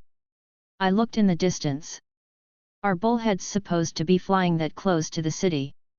I raised my finger to the skyline. No. No, they are not. Roman said evenly. I believe it is time to depart. He turned and very briskly broke out into a sprint to the nearest car and turned the key. Get the fuck inside. Don't gotta tell me twice. I hopped into the back seat and didn't even have time to close the door before Roman peeled out and floored it into the opposite direction of what I could only assume was the bullhead. We managed to get several intersections down before the bullhead made it above us. Pull over and get on the ground, this is your only warning. A voice boomed out from the speakers connected to the bullhead. Fuck me, fuck me, fuck me. Roman kept chanting as he swerved around a corner, deeming it better to go down streets with no people. though it seemed like everyone got the message as most had already gone indoors. Thankfully, the Huntsman Academy seemed to be on the other side of the city, so it would take a bit for Huntsman response. Neo started tugging on my sleeve, pointing towards the bullhead. My eyes widened as I saw what was happening. "Roman, problem. Busy here," he shouted, turning the steering wheel quickly to the side to avoid a police cruiser that just barely missed us, as me and Neo practically tumbled in our seats. A compartment on the bullhead following us opened. A damn missile revealed itself.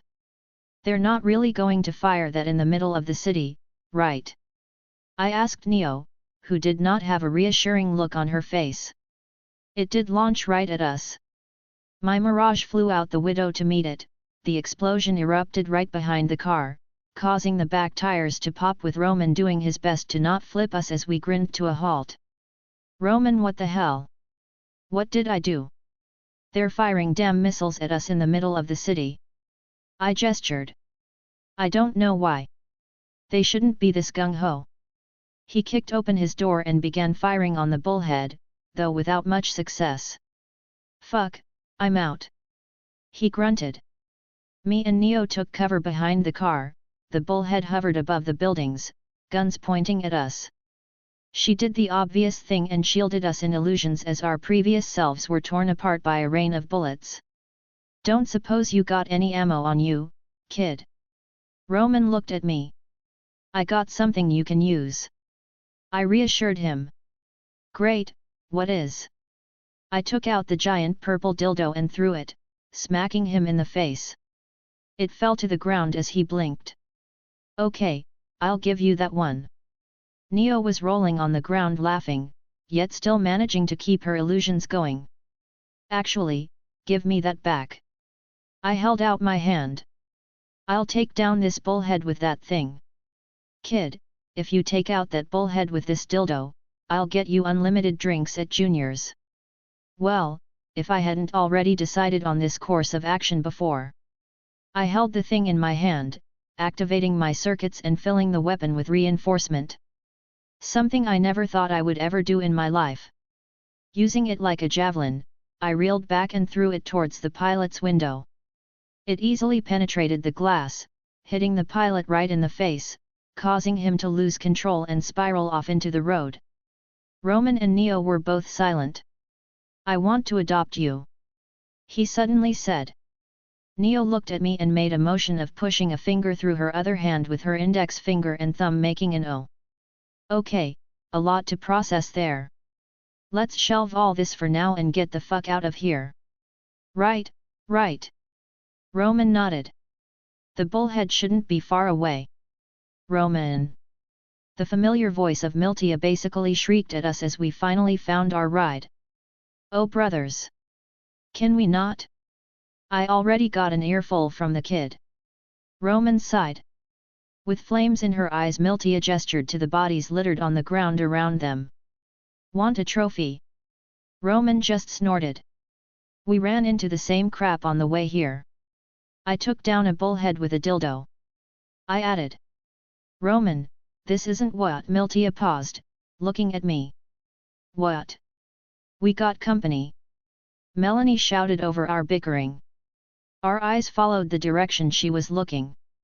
Police cars with their sirens blaring down the street. Miltia quickly sat down in the pilot's seat, flicking buttons and starting the engines. "Bullhead 7404A38, you are not clear for takeoff, turn your engines off." A voice come over the comms. I rolled my eyes. "This is Bullhead 7404A38. I grabbed the communications link, basically looking like a radio. "I believe there has been a misunderstanding. We were cleared for takeoff 10 minutes ago. Over. Wonder if I could stall for a few more moments." "Bullhead 7404A38, you are not clear for takeoff. I repeat, you are not cleared for takeoff. If you violate Mistral airspace, you will be considered a hostile entity. This is Bullhead 7404A38, I have been instructed to inform you that if you do not allow us to safely take off, Roman Torchwick will do to you what he did to the last bullhead that came after us." "Oh, what the hell? Roman gawked at me. What did Roman Torchwick do?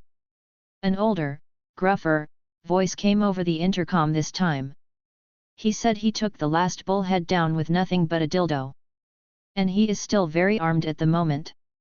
I smiled at Roman. Proceed at your own risk. I clicked it off. Oh fuck you. Roman scowled. I just chuckled.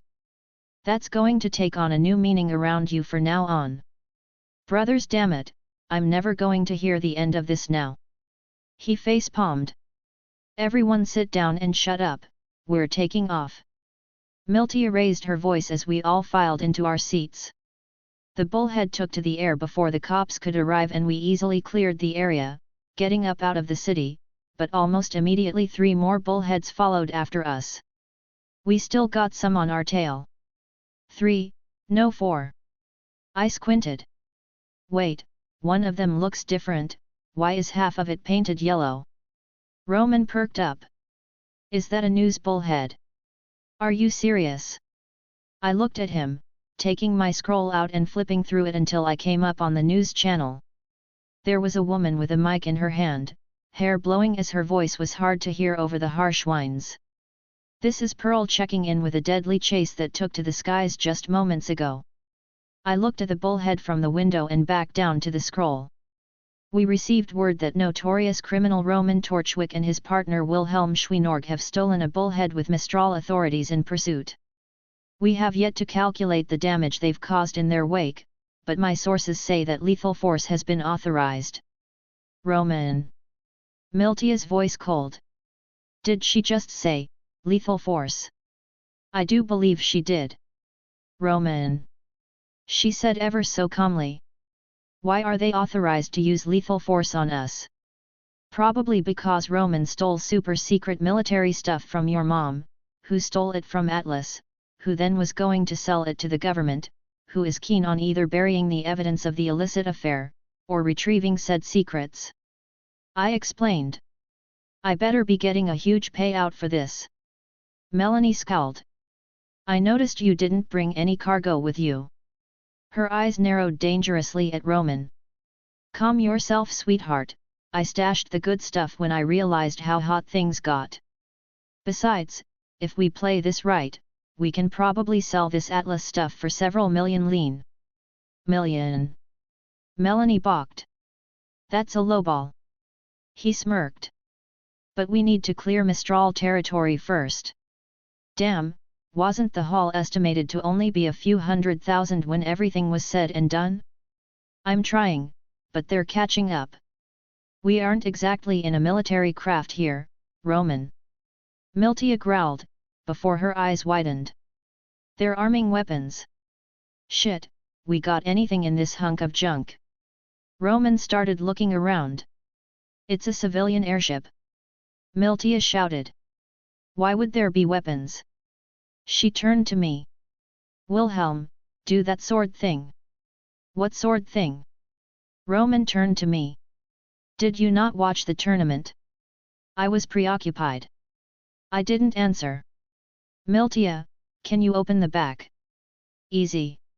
She flicked a button and the loading door behind us began to open up.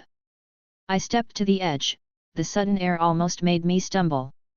I allowed my sword to fly out, shooting at the bullheads like missiles, slashing at their wings. Oh shit! Roman gawked. When the hell did you learn to do that?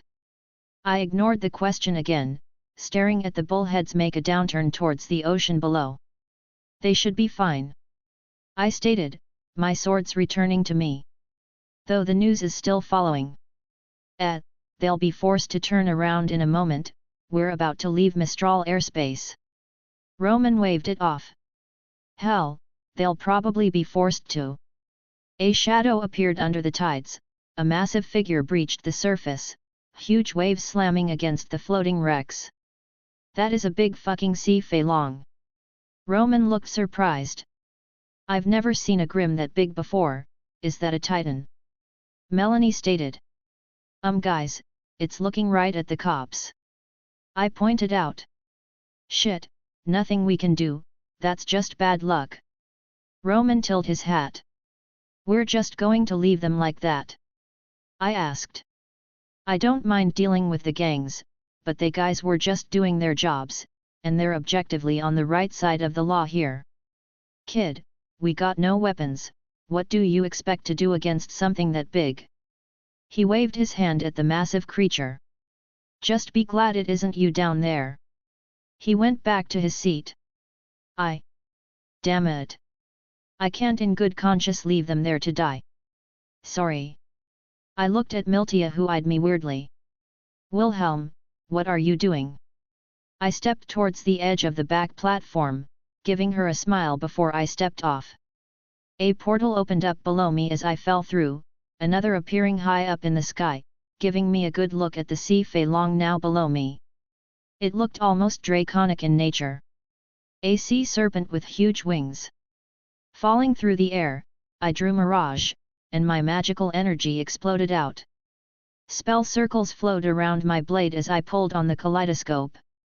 The sky above me shifted, an aurora sprang out, a cascade of magical energy that created a torrent of color. The thing looked up, focusing on me intently. It unfurrowed its wings, as if to fly up and devour me. I held my sword back as I gathered the last of the magical energy I needed from an infinite amount of parallel worlds. Ether cannon. I swung my sword as a massive amount of magic was discharged. It collided straight down on the creature, the water displaced and creating a tidal wave in every direction. The iridescent beam of light penetrating the water and completely obliterating most of the grim along with anything else that laid below. Welp, that takes care of that. The wind almost yanked the binding off my ponytail as I continued to fall through the air. I looked to the side to see the bullhead hovering nearby, Roman at the edge with his cane, when the head suddenly shot off towards me. A grappling hook? Gods, that's so fucking cool. I grabbed it with ease as he began to reel me in. I was surprised at the tensile strength of this thing. Probably some sort of carbon fiber. You are one crazy motherfucker. Roman huffed, pulling me on board. Hey, thanks for the save. I smiled, even if I could just open a new portal. But it was the thought that counts. Whatever, kid. He snorted. So, the fuck was that? What was what? I smiled innocently. You know. He took out another cigar, and I was now wondering if his semblance created them, because I have no idea where he stashed so many. I'm beyond caring at the moment. He went to his seat and slumped down. Miltia, takes us home please. I just shrugged, Neo looking at me oddly and both sisters giving me glances. Well, I guess they share the same sentiments at the moment. This has been an odd adventure. Looking out the window, I noticed the news still hovering over there. Hey! It's not like things could get even worse after getting shown using my magic. Alright, I heard everyone's comments about how last chapter went. I can only say I'll try to not do that again in the future. If you want to read 5 chapters ahead or support me, visit mypat.rayon.com/asteriaforone.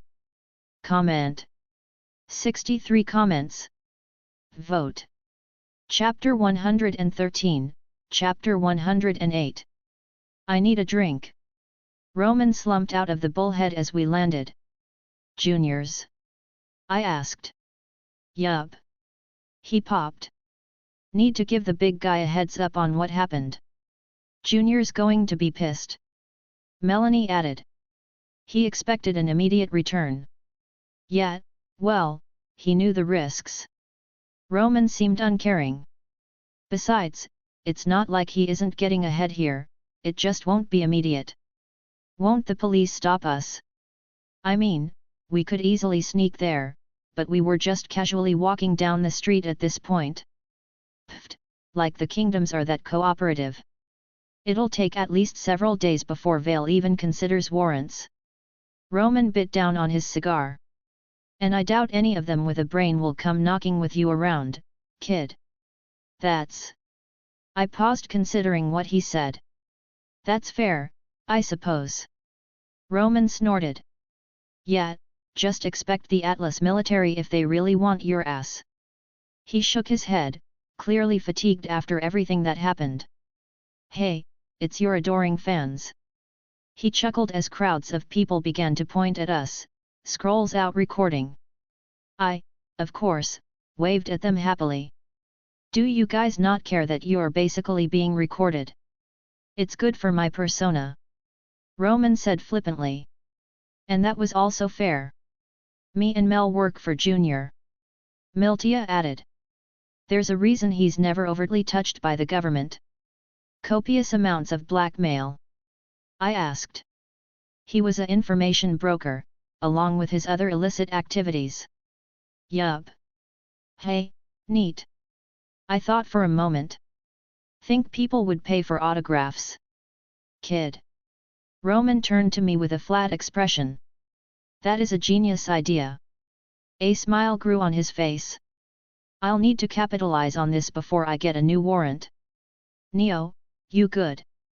I asked the shorter woman, only taking a few glances at how those pants hugged her butt. She gave a small smile, seemingly unconcerned. Please, Neo thrives on the attention. Roman laughed as we approached the club. It wasn't very far away, conveniently close to where the bullheads parked.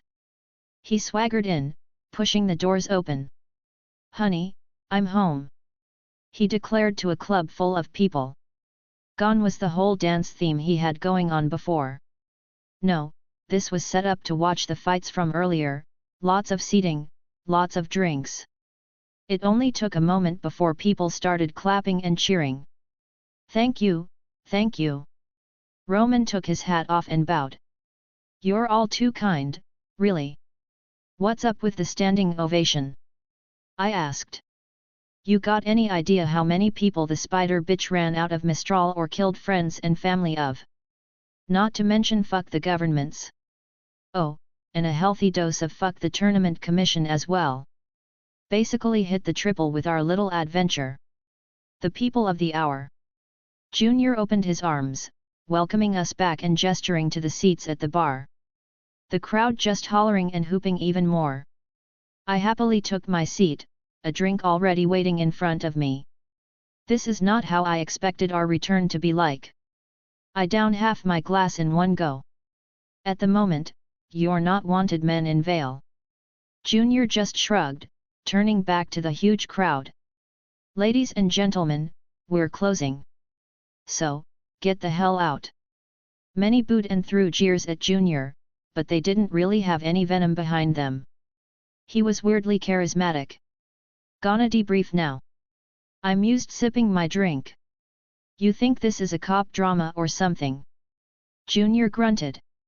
Well, kid isn't wrong. Roman grinned. So, how's everything after we made our escape? Junior took his glasses off, rubbing his eyes. Shit, Roman. I can't cover you on this one, you're gonna get a lot of heat on your for this shit. I figured. Roman sighed. How bad is the kid in it? He jerked his thumb towards me. Up shit creek, the concept of a paddle doesn't even exist for him anymore. Ouch. I winced. Didn't know you cared, Roman. Yeah, well, I need to make sure my people don't get caught and snitch on me. Shurei. I smiled. He chose to ignore me. But what's the latest news? Well, you lot are blasted all over the news, kid, and you taking the spotlight. He took out his scroll, pressing it a few times and tossed it on the counter. Initial estimates are roughly 140,000 lean in damages. 27 dead. Worried about an unchecked individual with the ability to kill a grim of such caliber. The clips changed from time to time as a bunch of people all talked about our escapades. I wonder if Vacuo is nice this time of the year. I asked. If you like sand, sand, and more sand. Miltia rolled her eyes. There's that nice resort there, though. Melanie added helpfully. Oh. I was actually surprised by that. Neo stood up and excitedly waved her arms. Oh yeah, Shorty took a vacation there a few months ago, wouldn't stop bragging about it. Miltia added, a tired look on her face. We're getting off topic, let's focus on the important stuff. Junior cut off that sidetrack. Now, what's this I hear about Roman downing a bullhead with a dildo? He raised an eyebrow. Pft, I held my hands up to my mouth, catching myself from spitting my drink everywhere. Oh fuck me. Roman let his forehead hit the counter. Melanie and Miltia broke into giggles, Neo practically falling out of her seat, laughing silently. Even Junior began to cackle at Roman's misfortune. First off, it was the kid. He accused, pointing his finger at me. That's not what the internet says. I retorted, having brought my own scroll out and started searching up info. Congratulations, Roman. You're a meme. I hate you so much right now. Love you too, Dad. I chuckled. You're disowned. I turned to Neo. Mom, Dad's being mean to me. Neo lightly pat my shoulder. Can we talk about the important stuff now? Roman tried to change the subject. Fine. We did need to figure out what happened. Alright, if you all are done fooling around. Junior put on a serious face. Honestly, this was a shit show. After we settle everything, I don't want to see you guys for several months. He swept his gaze at me, Neo, and Roman. I'm already having to call on several favors to keep the twins out of the news. That's fair. I'll disappear for a bit once we settle everything. I nodded. Yeah, I'll probably hit up one of my safe houses and take some me time. Roman sighed. Neo, you good? Neo just nodded, gesturing to him. I forgot you had that house. He just hummed. I assume Neo was going to crash at her own little safe place. Well, if you guys got that figured out. Junior set his hands on the counter. Seriously though, people are asking a lot of questions here.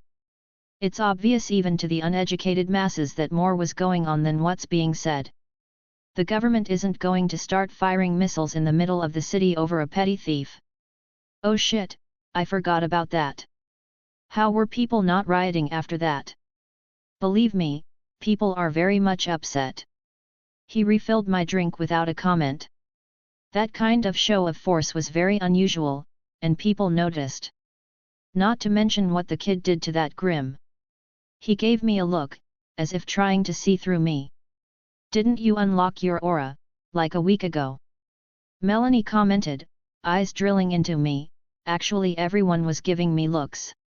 I can't help that I'm so talented. Truly it's the only thing that can rival my handsomeness. Oh brothers! Melanie rolled her eyes, only making me smirk. I think they realized I wasn't going to answer questions right now, so they moved on. Yeah, that's going viral at the moment. Isn't doing you any good, kid. People are kind of scared that a criminal is capable of bringing that kind of force to bear. He sighed. Well, they're also saying how you didn't use it on the authorities and actually saved them, so it's about split with regards to calling for your head. Don't really care at this point. I shrugged. What happened to the tournament after I left? Well, after you destroyed all my odds with your second fight, it went about as expected. They kind of forced everything to continue, Nikos winning the finals, but she refused to accept the reward, saying she hadn't beaten her final opponent yet. Oh, Pyrrha, you cinnamon roll. Other than that, you can probably guess the chaos going on right now after all that crap. He took a deep breath. Now he swept his gaze and landed on Roman. What the fuck happened? Yeah, I knew this was coming. Roman sighed again, nursing his drink. We raided her stashes like planned, but we didn't realize she had a very hot item hidden in there with all the loot. How hot, Roman? Atlas's next generation of mech and infantry weaponry. Roman answered nonchalantly. I only glanced at some of the bitch's notes, but stuff looked legit. Brothers fucking damn it! Junior shouted, turning away and clenching his fists. Fuck. No wonder they got so damn pissed. If Atlas found out. Yup, Whole shit show that would be. Roman replied. But, good news is that I managed to stash the other loot before making it out with this. He took a small chip out of his pocket and placed it on the counter. I assumed it was the same as a USB drive or something. Is that? He said quietly. Yup, a bunch of super classified Atlas military secrets. Roman nodded. Think Atlas would be interested in reacquiring this? Roman. Junior stared at him. You are one crazy son of a bitch. Yeah, we can probably do something with this, worst case Vale may want to buy it. Atlas won't show up with their military. I asked. Yeah, no. The Vale Council would throw a fit if Ironwood tried to pull a stunt like that.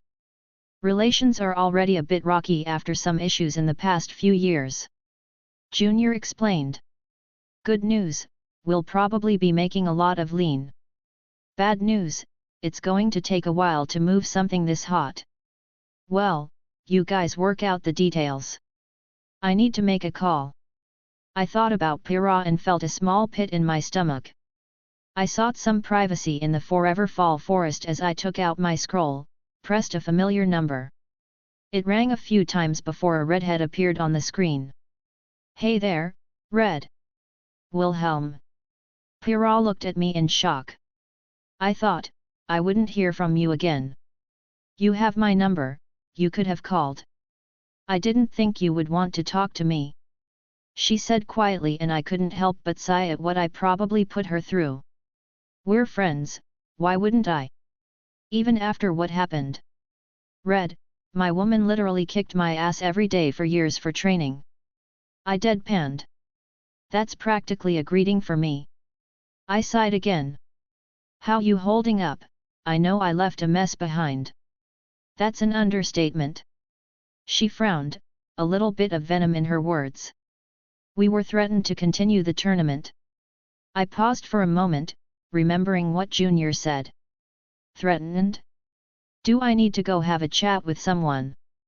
My manager is already talking to my lawyers. I guess I'll keep my hands out of it then. I would let it go this time. Also, I talked to one of the teachers from Beacon. I accepted a scholarship. Oh? I hear Beacon is a good school, but won't you get some flack for going to a school outside the kingdom? I could only imagine with her popularity back home that they were all expecting her to go to Haven. Maybe, I don't know. She mumbled. My manager said something similar, but you were from Vale, so I wanted to go there. Oh, Red. I'm going to stop you. She said with a certain amount of confidence in her voice that surprised me. Stop me? I questioned. I'll make you stop being a criminal. She declared. I couldn't help but smile at her words, the way she said them was so genuine. Do you think you can? I wanted to poke her a little bit. She furrowed her brow. I know you're strong. Pyrrha, that wasn't anywhere close to my full strength. I admitted. I wanted to see what her resolve looked like. She was quiet for a moment. A lot of people are trying to speculate your semblance, but no one can agree on anything. She looked at me, as if wanting an answer. Semblance, hey. I eyed her. Tell you mine if you tell me. Polarity. She interrupted me. I blinked at her. I was kidding. I face-palmed. But that was interesting and I had questions regarding the applications. Oh. She looked down. That's fine, just. I sighed, opening up a portal right behind her.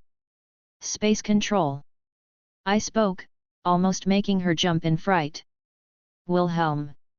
She turned around, looking at me in utter shock. Hey, Red, I greeted as I stepped over. The scene revealed was an empty park minus us two. Space control. She muttered, connecting several dots. That's scary to think about. She looked up at me. Is it a good idea for you to be here? Are you going to arrest me, Miss Huntress? She blushed slightly.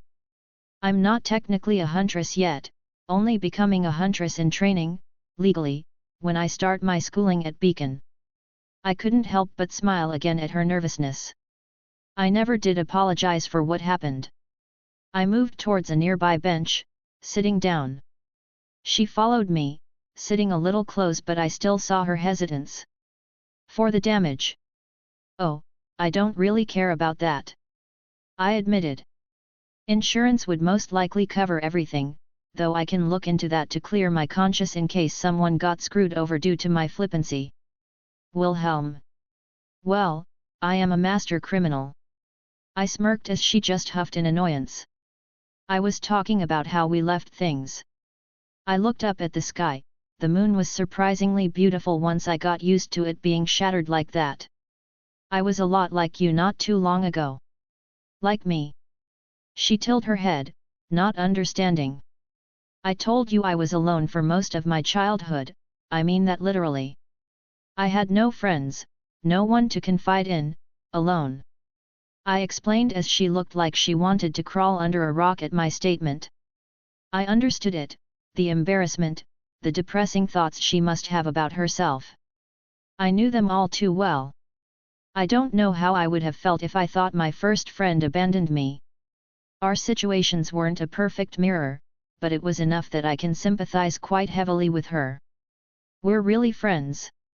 Pyrrha asked quietly. Of course.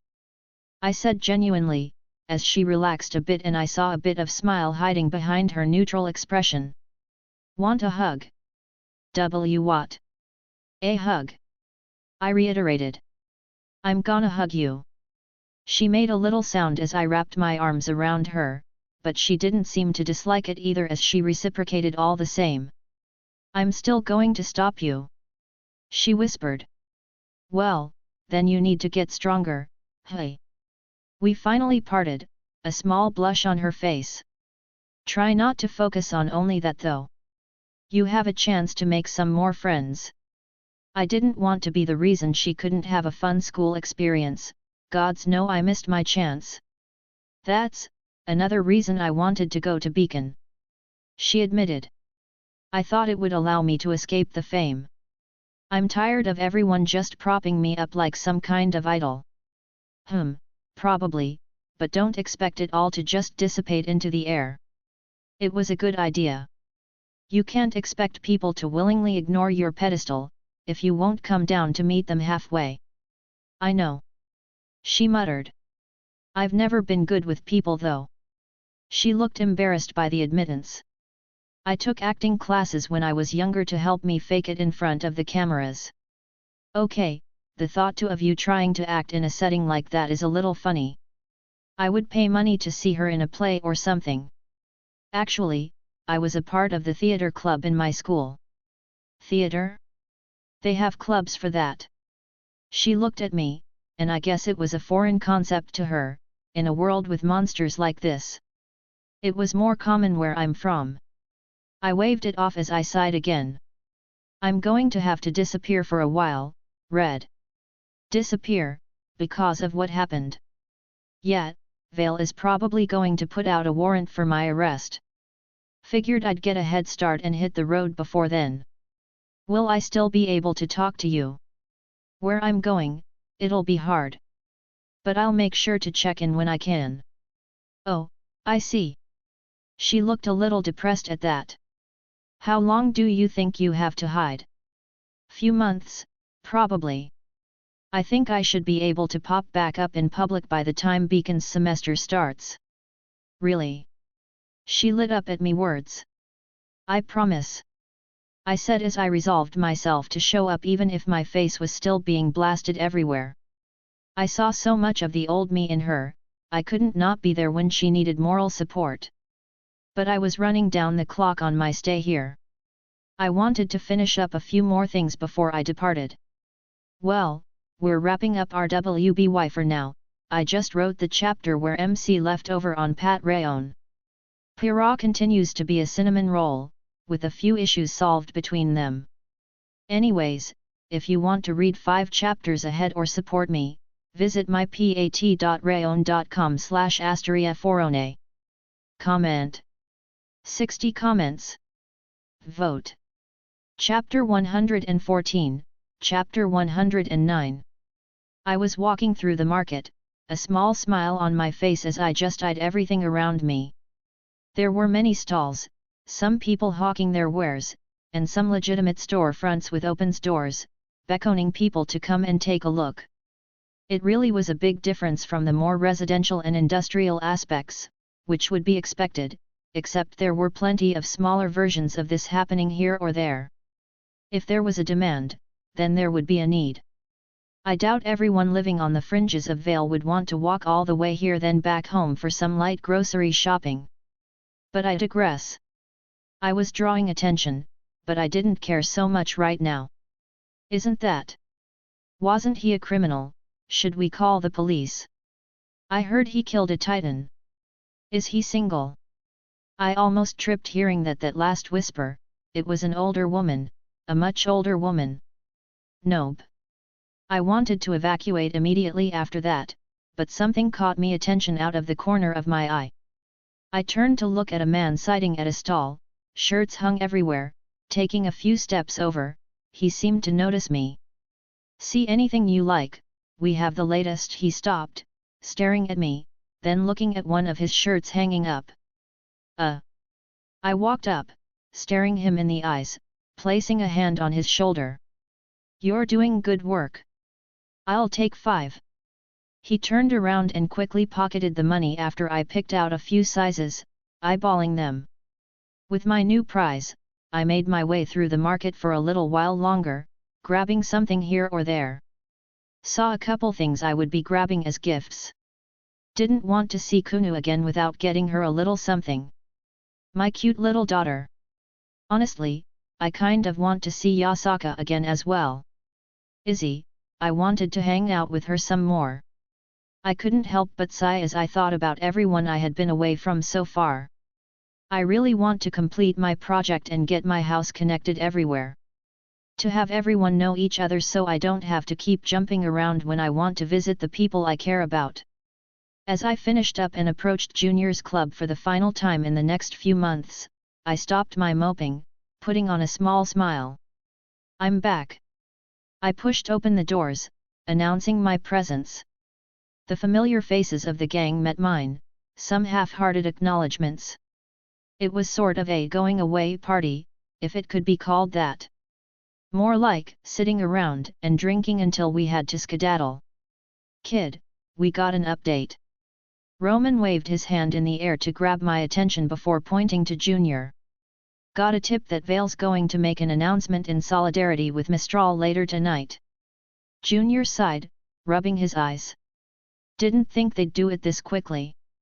Well, we prepared for the worst. I shrugged. You have somewhere to go? Miltia casually asked, though she didn't do a good job of hiding that worry in her tone. I guess I could go visit my daughter and her mother for a bit.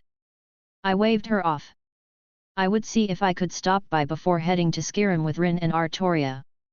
You have a daughter? Miltia's shocked expression mirrored everyone else. Is that weird?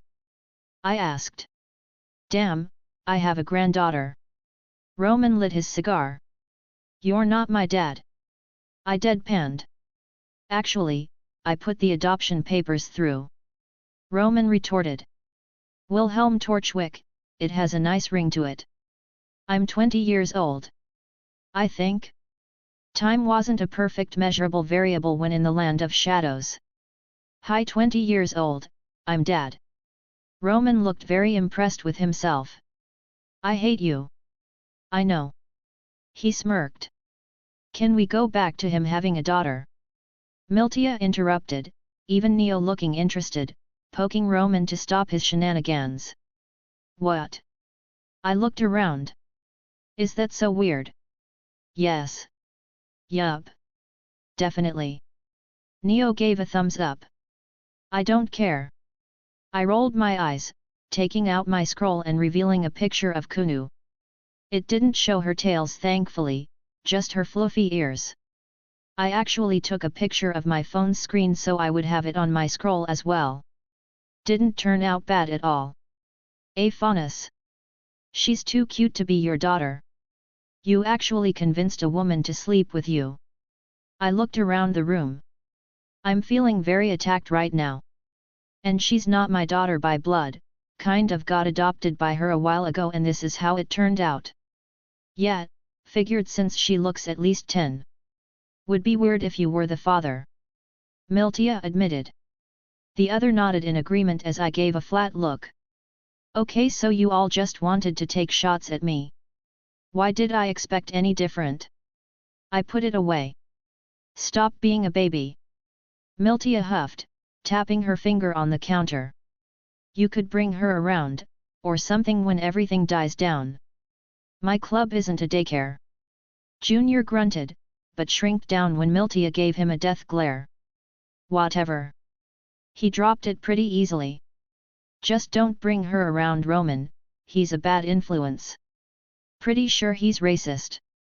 Melanie added. I'm not racist. Roman defended himself. I'm offended that you would think so low of me. Aren't you constantly saying racist shit towards Faunus? Melanie asked. First off. He set his cigar on an ashtray. I do that on purpose because the majority of the Faunus we work with are involved with that white fang terrorist crap. So you just do it to piss them off. I looked at him. The corners of his lips curled up. Why else? Do you really think I would care that a person has animal features or not? That's a really fair point. You would definitely spout racist shit against humans if it had the same effect. Glad you understand me, kid. Roman nodded in delight.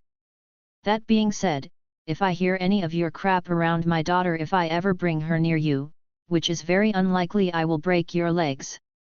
Oh wow, you really are a dad. You got that whole. He waved his hands. Dad aura going on. He stated, letting out a chuckle. Don't worry yourself, brat, I don't go picking on kids for shits and giggles. Junior was liberal with the drinks, not that I would ever be paying here again anyways. I make sure to remind Roman of his little deal whenever possible. By the way, I got going away presents for everyone. Oh, kid, you shouldn't have. Roman spoke first. I take cash or check. I took one of the shirts out of my ring and tossed it at his face. So you all can remember me fondly in these coming months. I passed the remainder around. Really? Junior held the shirt up to himself. I know, I didn't think it was possible to make a t-shirt so sexy. I shook my head, forcing myself to look away. Junior, I hope you'll use this newfound power of yours for good. To wear something that spectacular, panties will drop from just glimpsing it. You're the worst. Miltia looked at her shirt. Going right in the trash. Melanie added. Well, I needed a rag for when I changed my car's oil. Roman nodded. I looked at Neo, who was now wearing the shirt. I knew it, you're the best. I gave her a thumbs up, she happily reciprocated. They were shirts with my face plastered all over. You know, I suddenly feel like the club just got significantly more class. Weird. Fuck off. Junior snorted. Hee hee. I lightly laughed as he threw the shirt back in my face. As fun as this is. Roman pushed his cigar against the ashtray, putting it out. I really want to skip town before they get smart enough to lock the city down. That's probably for the best. Junior nodded, with perhaps a tiny bit of sadness. I don't think he would admit it, but he likes having people around like this. I guess I'll head out too. May as well. I had a few more things I wanted to check out here before departing the world for a while, otherwise I was in the wind. Stop fucking pussyfooting around and go. Miltia huffed, but at this point I could kind of read between the lines. She wanted me to get going before I ran into any trouble. Hug. I offered, arms open. She rolled her eyes. If it gets you out of my hair faster. She held her arms open as I scooped her up. She made a little noise in embarrassment before I let her go. I'll see you in a few months. Fine, whatever. She crossed her arms and turned away. I felt a little tug on my sleeve. Neo was looking at me bashfully, holding her arms open. Really? I looked at her. She tried her best to put on an innocent face. No stabbing, I stated, holding my arms out. She pouted but gave a silent giggle and a quick hug. We'll stab people together later. Felt like I didn't get to know her much these past days, though we got along well all things considered. That got a genuine smile from her. Sheesh, this mushy crap is going to make me sick. Roman gagged audibly. And what's up with you, Neo? You don't usually get attached that easily. Neo shrugged her shoulder before flicking her wrist. A wallet appeared in her hand as we all stared at her. You know what? Well done. I admit my defeat there. It was a fake wallet, well, not really fake but just something I picked up here randomly to store my lean in so I wouldn't have everything stored in my ring to retrieve. Surprisingly though, she took it completely without my noticing. Melanie. I turned to the other twin. Fuck you. She gave me the bird. I nodded. Fuck you too. I replied, earning a small smile from her. Lastly. Junior. You were surprisingly, not the most annoying person I've ever had to work with. Junior said with a certain amount of honesty in his voice. That will always be Roman, though you are in the top 10. Top 10? I asked. Roman, I need tips on how to score higher. Get the fuck out of my club. He snorted, though it lacked any kind of venom. What about me? Roman feigned indignance. Roman. I paused, trying to think of the correct words to say. Your hat is stupid. That's it, you're disowned. He exclaimed. We both sat there for a moment before chuckling. Kid, I can't believe I'm about to say this, but you are someone I have come to tolerate. He practically choked up. Thanks, Dad. I deadpanned. Anytime, kiddo. He shot me with a finger gun. Well, time to leave on that utterly low note. Tossed the shirt back at Junior. See you all, hopefully, in a few months. I opened up a portal and left. I stepped into the Forever Fall Forest one more time. Definitely my favorite place on Remnant so far, I could easily see myself building a home out here. Flipping my hand over, I took out the lamp, summoning my genie. Hello again. Jin greeted, stretching like she had been sleeping. How may I service you, my master? She smiled. You mean, be of service? No. Of course. I didn't even question it at this point. Hey, is it uncomfortable being in my storage space while you're in your lamp? She tilted her head at the question. I suppose that falls under my uses technically. She mused. It is a strange feeling, like finding my house suddenly adrift in the sea without anything on the horizon. I can keep lamp out for now on if you want. If that would not be too much trouble. She seemed pleased. You know, you're allowed to ask things of me. The worst that I can do is say no. I didn't want her to be afraid of me, it left a strange feeling in my stomach. She smiled bright at that. If that is what my master desires. She walked up, touching the lamp. The relic has certain features to it. She stated, as it began to shrink down to a size which I could fit in my palm. Well, that's convenient. I blinked at the small object now. Makes me wonder if I can mess with it some more.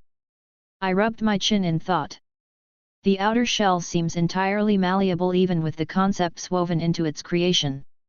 Did your brother gods not think anyone would mess with it after it was created? Is that a question? The dry look she gave me basically confirmed my guess. They weren't the most intelligent sort, were they? She let out an uncharacteristic groan. Is that a question?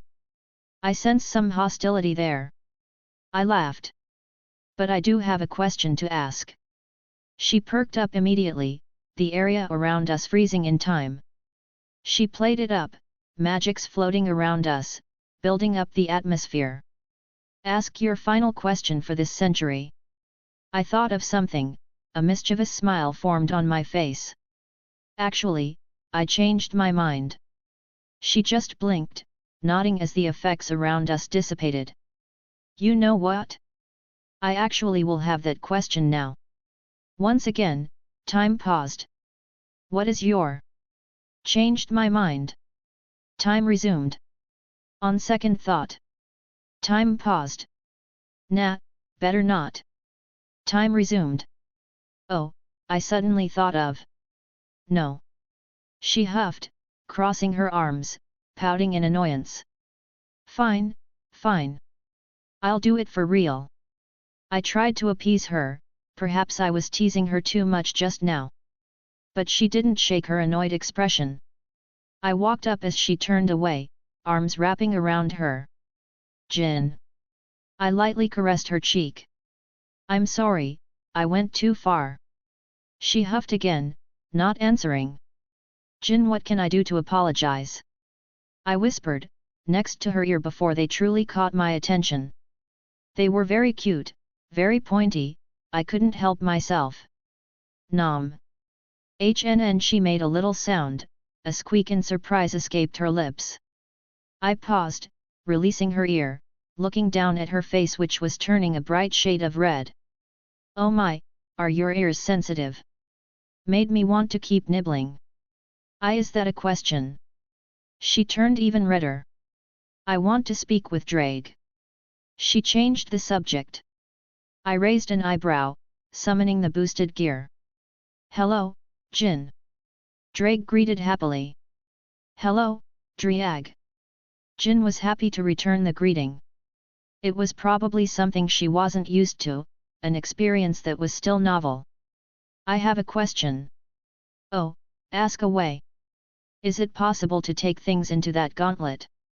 She pointed at the boosted gear. It is. Do you wish to come and stay in here with me? Can I truly? Her eyes lit up. Hey, I didn't think about that. If he agrees and that's what you want. I added. It would be a good way for her to have company instead of me keeping her in her lamp all the time. I have never had a roommate before. Drake seemed amused. Though, this is more of a prison for me, you would be sequestered to the side, unfortunately. But we will be able to speak whenever you wish. Jin looked excited at the prospect, and I'm glad it made her happy. Does that mean I'm out of the doghouse? She turned back at me, a small twitch on her lips. Ask your question. She still turned slightly red. All right, I won't tease you anymore. I put my hands up in surrender. Humph, she raised her hands and time stopped again. This is really a nice application of magic. Drake commented. Thank you. She beamed again. At least someone appreciates my effort. She glared at me. Okay, I deserved that. I admitted before getting serious. Since we're leaving soon, I figured I would see the origin of the Grimm. It was on the old man's list. He was curious how they came about, but at this point it was probably an easy to guess at who created them. The familiar scene occurred, knowledge flooding the surroundings, conveying their contents in more than just words. The brother gods. One of light, and one of darkness. It was the god of darkness who created them Grimm. His motivations were hard to discern. I suppose I didn't word my question as broadly to allow that. It shifted as many types of Grimm were created, some by hand, some mutations, and others surprisingly evolved over time or with a purpose. The older they became, the more intelligent until they cast off their construct origins and became something akin to phantasmal species. Fascinating. I made many mental notes until the visions shifted again. A woman appeared on the screen, becoming the predominant focus. Red eyes, pale skin, cursed marks on her body. She stood above these huge pools of inky darkness as more Grimm emerged in new shapes and forms. Salem, the queen of the Grimm. Jin revealed. She is Dash. Step on me, mommy. What? The scenes collapsed abruptly. What? What?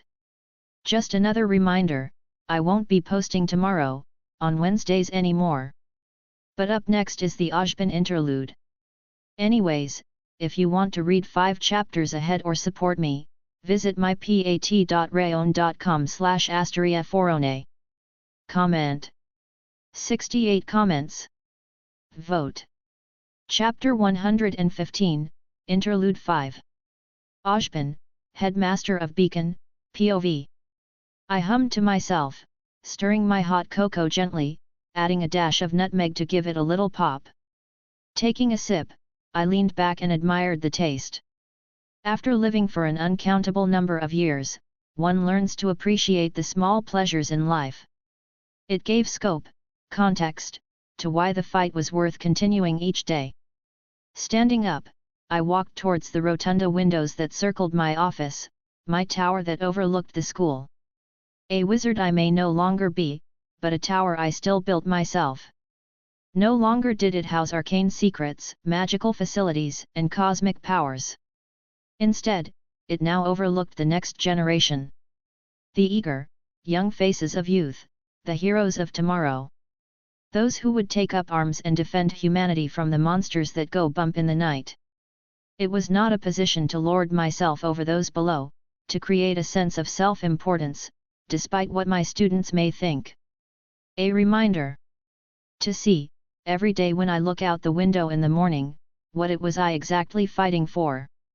Every face that would one day not return to their friends and family, their happy faces carved into my soul, that even after reincarnating, I would never forget. The sins I had to bear. So that, one day, this would no longer be necessary. Weapons would be let go because monsters no longer banged on their doors. Unfortunately, today was not that day, nor would it be tomorrow, and most likely not be grasped within this lifetime.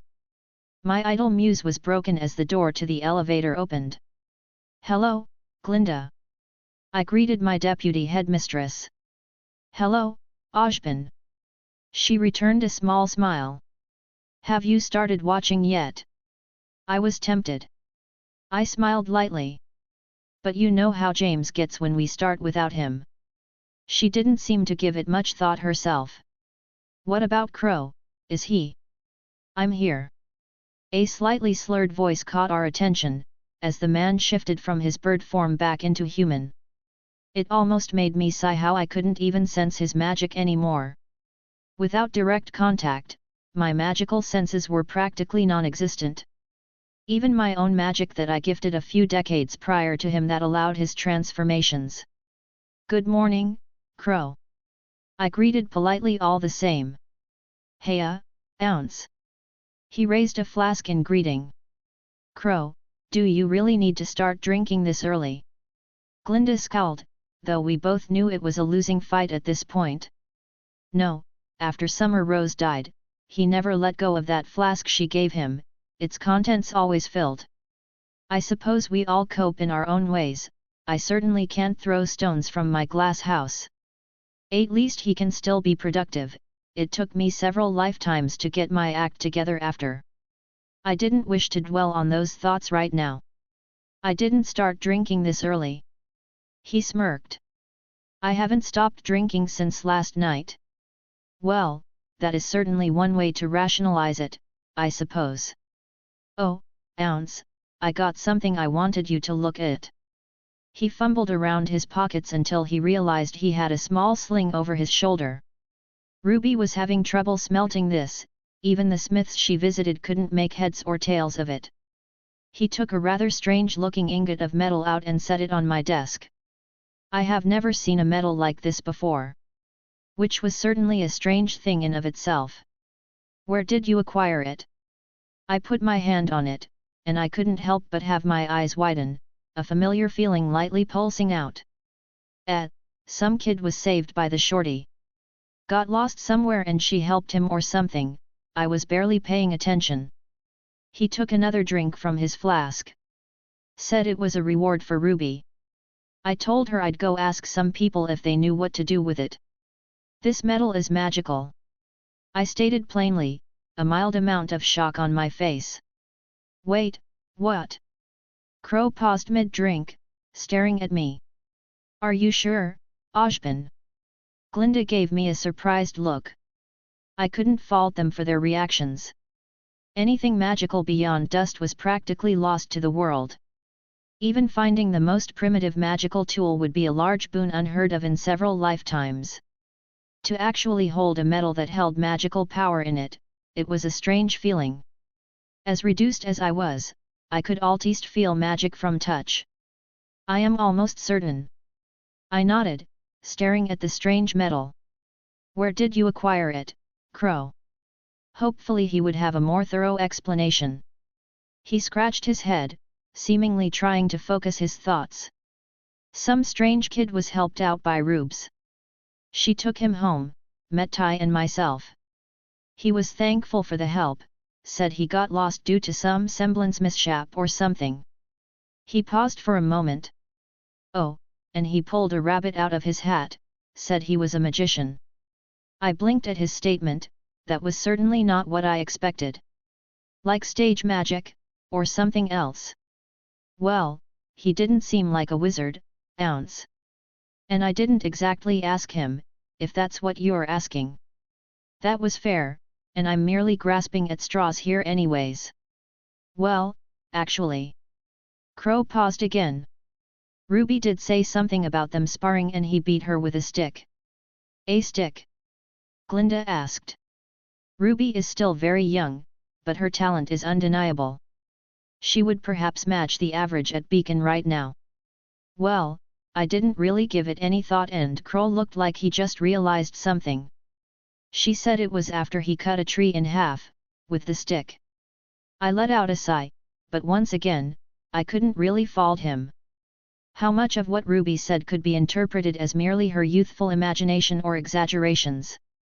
That's still not evidence. Glinda raised a very fair point. She is correct. We've been fooled into thinking that a semblance was magic in the past. Well, we've fooled ourselves before. It was easy to jump to conclusions about such a thing when you truly hope for it to happen. Oh, right.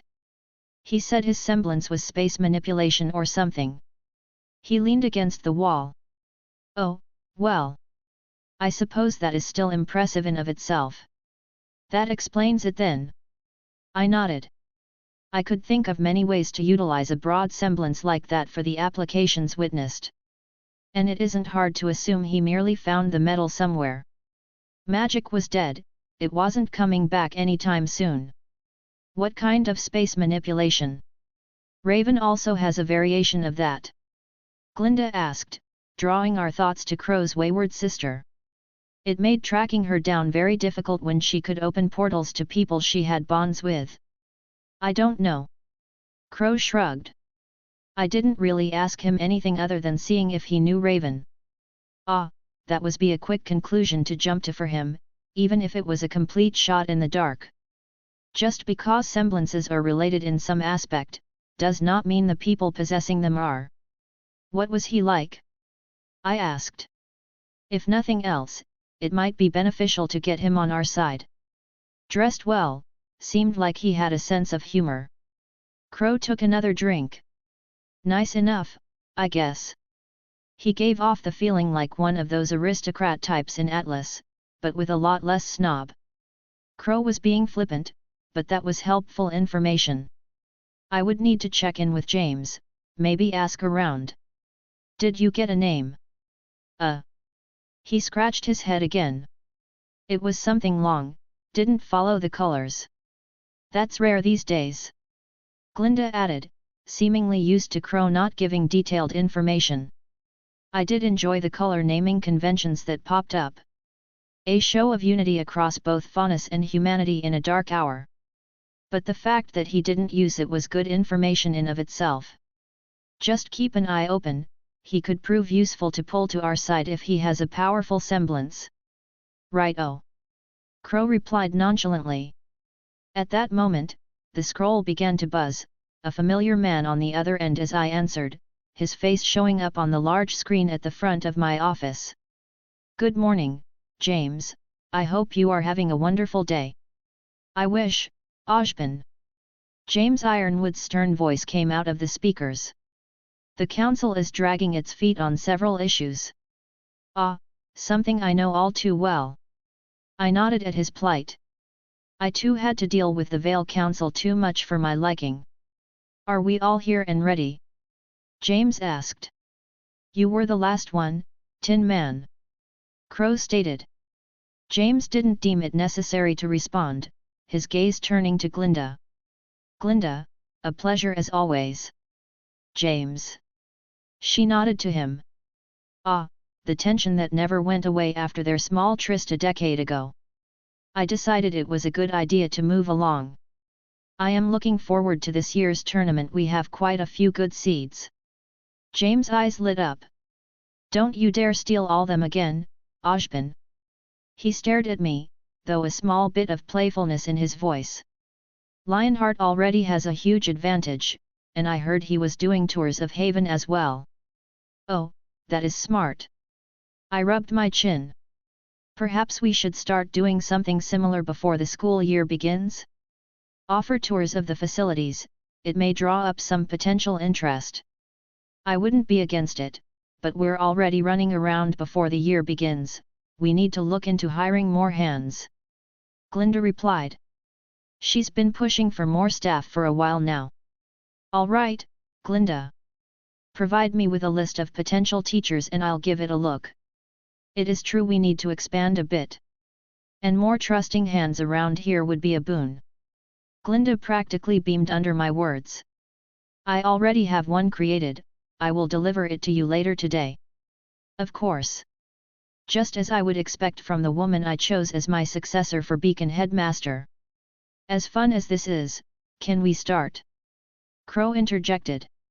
Yes, of course. We were getting quite sidetracked. We're a little behind as it were. I began to play the stream of the tournament. Go fuck yourself, Lil Miss Malachite. Love, Roman Torchwick. Pfft. Crow spit his drink out in surprise and I had been lucky I also was not sipping my beverage for I fear I may have had a similar reaction. What? Glinda looked on in shock. Roman Torchwick, isn't he that thief in Vale? Why is he calling out Malachite like that? James immediately began to contemplate the message, seemingly uncaring about the words themselves. Forget that, Ounce, that's the kid. The kid? I questioned until realization dawned. He is the one who gave the medal to Ruby. Yet, would recognize him anywhere. What medal? James asked. Magic medal, gift to Ruby. Crow abbreviated, which was surprisingly accurate. I would like a further explanation later. James commented. But is there anything I should know about him? Nothing important just yet, he seems to possess a space-based semblance. I commented. James's eyes twinkled. Is that so? I suppose he would try and get his hands on this person himself. I would not stop him, if he were successful then it would be beneficial to us as well. I took out my own scroll and looked through the information available. Wilhelm Henry Schweinorg. Certainly a unique name in this era. I'm going to pound him so hard, his mom is gonna be jealous. His opponent providing some mocking words, and I couldn't help but raise an eyebrow at Wilhelm's face. This would not bode well for young Gundy, I could recognize a cold anger well enough. Why does his record say all buys? Crow was looking over his own scroll. Looks like someone is messing with the tournament. Glinda herself was pulling up her own information. They aren't even being subtle about it. Roman Torchwick, perhaps. James offered. But he usually doesn't venture out of his own lane. This is a far cry from his thefts. Roman Torchwick. He's a very notorious thief here in Vale, but he's never been close to a priority. He's smart enough to stay away from anything that drags too much attention, hurting innocents, murder, theft of government property and such. Why would he be doing this now? It is a good theory as any. I agreed with James's initial assumption. Boom! The cameras shook from the arena, the entire thing filled with smoke as one of the fighters was blasted out of the ring. And Wilhelm just casually strode away without another word. A dust bomb? James muttered. No, that was just a crystal. How did he achieve that kind of payload with only a single crystal like that? Most peculiar. I agreed. As much as I hate to admit it, it was a sufficient strategy to deal with an armored opponent like that. Glinda grumbled. Please, we all know he wasn't doing that as a strategy. Crow rolled his eyes. Quite. And I do not believe it was technically against the rules. I stroked my chin. James didn't seem to mind either, as he kept rather quiet. He was quite the stickler for rules, but he also appreciated a creative use around them. If you all wouldn't mind, how about we fast forward to his next fight? I wish to see this young man again. Whatever. Crow didn't seem to care. The next few matches don't look like they will hold any suspense. If you wish to jump ahead, I'm not against it. Glinda also agreed.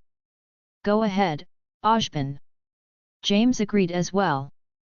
I'm also a bit curious. Very well. I began tapping away at the screen, catching up with the live broadcast a bit until this Wilhelm appeared again for his next match. Ah, here we are. He took a corner of the ring with a new opponent. That is Cobalt, I believe. James spoke first. I was eyeing him previously. I thought his semblance would be quite beneficial as a specialist. I don't see his semblance listed anywhere. Glinda frowned, staring at her scroll. I have good people under me. James smirked. We narrowed it down to a few possibilities, but they all would be a boon to have.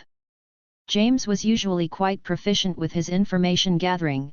I had no reason to doubt him. We all silently watched the upcoming fight. Young Cobalt was the first to engage, and I could immediately tell he was outmatched. Wilhelm barely moved from his starting position, never unsheathing his unique-looking sword. He used the barest effort necessary to deflect or block each attack Cobalt initiated. Cobalt eventually retreated back, as they started to exchange some words. Not something rare in these types of matches, but the content was quite interesting. Some kind of precognition. Wilhelm voiced his thoughts on Cobalt's semblance. I looked up at James's face that seemed to confirm the young man's guesses. He has good eyes. I commented. No, Cobalt revealed it as a sort of danger sense. A more whimsical variation of precognition, one I have not heard of before. But his next words were the most surprising to hear. Why do none of them come close to the danger you give off?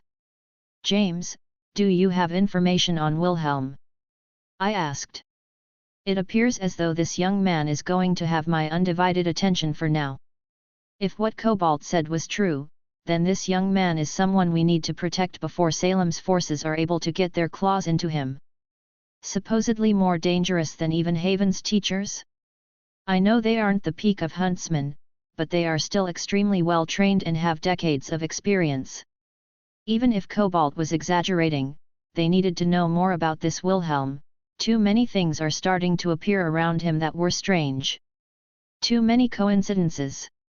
I'll have my people look into the records, but that isn't a name I can recall off the top of my head. James replied. It's possible he's from outside the kingdoms, but that is a long shot. And Cobalt all but confirmed that Wilhelm was holding back, substantially at that. I think we all held our breaths when he finally moved. The cameras didn't even correctly catch what happened. One moment he drew his sword, the next, Cobalt was falling to the ground in a puddle of blood and Wilhelm was sheathing his blade once again. How old did his application say he was? I asked. 20 years old. Glinda replied. What? James suddenly shouted, turned away from the screen. James, is something the matter? I looked up at him. Ounce, change the channel to the news. I blinked at his comment. We weren't quite caught up with the live stream yet, but it seemed rather important. I messed with the device until a large breaking news flashed across the screen. We received word that notorious criminal Roman Torchwick and his partner Wilhelm Schweinorg have stolen a bullhead with Mistral authorities in pursuit. We have yet to calculate the damage they've caused in their wake, but my sources say that lethal force has been authorized. What the hell? Crow reeled back at the scene of a bullhead being chased by several more of Mistral's insignia on them. His words echoed my own thoughts as well.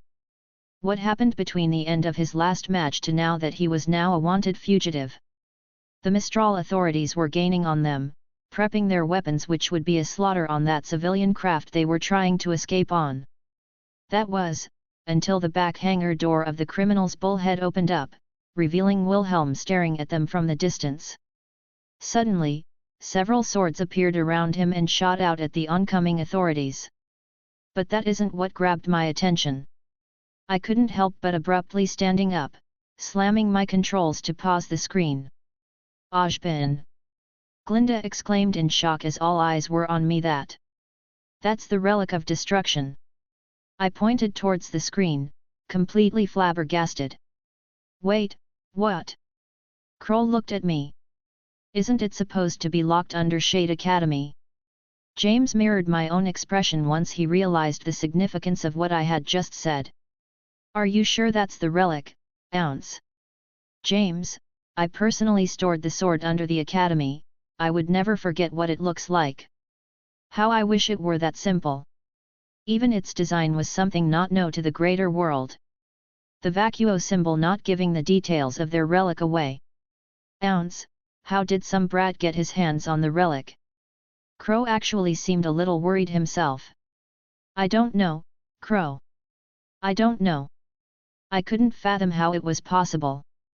The pocket dimension I created should have been inaccessible to anyone but the maiden whose magical signature I used to lock it in place. I hesitated, but I continued the video. At this point, we needed all the information we could get. The sword cut through the oncoming bullhead like a scythe through wheat. It made me question the other swords next to the relic if they were able to keep up like that. Magical items? Who was this young man? Holy crap, that is a big fucking sea fei long. Crow muttered as the massive beast appeared on screen, grabbing everyone's attention. Ojbin, how far away are they from us? Glinda's mind immediately went to assistance. Too far. I mumbled. It would take a couple hours to get there if we left this moment. I watched as she clenched her hands in frustration. A sea fei long of that size, it was probably a few centuries away from becoming a titan. Even if we could muster some forces, it would probably take the Atlas military to put it down, and even then, it was probably smart enough to submerge if the fight looked unfavorable. Ether cannon. The words of young Wilhelm echoed out through the video. The boy appearing high up in the sky through a portal, a question I had before now answered. But my attention was more on his glowing sword and the unleashed attack that seemed to completely obliterate the large Grim. I was left utterly speechless. A feeling in my heart I had not thought would come again. A single word jumping to the forefront of my mind. Magic. Ojbin, are you listening? I was broken from my thoughts. Yes, yes. I looked up at the screen with James. I apologize, my thoughts have been all over the place these past few days. Can you repeat what you said? I was going over the report by my subordinates in Vale. He grumbled, but let up with a sigh. It would be easier if I was allowed a full operation. James, we both know the Council would never allow you to wantonly move in their territory with your military assets unless it was an emergency. James was many things, but sometimes aggressive took the top of the list. James grunted in agreement but continued. As I was saying, reports are that Roman Torchwick and Wilhelm Schweinorg were meeting at a place known as Junior's Club, but we can't seem to find them after they entered. We searched everywhere, my agents even infiltrated the establishment during late hours, but there was no sign of any of them. It seems we missed our window of opportunity. They are in the wind already. They have to have left some kind of trail. James slammed his fist on his desk. He was a prideful man, getting outsmarted by a young man and a lowly thief probably didn't do his ego any favors. Not only that, but I can't even touch the owner because the Council keeps stonewalling me. He practically growled. Junior. I muttered the name. Ah, I believe he is the information broker that Crow sometimes visits? It would make sense that he knows a few secrets the council does not wish to leak. Ojban, I need you to sign some papers regarding. Glinda walked into the office and pauses when she noticed Ironwood on the screen. I apologize, I did not realize you were in meeting, shall I come back? It's fine, Glinda. Ironwood hastily reassured her. It's nothing official. He emphasized what they were speaking about, or rather the lack thereof. I see, I suppose I shall listen in then. She stepped behind me, setting some papers on my desk that I would no doubt be going through in a few minutes. James noticeably perked up now that Glinda joined in. I resisted the urge to lightly tease them about it, but I held back the urge. Their relationship was already an awkward one, I did not wish to rock the boat anymore. And what is your next plan of action, James? Well, I already have my people looking up every suitable physician with the correct credentials. He stated. I let out a long sigh, taking my glasses off and rubbing my eyes. What? Glinda looked at me. Crow decided to contribute the theory that Wilhelm Schweinorg is the summer maiden who had a sex change operation. James has taken that theory to heart. Glinda blinked at that, before face-palming. James. I know how it sounds. James cut her off. But hear me out. We know he possessed the relic of destruction which requires the summer maiden to access below Shade Academy. That doesn't prove anything, James. Maybe he's working with the summer maiden? Maybe the maiden stumbled on the sword at some point in the past 100 years or so, and sold it, not knowing what it was. Glinda offered a very valid explanation. Then how do you explain the magic? He countered, but neither me nor Glinda had an answer to that, so he continued on. James clicked a few buttons on his console, bringing up a close-up of Wilhelm Schweinorg. Look at his features. He pointed at the screen. The cheekbones, the angles of his face. They're too delicate. Not to mention the curvature of his nose. My people analyzed it and they gave a 42% chance of it belonging to a female, based on comparisons. He didn't finish there. Not to mention the testimony from your own student, Coco Adele. Coco? Glinda asked. How does she know him? They met at a clothing store. According to Coco, Wilhelm made comments regarding her choice in fashion which they had an argument about it. James nodded to himself. James, that is approaching the boundary of sexism. I pointed out, Glinda seemingly raising an eyebrow in response to his words. I know how it sounds, but tell me I'm wrong, that this isn't behavior predominant for women. That's not untrue. Glinda admitted.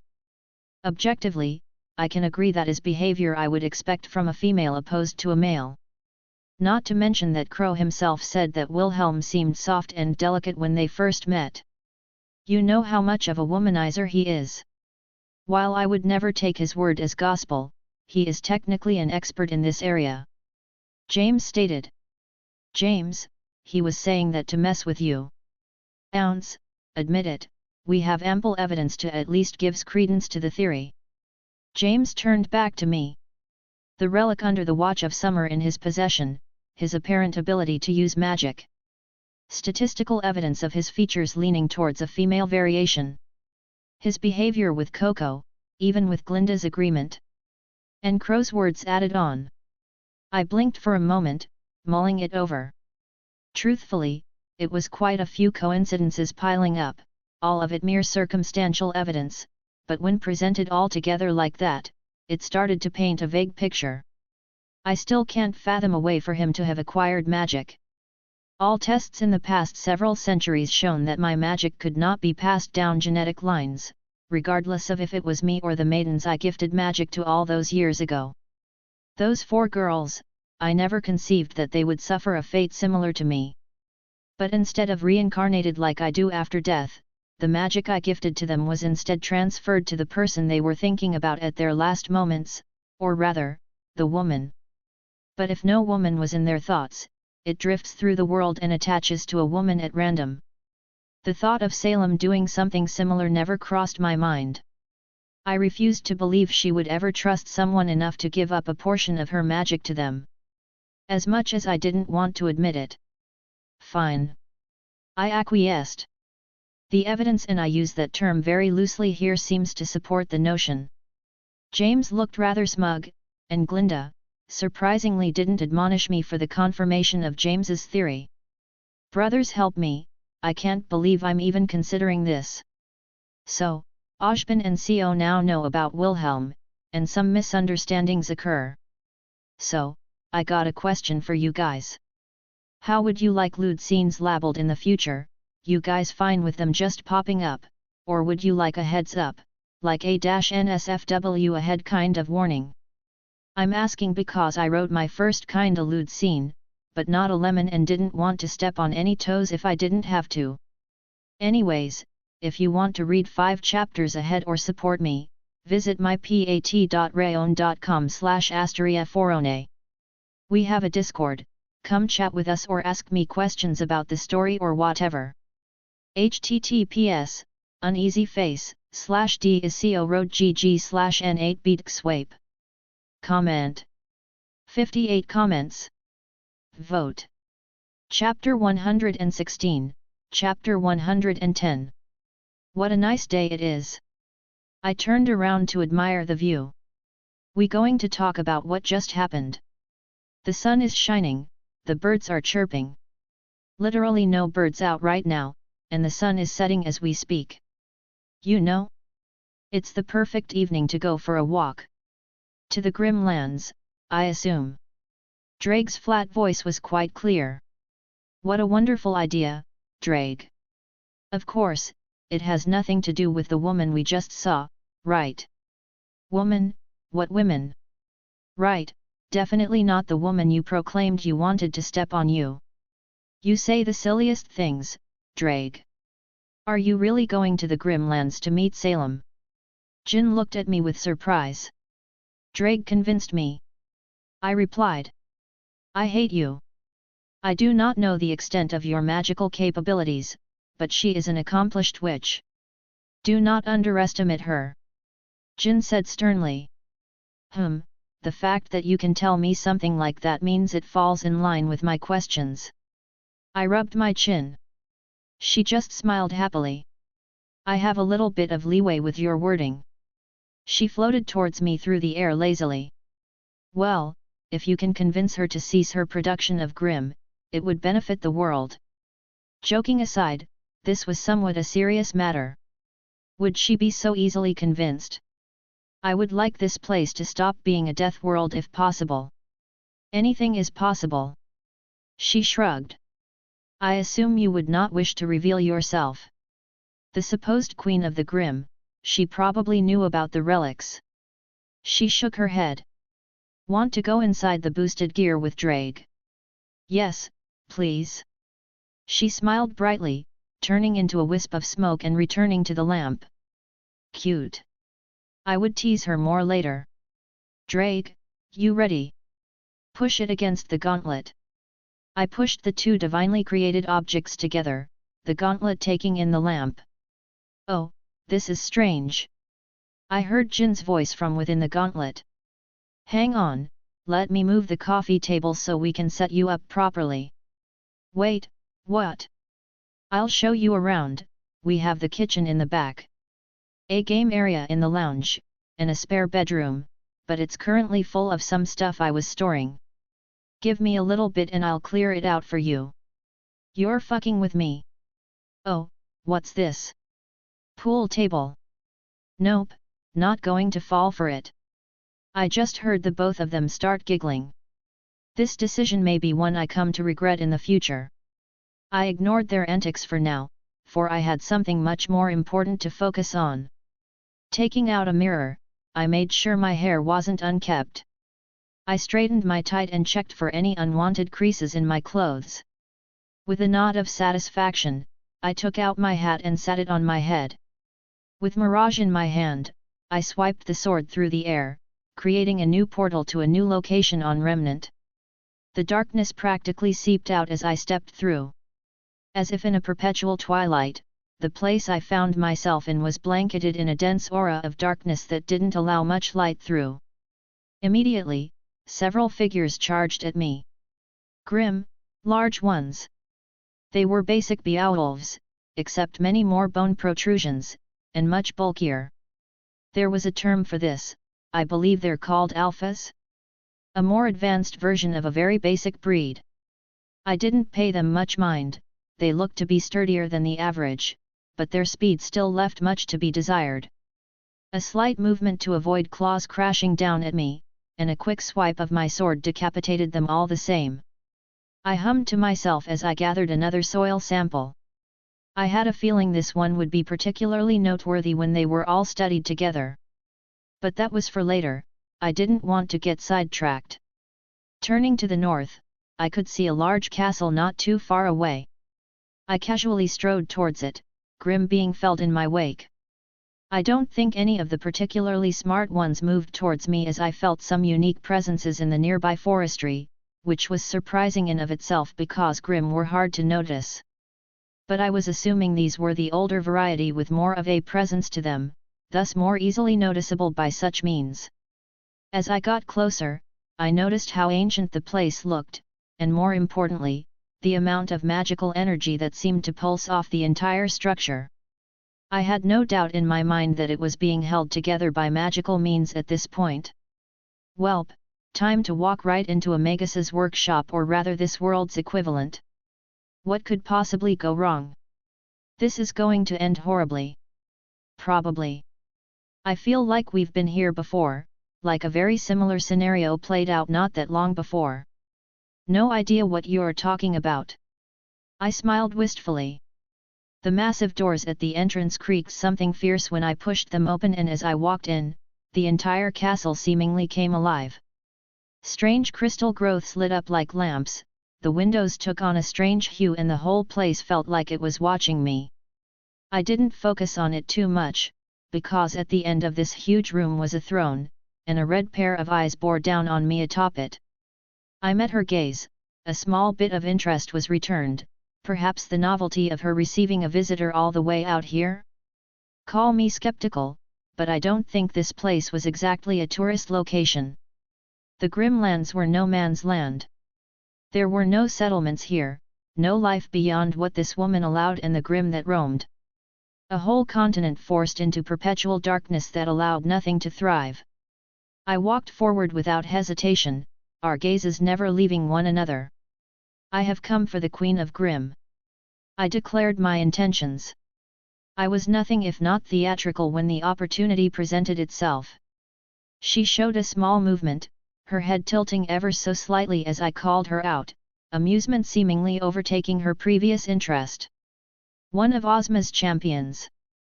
Her voice was calm, but authoritative. It held the same grace that Artoria often presented when she decided to don her regal mask. I suppose he goes by Ozban in this era.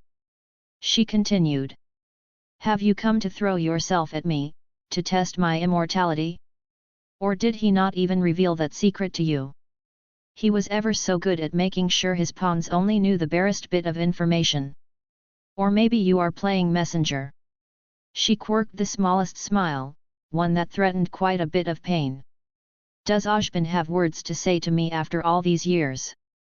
No idea who Ozban was, but it didn't matter. I walked a few more paces until she was only about a dozen feet in front of me. Any chance you could stop creating more Grim? I mean, it was worth a shot? She stared at me for a moment before breaking out in laughter. It was honestly kind of cute. I will admit, Ozma has never tried that particular approach before. She finally calmed herself down. I guess that's a no then. She had a humorous smile on her face. It has been a great many years since I've been made to laugh such as this. You are granted my mercy and may return to Ozma, though whether you can survive the Grim outside is left up to fate. She practically shooed me away. Hey! Actually, I have another question. She raised an eyebrow at me expectantly. And pray tell, what does Ozma wish to convey? Are you seeing anyone right now? Still no idea who the hell this Ozma was, but I would rather not flirt with someone who was in a relationship, that's just scummy.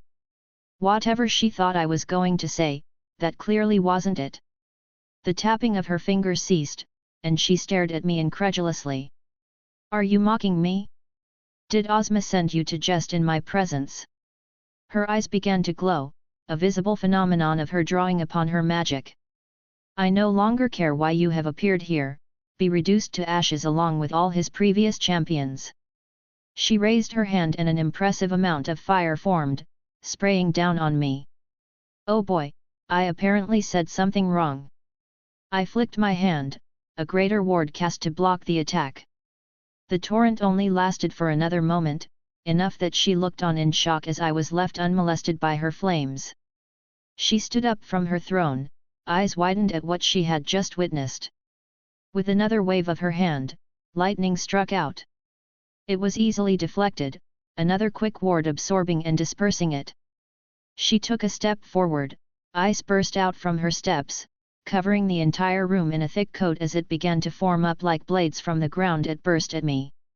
Runes flickered around my body, a wall of flames burst out to meet it head-on and melt away the magical attack. She took a few more steps forward, hand extended, and the gravity around me suddenly increased several folds. I instinctively cast a reinforcement on my body to counterattack the additional gravitational force, but it continued to increase, enough that the ground distorted at the epicenter. Mirage gripped in my hand, I swung up, pulling on the kaleidoscope to distort the space around us, diapering her momentary gravitational irregularity she created. It was surprising in the ease of which she could mess with gravity. Such a thing is considered a very high thaumaturgy back home. You, how is this possible? She stared at me as if seeing a ghost. You are no maiden, and it is not possible for Ozma to gift more magic with his reduced state. How did he acquire a man with magic? Okay, real talk, I have no idea who Ozma is. I admitted. She reached out, almost as if to touch me, and pulled away. You are not one of Ozma's. Nope. No idea who the fuck that was. She looked at me, studying my face for any kind of deceit. She opened her mouth, perhaps wishing to ask many questions that clearly brought a flurry of emotions to her face, but she hesitated for a moment before finally speaking. Who are you? Why have you come to my domain? Wilhelm Henry Schweinorg. I introduced myself, expressing proper etiquette to someone of royalty as I took my hat off. As for why I came here, I reached into my hat and pulled out a bouquet of flowers, holding them up for her to take.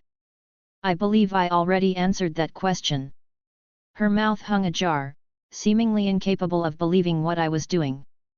With stiff movement, she reached out hesitantly and received the bundle of flowers, unsure of what to do with them. She stared at them for a moment before sweeping her gaze around the room, pursing her lips and mulling over something before speaking again. You are offered guest rights in my domain. She spoke evenly. No Grimm will attack you here while you are under my aegis. Hey, well, this somehow worked out. I thank you for your protection, Your Majesty. She looked me over again before turning away. I think I saw a pleased look on her face at how I addressed her. You shall follow me to the dining room, she stated, leaving no room for rebuttal. I just shrugged, as she led me through her castle. Truthfully, I didn't care where she was leading me right now, as long as I can keep watching that ass sway. I don't think even Scat Hatch had anything on that bounce. Eventually, she led me to a room with a large table, as one would expect it in such a castle. She gestured for me to sit down at one end, and I obliged as was etiquette. She extended guest rights to me, and I would be polite. She sauntered off somewhere, only to return a moment later, a glass vase half filled with water and the flowers I gave her sticking out of it as she sat it down on the center of the table. Taking a seat opposite of me, there was an awkward silence that now filled the room. You possess magic? She finally spoke, clearly having many questions. Yes, I said plainly. Are there others? She asked hesitantly. I shrugged. Who knows? She pursed her lips, clearly not liking my answer. Why are you making more grim? She raised an eyebrow. Who knows? She replied, mimicking my tone. Touché. Well, I could tell right away that this was going to go nowhere fast. Might as well try for a change of pace. How about a game?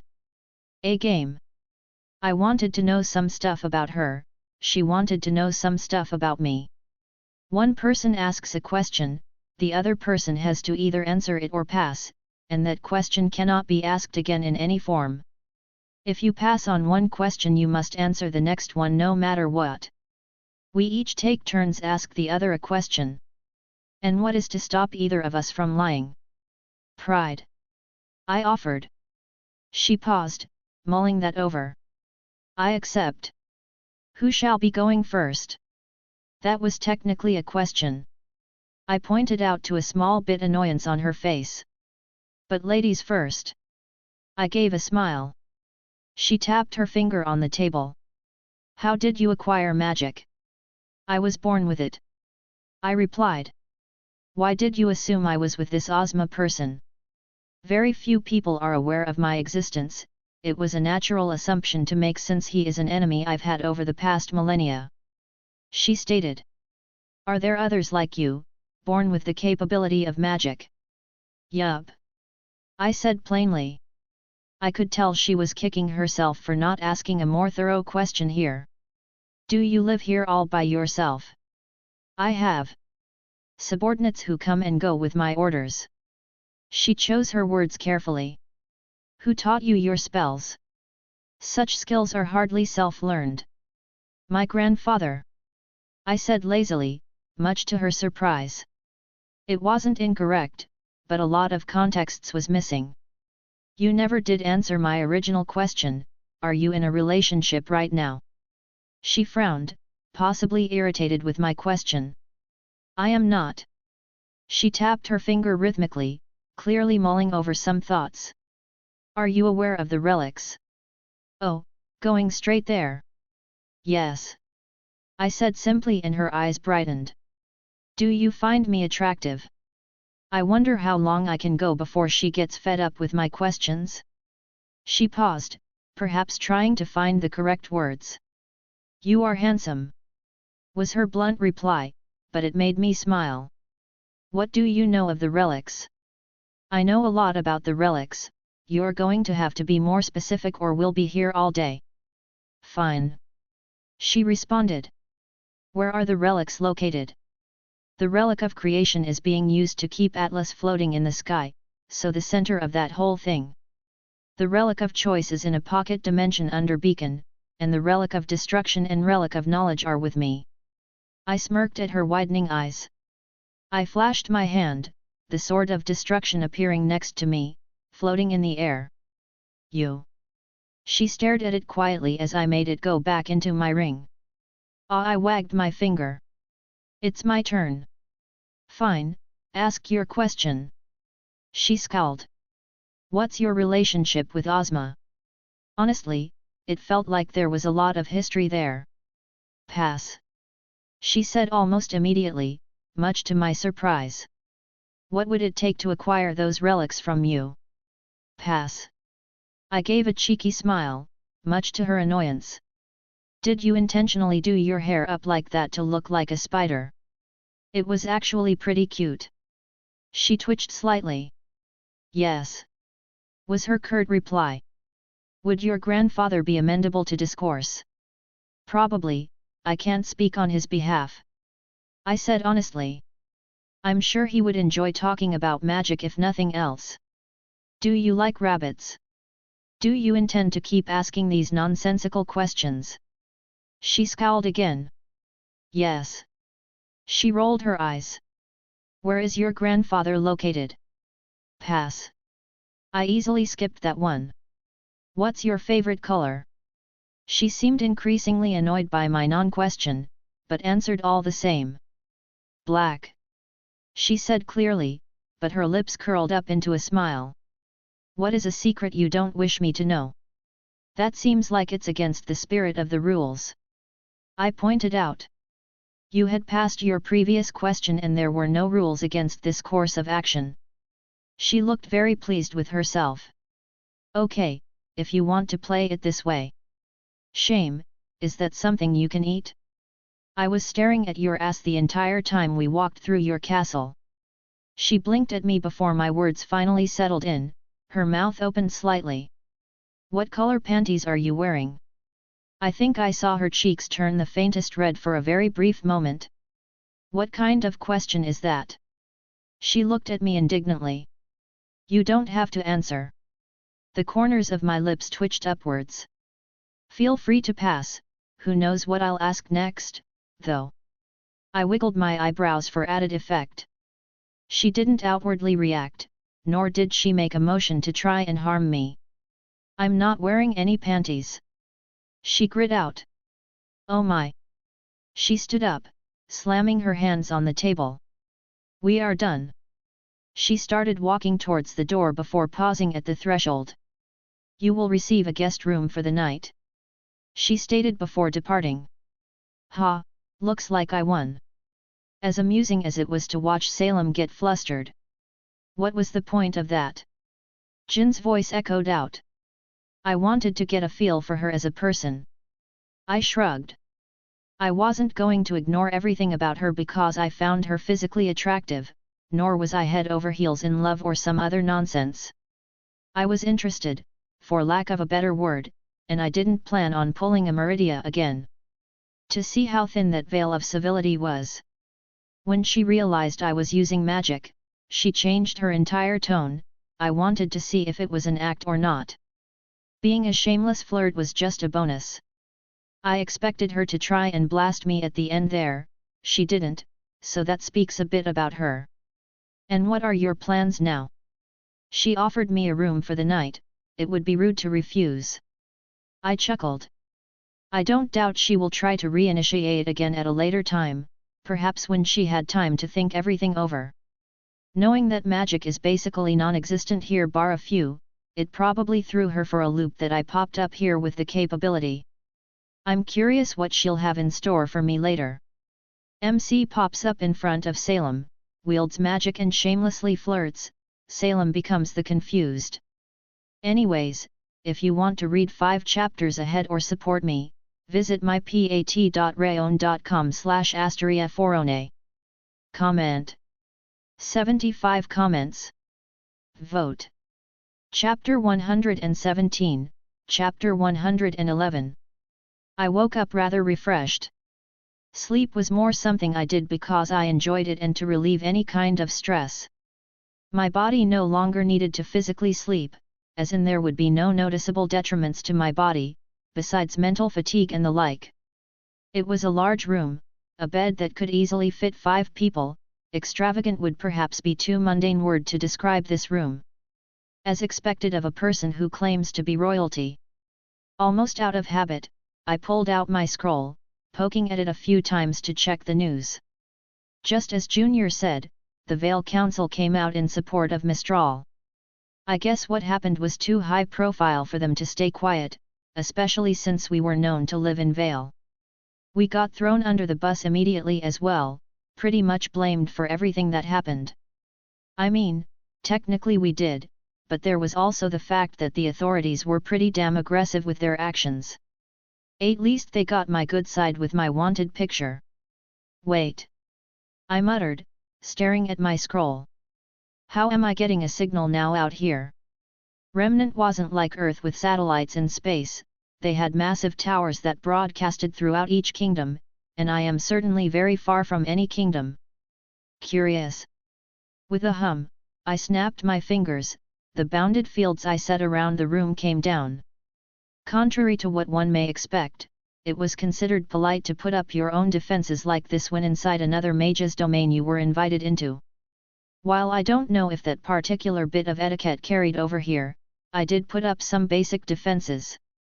It was basically something like you are a dangerous person, therefore I will protect myself, but with a certain politeness to it, as well as it being compliment to the host. Fixing myself up, brushing my hair and making sure my clothes were tidy, I left my room.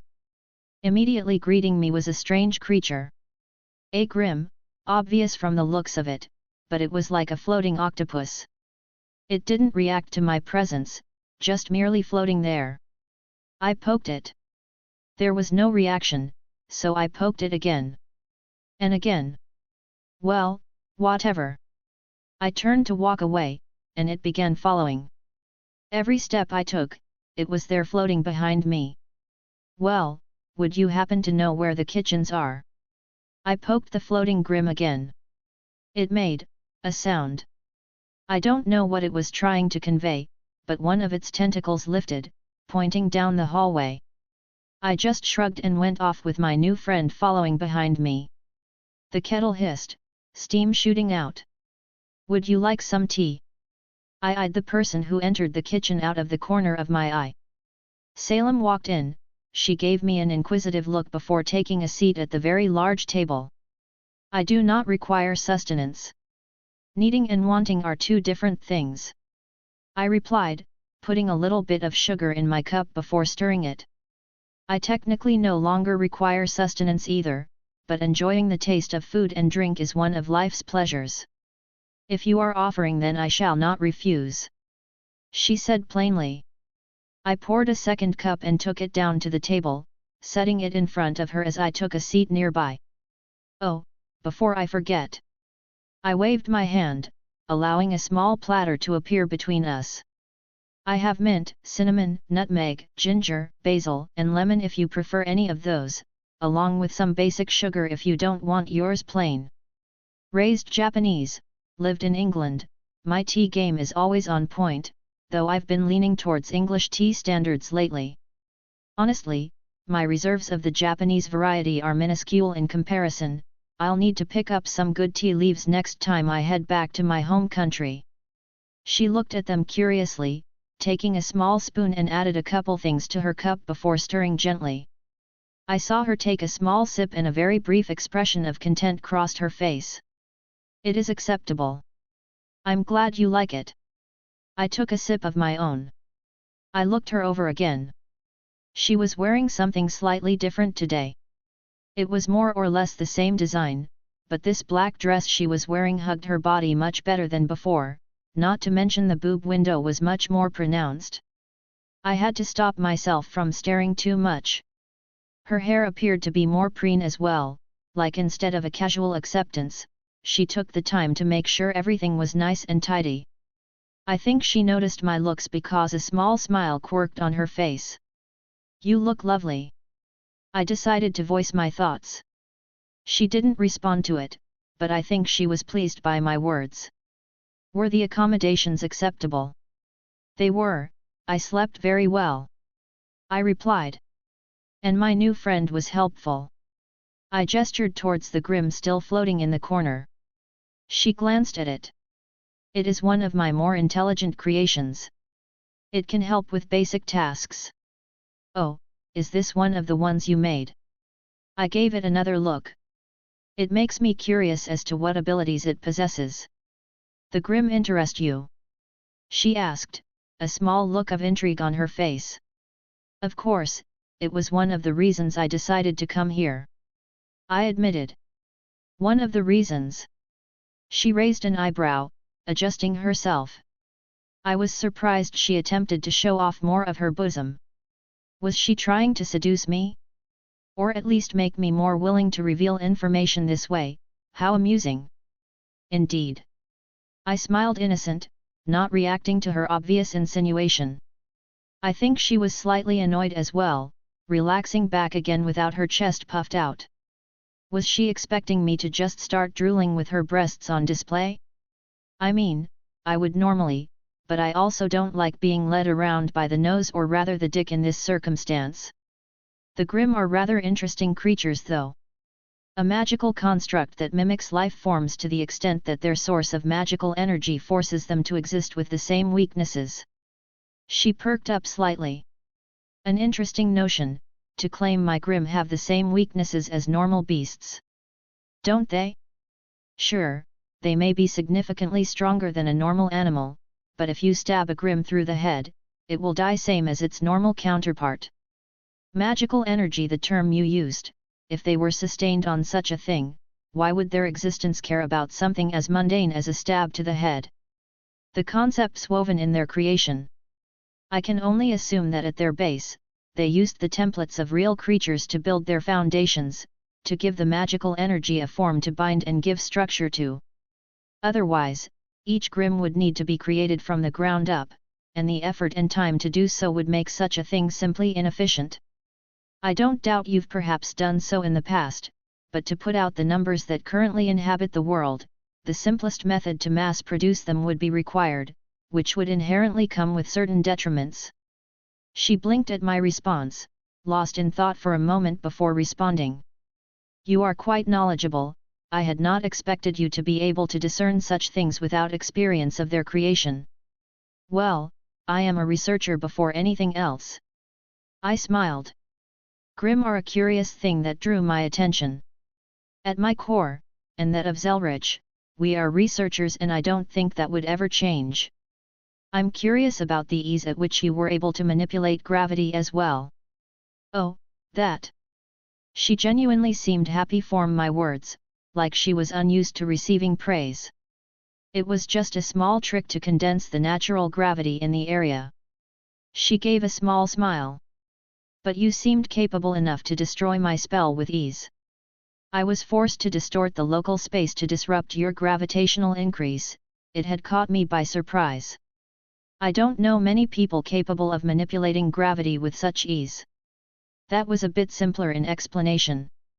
I actually had to quickly alter the curvature of the surrounding space to even out the gravitational anomaly she created. So, there are many people you know capable of magic? She asked, but I gave a noncommittal hum. Perhaps we should restart our game from where we left off. You're not worried about what I may ask? She seemed a bit flustered yesterday. If you wish to waste questions on asking me about my undergarments, why would I be bothered? Perhaps my answer will have changed since yesterday. She gave a coquettish smile, though it seemed a bit insincere. I knew what she was doing, but... All right, same rules as yesterday. Are you my enemy? She asked me bluntly. It was a simple question, but one she probably should have asked yesterday. I think she was just too thrown off by my sudden appearance to clearly think through everything. At the moment, no. But I can't claim to see the future. She didn't react, so I assumed she accepted that answer. Do you hate humanity? What? She seemed a bit taken back by my question. Well, you create Grimm, which are essentially the enemies of humanity and Faunus, for that matter. I'm just curious if you hate them. She looked contemplative at my question, a scowl formed as she seemingly thought deeper on it. I do not hate humanity. These things that exist now are not the humanity I know. They lack magic, they lack the same things that made humanity whole. They are but a hollow shell of what they are supposed to be. She didn't elaborate beyond that, but I could understand her sentiments. It also filled in some blanks regarding this world's history, and I think she assumed I knew of it as well. I guess in a previous time, humanity was capable of magic on a much larger scale, and they somehow lost it. It would explain why she was fixated on my apparent usage of magic and anyone I knew who could use it as well. What were your intentions in coming here? She finally asked. Which was another question that should have been answered yesterday had she had more time to contemplate. I wanted a measure of the person who ruled over the Grimm. I responded. What is your end goal? End goal? She questioned my wording. What do you hope to achieve with all of dash? I waved my arms around. Dash this. She was silent for a moment. Pass. She stated. What did you mean by a measure? I used the relic of knowledge to learn about the Grimm. I saw several images of you and was smitten, so I wished to get an understanding of you better to see if there was a chance in the future. I explained. But I digress. I stopped her from responding and asked my question. What would it take for you to stop using the Grimm to attack people? That depends on what you are willing to give. I suppose I can be persuaded. She stared at me intently. My lips quirked up. Did she not realize how that could be interpreted? If my innocence is what is required to stop people from dying, then I shall give myself to you. Salem blinked, registering what I said. I was speaking of the relics. She huffed. Do your perversions know no bounds? Says the woman trying to seduce me. I pointed out. I have done no such thing. She crossed her arms, covering her ample boob window. Ha, I don't think she expected me to call her out on it. Oh, and if I asked that as my next question? I decided to prod her again. It is my question. She said, turning away and changing the subject, only taking a glance back at me again when she appeared ready to speak. Why are you being so blunt? I finished for her. Yes. Actually got her to waste a question for something like this. I don't see the point in being coy or ambiguous. I see something I like so I go for it, simple as that. I guess she was not used to people being so obvious in their attractions. I'd rather not play those games. If someone isn't interested, I'd rather be told up front rather than waste my time. Do you dislike it? I think she hesitated for a moment. I believe I am done for now. She stood up, leaving the room. Did I do something wrong there? Did I press a button I shouldn't have? Maybe I should apologize? Admittedly, I don't think this is one of my best chapters. I think my next one is much better, but that could just be my biased opinion. I'll give it another look over in the morning after I cleared my head and had a good night's sleep. So, MC meets Salem again in the morning. She tries to play off his obvious interest and that doesn't go as planned, instead gets thrown for a loop again at his nonchalant way he just admits he is interested. Anyways, if you want to read 5 chapters ahead or support me, visit mypat.rayon.com/asteriaforone. Comment. 65 comments. Vote. Chapter 118, Chapter 112. I took out my scroll to look it over again, to see what time it was. I had planned on leaving later today, but I was kinda hesitant now. I can play around with timelines and such, but I have everything lined up perfectly right now, and that would mess up further timings, and the calculations I would need to do would be annoying, even with the help of my sword. With a sigh, I slumped down in my chair. I looked at my companion, hovering nearby still. Hey there Squidward, I don't suppose you know where she went. It shifted slightly, another strange noise reverberating from it. I'm going to take that as a yes, lead me there. I stood up and poked it. The squishy grim made another noise before it started moving towards the exit. It paused, as if waiting for me to follow. I obliged, but it never seemed to want to be further than a few feet from me. Outside of this thing being some kind of eldritch horror, it was kind of cute. We strode through the castle, passing through a couple long hallways until it took me to a winding staircase, ascending it all the way to the top, which led out onto a balcony overlooking the grim lands. I saw Salem standing there, hand on the railing overlooking her supposed domain. Are you lost? She asked. I think it's impossible to get lost with this little guy not letting me move too far away. I pat the grim on the head. Is that so? She didn't bother giving another responding, not even turning around. I stepped forward until I could look over the railing, though keeping a few feet away from Salem. It is a lovely view, all things considered. I decided to take my scroll out and snap a few pictures. I'm surprised I have a signal all the way out here. She glanced at the scroll in my hand briefly. One of my subordinates is talented with such technology. He was able to set up one of those towers on a smaller scale. I guess you don't use it much? I asked. No. Why do you ask? Well. I scratched my cheek. I may have become a little famous in the past few days. If you didn't recognize me, it wasn't a hard guess to make.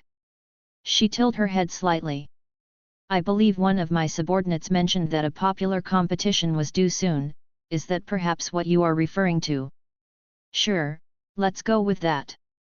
I chuckled, much to her bemusement, but she didn't press. I figured she would probably find out later. But, the tournament is rather popular, do you not know about it? I do not keep up with the trends of this era beyond what I need for my own purposes. What do you do in your spare time then? Seems pretty lonely to stay here all by yourself. I read, or I practice my magic. She stated.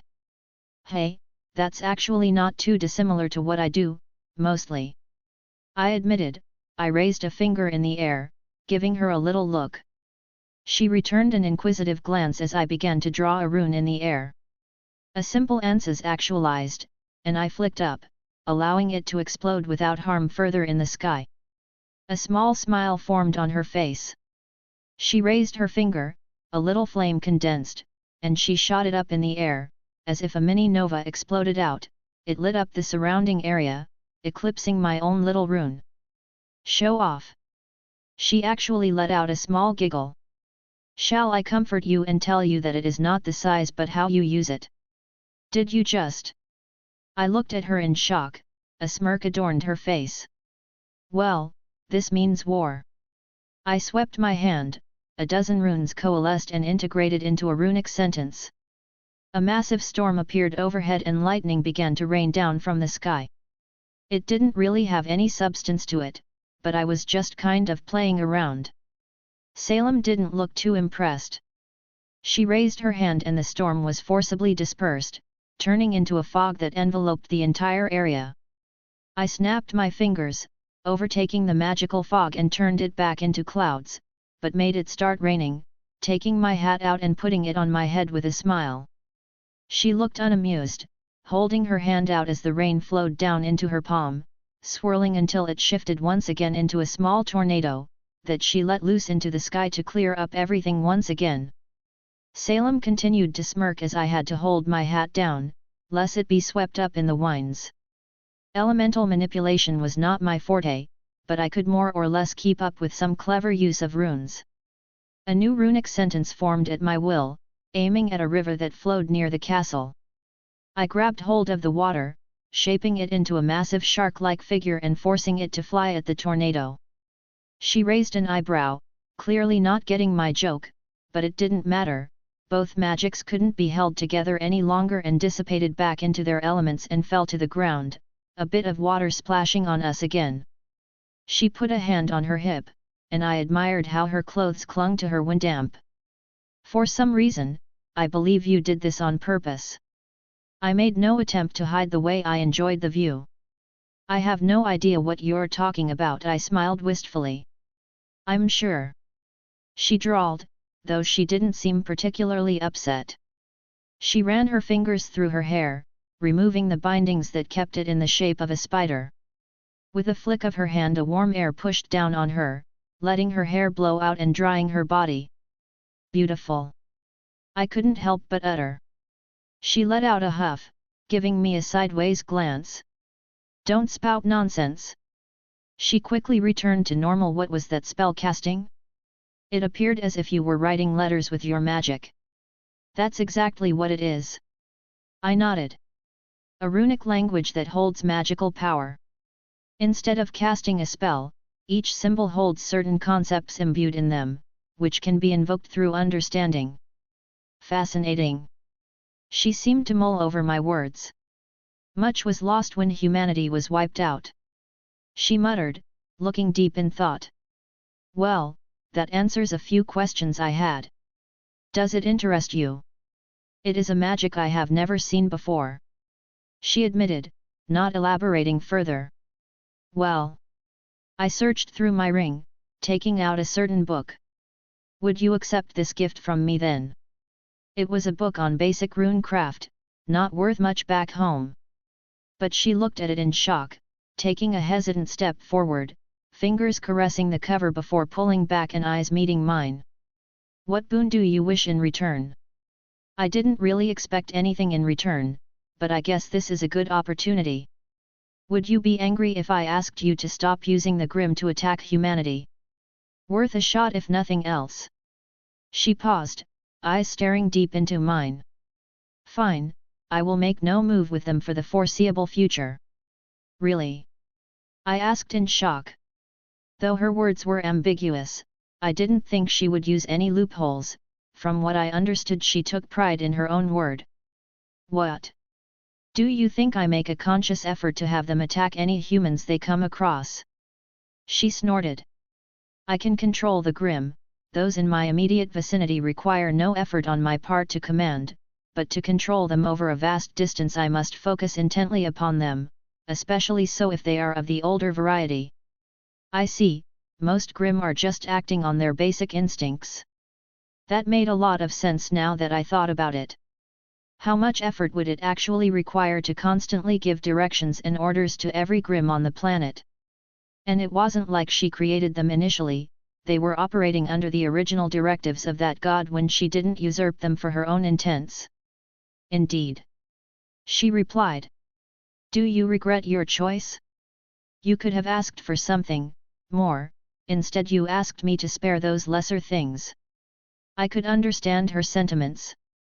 Piecing together what she had been through, what she considered humanity was basically gone, these current things were imitations, a mockery of what she was, in her eyes.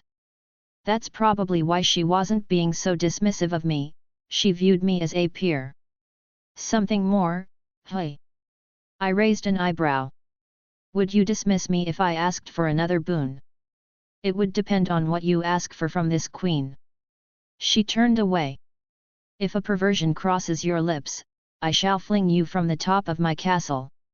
She added quietly, the book being held tight in her arms, having grabbed it almost immediately.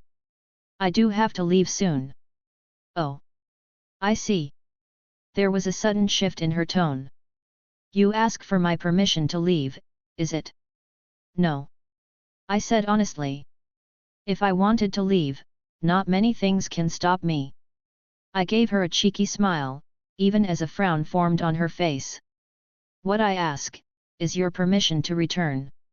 I didn't want to just drop in without announcing myself unless I had an open invitation. That would just be rude. You wish to come back?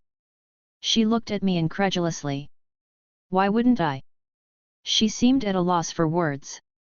Do what you wish. She said in blunt dismissal, but for the briefest moment, I think I saw her smile. Stepping out of the gates of her castle, I looked up to see Salem watching me. I began walking until the castle was no longer in view. No Grimm dared to approach me, I didn't even sense any within my vicinity. What did you think of the Grimm Queen? Jin asked. Strange. I admitted. And not what I expected. What did you expect? Evil, I suppose. Frankly, she seemed more apathetic than anything. I don't know her exact goals, but she didn't really seem to have a hate-on for humanity, more that they were just not worth her time. Seemingly nothing more than ants in her eyes. Her smile was also very pretty, but I kept that to myself. She was really thrown off by my presence. Based on what she said, I can guess that magic-wielding humans are practically non-existent here. I would do my usual spiel if you wanted to ask a question, but thankfully, I am not forced to utter those words once my questions are used up for the century. Her happy tone filled my head, basically telling me she wouldn't answer one way or the other. Well, I'll be seeing her again. I muttered. I won't deny that I'm a bit taken with her. No, really. Maybe I can bribe her into completely giving up her usage of Grimm, and to stop their production for good. She did look like she was having fun when you both were playing around with magic. Jin pointed out. Yet, I doubt she had anyone to do something like that with in a long time. It made me question how old she was. From the information Jin gave me originally, Salem had some type of immortality. Well, I'll just shelf all this for now. I'll come back here in a few months when the heat dies down, and visit Salem again. For now, though, I believe it's time to take you on a little adventure. I am excited. Jin's words were simple, but the tone in which she said them was very telling. I just chuckled, taking out Mirage and opening a portal back home. I missed Artoria, and I was going to see Meridia soon as well. I didn't say it, but I was also very excited. So, I never planned on plopping Salem right in his harem as soon as he flashed a smile her way. This was more so to develop a sort of dynamic between them for when he comes back, merely introducing the Grim Queen to him. And I'm not going to whitewash her history, the things she's done. Anyways, this was the last chapter for RWBY Round 1, latest chapter had Meridia make a brief appearance again. If you want to read 5 chapters ahead or support me, visit mypat.rayon.com/asteriaforone. Comment. 55 comments. Vote. Chapter 119, Chapter 113. Jin's lamp hung from my belt as I walked into Zelretch's home. The change in universe was felt immediately, it didn't hit me as hard anymore, but the change was impossible to ignore in that split moment of aligning yourself with the world line. Home sweet home. I looked around, eyes landing on the other occupant. Will.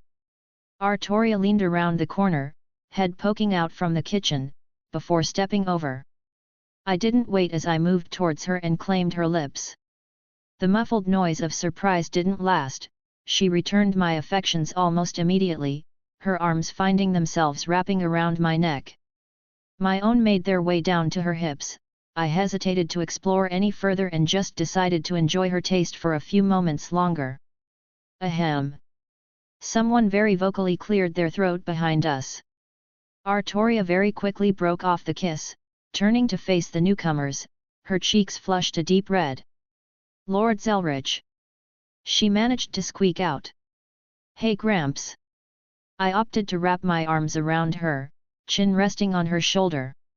Am I interrupted something? He asked with a twinkle of amusement in his eye. Yes. I replied without any shame. Get a room. Rin gagged her right behind him. If you insist. Will. Artoria made another noise of embarrassment. I could only chuckle, giving her another kiss on the cheek. It was too fun to tease Artoria. Regardless, your timing is impeccable. Zelretch stated, taking a seat on the nearby sofa. Come, I'm curious of your time spent on that world. He gestured to the seats as Rin also took one. It was fun. I plopped down in a seat, Artoria sliding in next to me. Well, I'm a bit tired, but it was a good experience. I also gained some nice stuff.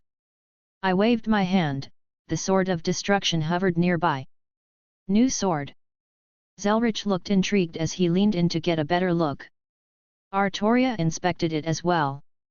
It doesn't appear to have seen much use in combat, I would assume it to be a decorative piece at first glance, if it did not have such a large presence to it. Divine in creation. I said plainly. Oh, so there were divine beings in that world. Zelretch muttered to himself. I had a theory, but no evidence to back it up. Yeah, they apparently left the world for a long time. What do you mean, left the world? Rin asked. Like did they leave the dimension, world line, or did they leave the planet and go somewhere else in the universe? I blinked for a moment. You know, that's a good question. I rubbed my chin.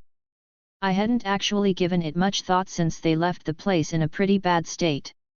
I sighed thinking about how the people there didn't even know what was going on. The planet isn't going to last much longer, it's already showing signs of being on its last leg. I withdrew a few dust crystals, floated one over to each of them. Ah! Zelretch didn't react outwardly, but I suppose he had a similar reaction to me. This composition is interesting though, it's weaker than I would suspect something like this to be.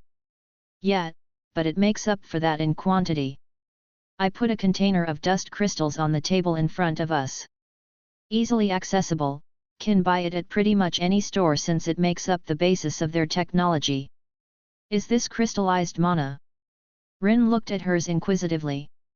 I thought this was something exceedingly rare. Yeah, it's more prominent when certain planets are reaching the end of their lives. The lifeblood of the world beings to essentially clot. I gave a very brief explanation. It's being mined from the ground like we drill for oil. I feel as if I can absorb this much easier than obtaining magical energy from a jewel. Artoria commented. Hey! I tilted my head, mulling that over. I hadn't actually thought of that. It's more pure so it would be easier for you to assimilate. Artoria smiled lightly. I do have a question going back to your sword. She gestured at it still floating there. It's giving me a strange feeling. Oh, I almost forgot. I snapped my fingers. Old man, I managed to get my bloodline power out using the sword as a catalyst. Oh. He perked up.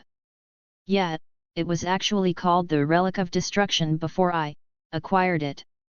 It held similar concepts so I was able to finagle a means to do so. Bloodline? Artoria asked. Does it have to do with you being a half-devil?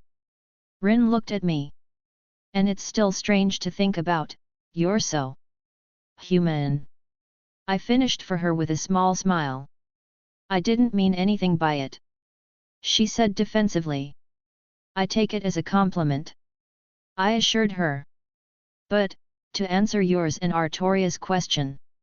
I'm descended from the Baal house, one of Solomon's 72 pillars. I inherited something called the power of destruction from my Baal line. Exactly as the name implies, it destroys things on a conceptual level. I reached out, grabbing the sword.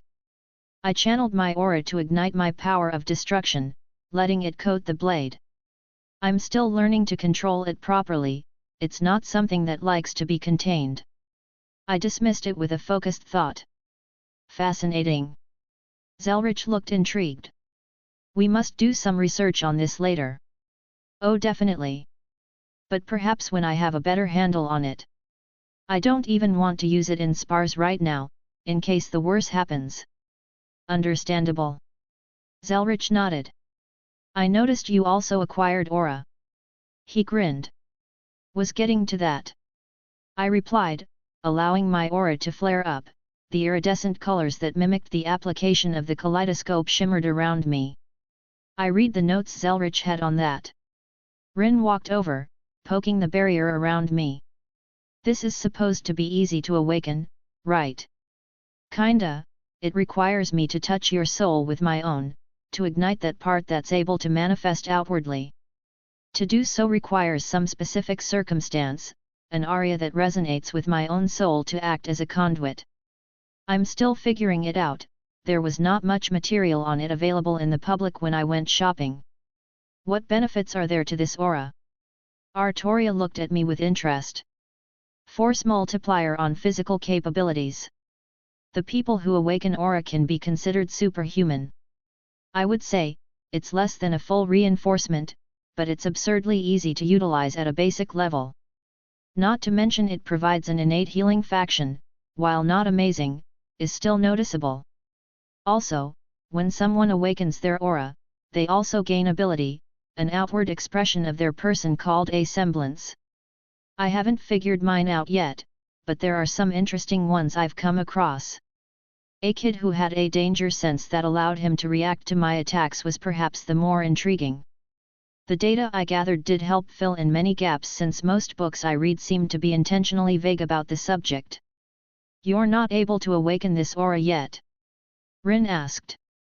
Don't worry, I'm not forgetting about you.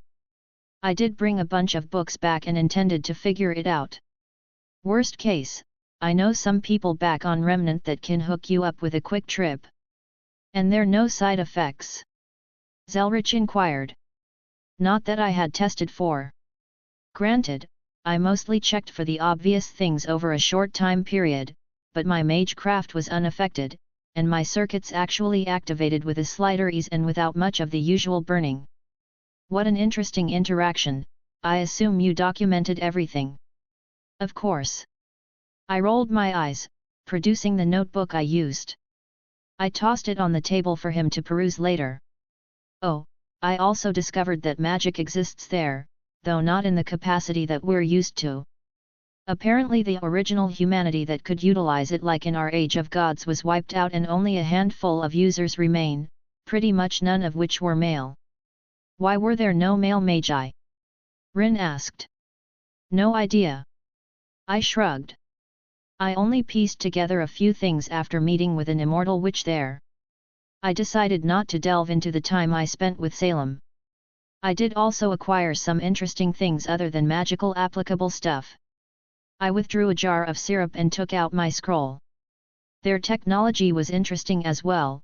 They were able to measure people's aura down to a number and track how much someone had based on percentage at any given time. Also, I found this sap in a place called the Forever Fall Forest, was a beautiful place. Did you acquire the stuff I asked for? Zelretch eyed the jar, but turned back towards me. Yeah, I got most of your samples, and some other neat things. Like the acorns for the trees that produce this. I gestured towards the jar. Well done. Zelretch gave me a nod of appreciation. Artoria inspected the jar of sap. I gave her a nudge, a go-ahead to try it. She dabbed her finger into it before bringing it to her mouth. It is delicious. She muttered, eyeing it dangerously. I was very tempted to take her lips again, they seemed even more invited as she licked them after enjoying the sweet treat. Pushing those thoughts away for now, I piled up some books I acquired for later reading. It was probably better they get a more in-depth info dump themselves than my brief explanations. And now, I clapped my hands, gaining the attention of everyone. I brought someone back with me. I took the lamp off my belt, holding it up. Jin, why don't you come out and meet everyone? I gave it a little tap. The blue smoke bellowed out, the genie girl floated down onto the ground. They all looked at her in mixes of surprise and interest, but there was one thing that threw me off. Why are you wearing clothes? She was wearing rather stunning blue dress that matched her complexion quite well. Everyone turned to look at me. That came out wrong. I said sheepishly. Oh my, if my master wishes me to present myself in a state of undress, I will have to accept. Jin barely held back the amusement in her voice. Shwinorg, I gave you one job. Rin deadpanned. Oh, do I have yet another granddaughter? Zelretch grinned happily. Will. Artoria looked at me, a very thin smile on her face. Explain, please. She always popped out naked from her lamp, it caught me by surprise. I offered.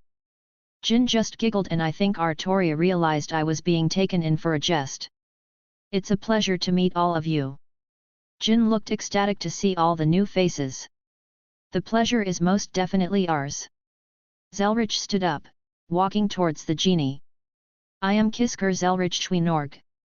He offered a hand to Jin who accepted it heartily. I am this boy's grandfather. He's a bit wet behind the ears, I hope you take care of him in the future. I am Jin, spirit for the relic of knowledge. She gestured to her lamp still in my hand. Every century I can answer 3 questions not pertaining to the future, there are currently no questions available remaining. She introduced herself. Amazing. Zelretch admired her. If it were anyone else, perhaps I would be upset about the ogling something that was mine, but I knew for a fact that he was interested in her makeup, not her appearance. Artoria spoke up next. Greetings Jin, I am Artoria Pendragon, please refer to me as Saber in public. I am Wilhelm's girlfriend and servant to Rin. So many new and interesting things here. She looked at Artoria in wonder. It is a pleasure to meet you, Artoria, I'm sure we'll get along great in the future. She smiled mirthfully, giving me a wink. I'm Rin Tosaka, Zelretch's apprentice. Rin's introduction was blunt, but she wasn't impolite. Apprentice, in what? Jin tilted her head. He's teaching me his magic. Rin said with a small bit of pride in her voice. Jin's eyes lit up.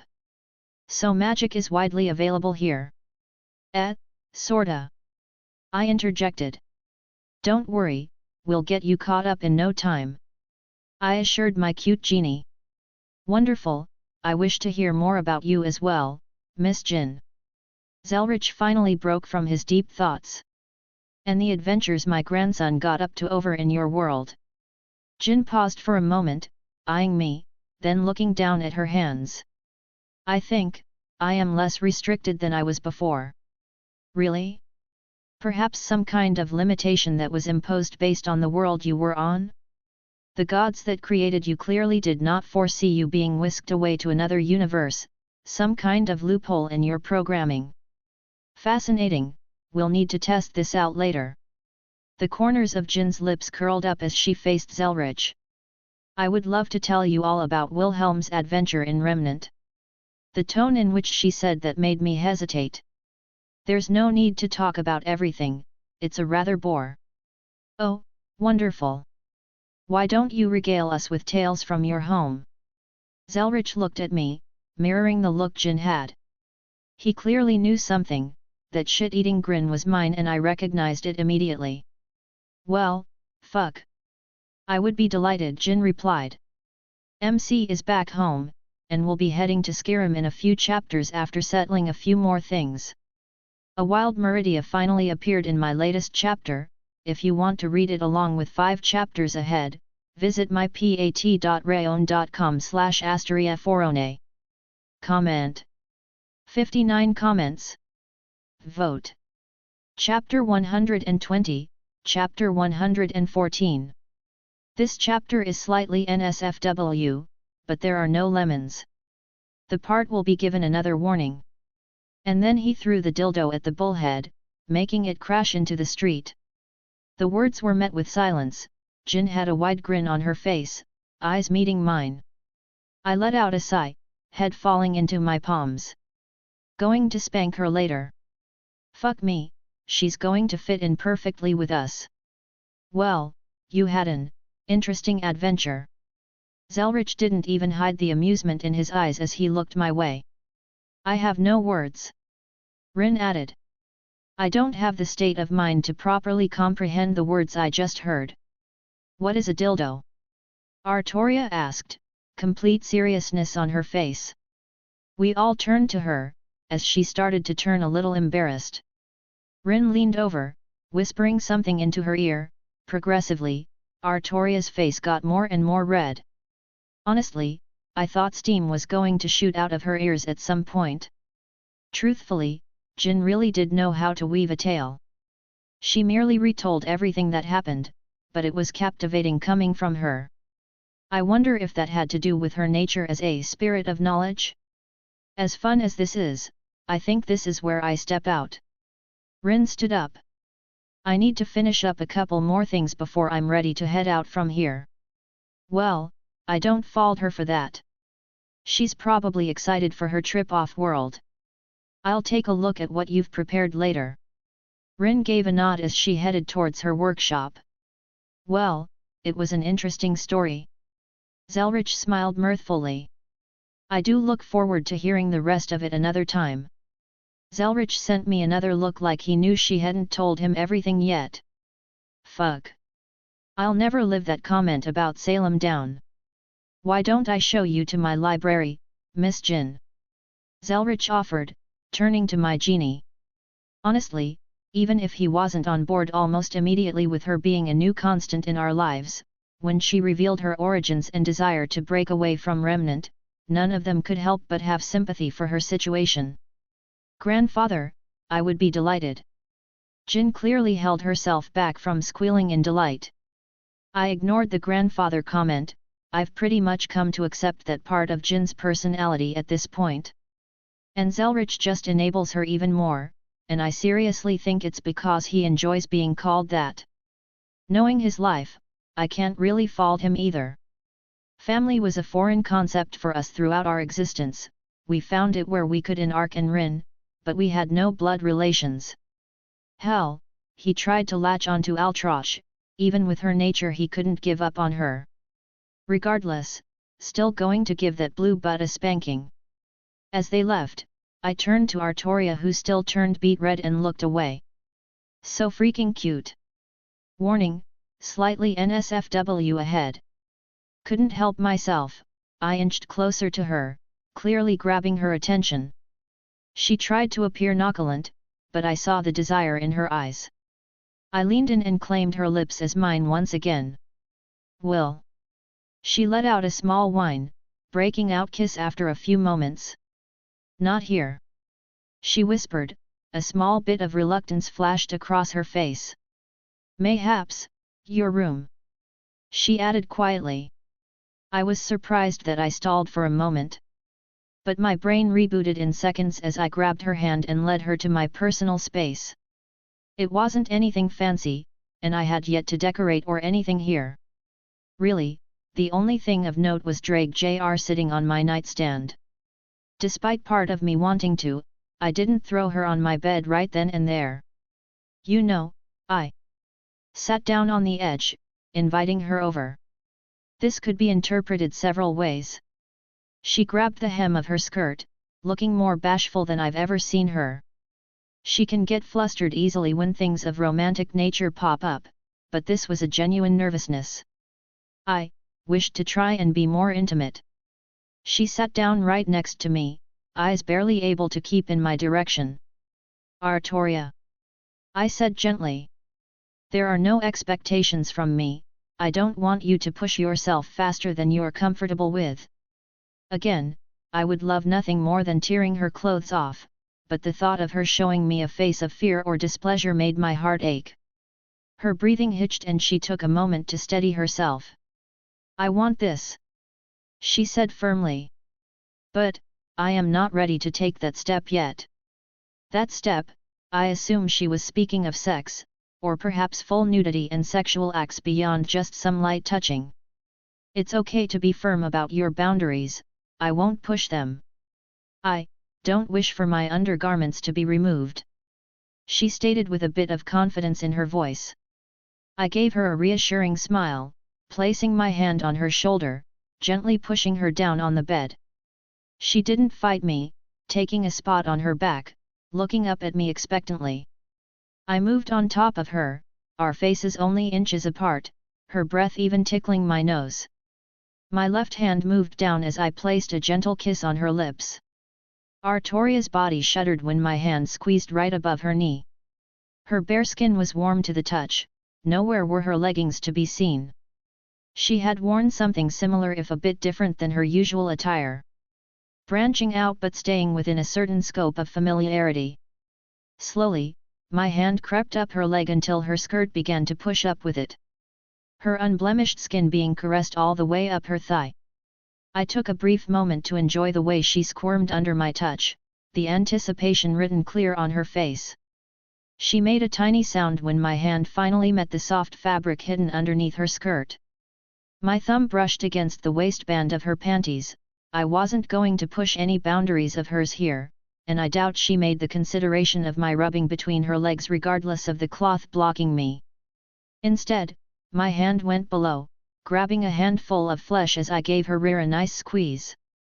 Despite her petite size, she had a very ample butt, the extent which was hidden beneath her usual skirts was made clear when I stared to knead into her behind. Will. Her eyes stared into mine, before she wrapped her arms around my neck, bringing me down into a deep kiss. For the first time, I felt her tongue push into my mouth. It was clumsy, maybe even comically so, but it didn't detract from the affection she put forward. Eventually we got in sync as our tongues intertwined. I don't know how long we got lost in that kiss, until eventually we had to break apart to breathe again, our deep breaths mirrored so closely to each other's faces. Placing another gentle kiss on her lips, I began to work my way down her neck as she leaned back with a small gasp, her inner thigh receiving my attention for but a moment. I decided not to move any further there, taking my hand out from under her skirt, I sat up, overlooking her flushed face, my hands moving to grasp at her waist. Her eyes followed mine as I stared down at her modest chest. She gave me a slight nod and I started to undo the buttons on her blouse. Artoria turned away as I unbuttoned them one by one, the only thing left being the blue and white bra that clung to her breasts. "They're not very big," she whispered, seemingly unsure of herself in this regard. "They're beautiful." I said in honesty, earning a bashful smile from her.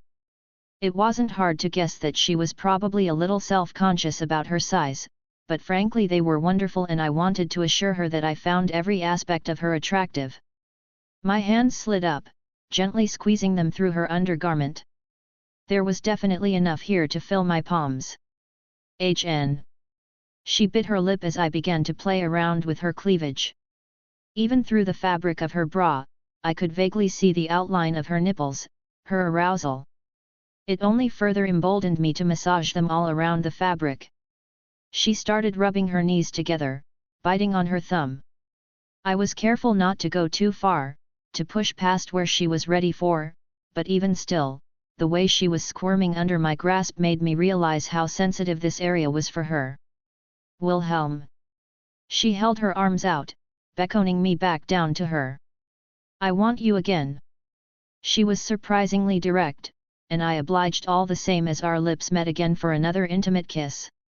NSFW over. There was no alarm, no sun peeking in through the windows when I finally opened my eyes. Realization of what had just happened coming back to me. I looked at the woman I had wrapped up in my arms under a blanket, her eyes haggardly blinking open at my sudden movement. Morning. I whispered to my girlfriend. Good morning. She smiled brightly back at me. Her hair was a bit of a mess, and I think I even had some drool on my chest, yet, this picture of her was absolutely breathtaking. What are the chances that they didn't notice you stayed the night in my room? Pressed my forehead to hers, closing my eyes. Rin is going to be insufferable. Artoria groaned, her hands pulling on me tightly, not wanting to separate. As his grandfather. I agreed. And it's not like we did anything, well, we did stuff, but clothes stayed on, mostly. It was almost all kissing, or some light touching without being overly sexual. Stop time. She muttered.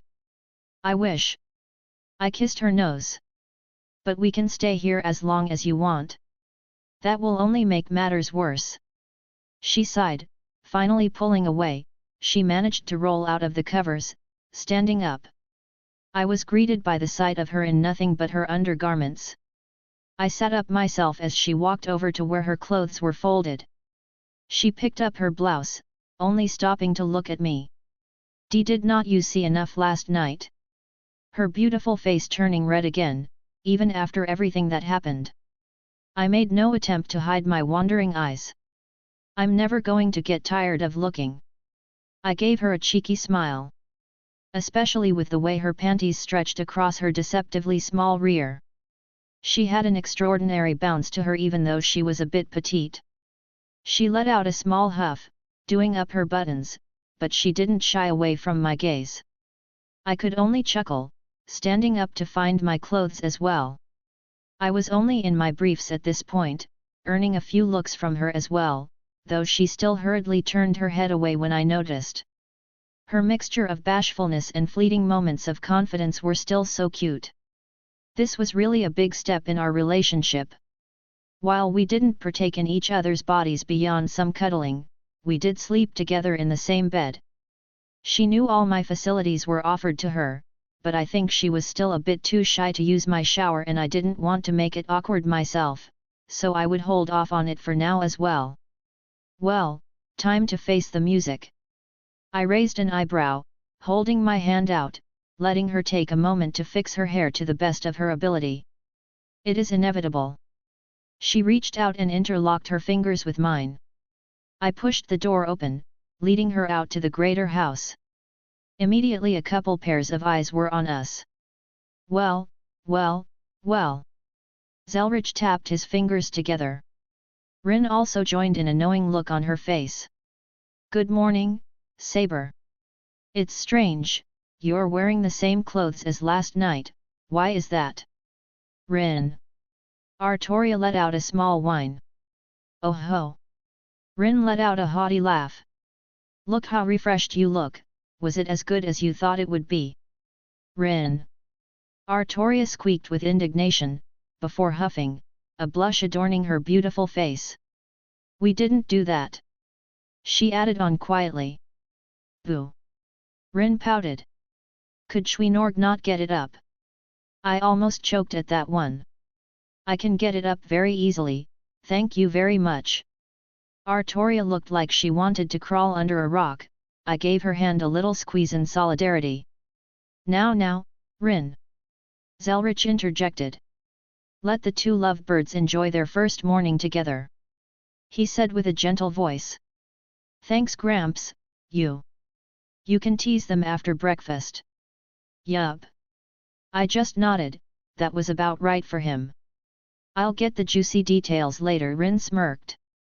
Artoria tried to hide her face, pressing her forehead onto my shoulder. I gave her head a small pat, much to her continued embarrassment. In an attempt to change the subject, how's everything looking for our trip? I asked. Good, I should be ready by tomorrow, just wanted to double-check everything before we set out. Rin looked rather eager. Well done. I nodded.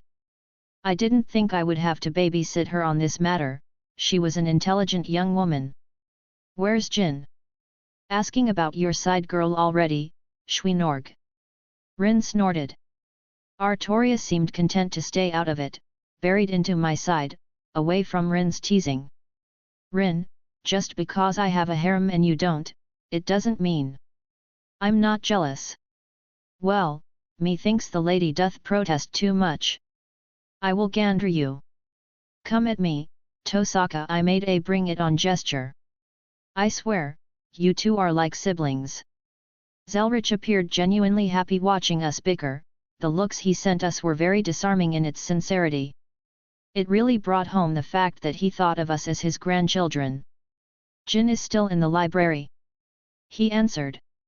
I did not want to separate her from that place with how happy she appeared with her nose buried within the volumes. Yet, I can imagine. If she was happy, I wouldn't disturb her for mundane matters. Despite my desire to give her a little punishment, she was someone I would take care of, so her happiness was paramount to me. She gave herself to me, I would do right by her. When you finished up, Wilhelm, I have some matters I wish to speak with you about. Zelretch stated, his tone made me realize that they were perhaps something important. Well, I would deal with it later. For now, I just enjoyed having a nice breakfast with people I considered my family. Just a heads up, I won't be posting on Saturday, have too much I have going on and won't be able to find the time. On a side note, I think I've gotten the second part of Wilhelm, attorney at law, figured out. So, I didn't know how appropriate it would be to label this NSFW, so I just chose the safe option, even if no nudity was even depicted. Anyways, if you want to read 5 chapters ahead or support me, visit mypat.rayon.com/asteriaforone. Meridia and Artoria finally meet. Comment.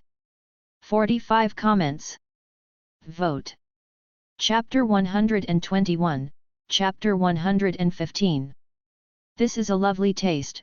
Where did you find these tea leaves? Sitting across from Zelretch, I set down my teacup.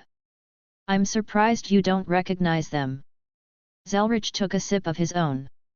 They're from an extinct Camellia sinensis strain found in Korea around the turn of the last millennia century. I couldn't help but fall in love with the taste, so I happened to pick up some seeds for later planting.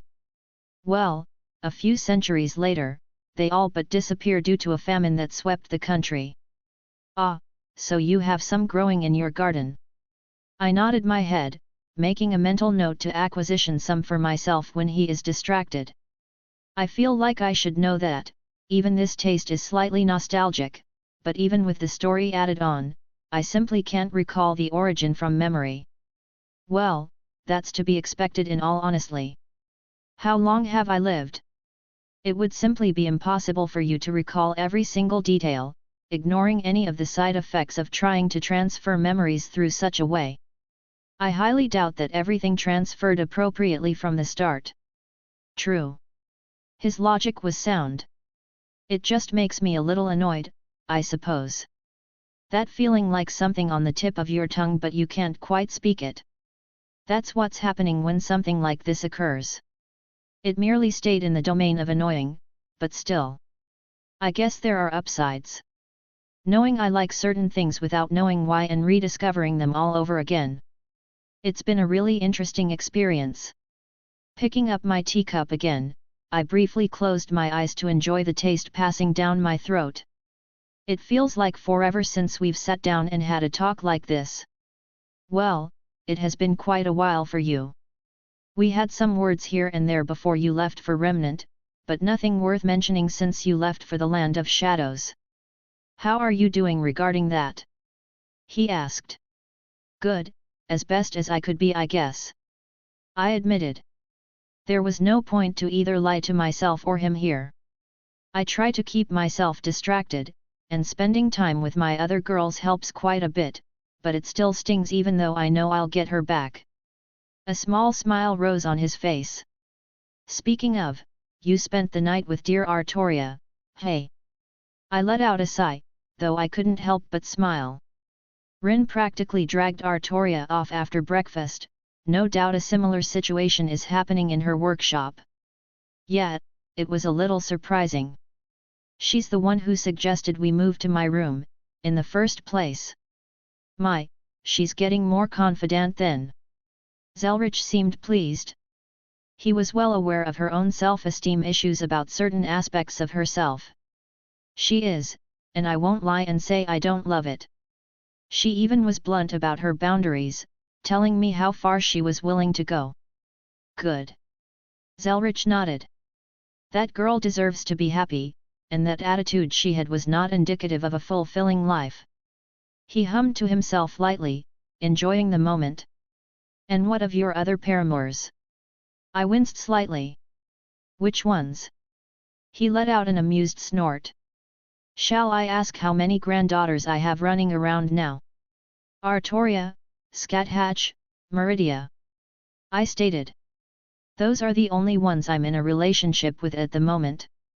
At the moment? And where does Jin fit in here, as well as any other girls? I hope you haven't forgotten about Kunu and her mother. I haven't forgotten about Kunu or Yasaka.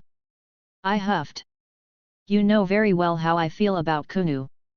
I gave him a pointed look. Yasaka though, I don't know, that's hard to answer.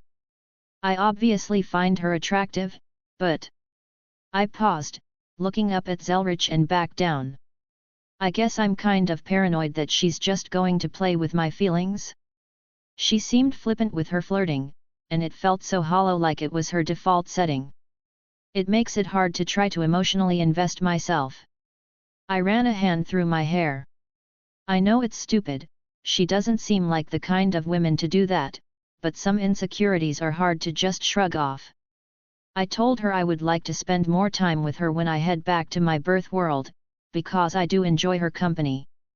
I sighed, it was hard to put my feelings into words right now. She is a nine-tailed fox, you should be aware of her nature as much as I am. Zelretch pointed out. I know. I admitted. I get it, some things just aren't rational, just work through your own feelings at your own pace. Zelretch gently smiled. And what of Jin? She hasn't been exactly forthcoming with your relationship beyond her being bound to you now. That. I thought it over. She gave herself to me fully. Oh. Zelretch raised an eyebrow. She's mine, so I'll take care of her no matter what. Careful, your devil nature is showing. Zelretch chuckled.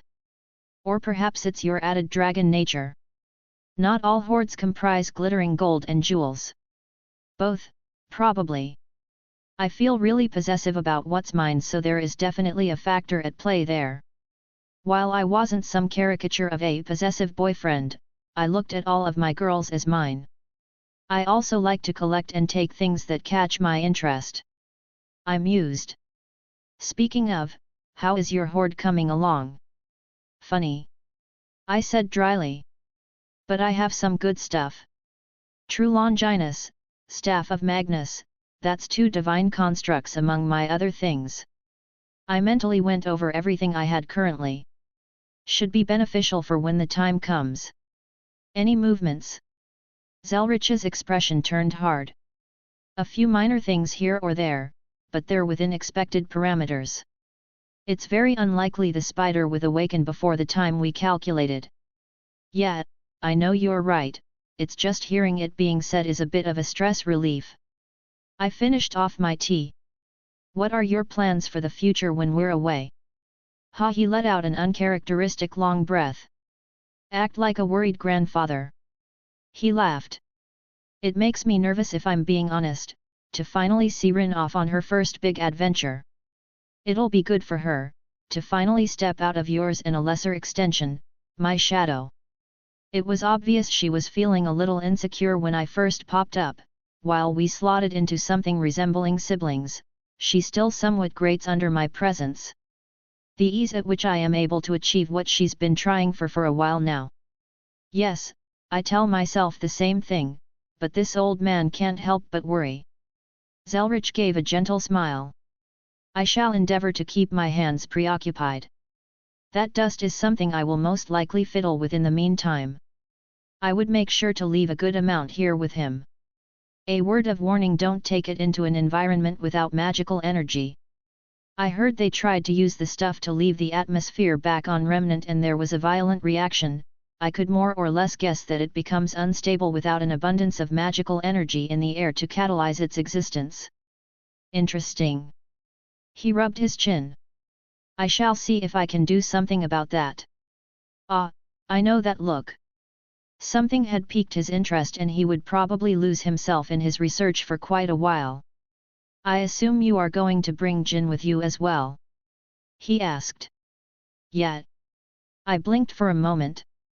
I just realized, I never did fully explain what I had planned for her. Well, you are a young man and she is a beautiful woman. Oh, come off it. I scowled, earning a laugh from him. Her lamp is similar to my sword I picked up. It was supporting a pocket dimension by itself after the magics were already woven. I was going to use her lamp as the focal point for my house. Oh, that is a novel idea. He looked genuinely interested. And a pocket dimension created through magical means, did you analyze it before leaving? I got a few looks at it. Nothing game-breaking, but they were solidly done. Fascinating, I really seemed to miss some important bits from my looks over there. Couldn't really be helped, a couple of idiot gods messed up a lot of things, you had no way of knowing. He accepted my words, his expression turning a bit more serious. I believe I should speak of the heavy stuff now. I found a world that would do well without a grail. I felt my hands clench into fist unconsciously before releasing them, letting out a long breath. Is that so? Would you like the information? Keep it for now.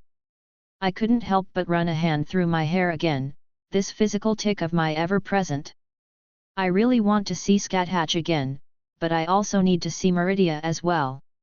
I want to hold my goddess in my arms again. Besides, I promised Rin and Artoria an adventure, I won't go back on my words. I don't think I needed to say that I would be too tempted with that information right now.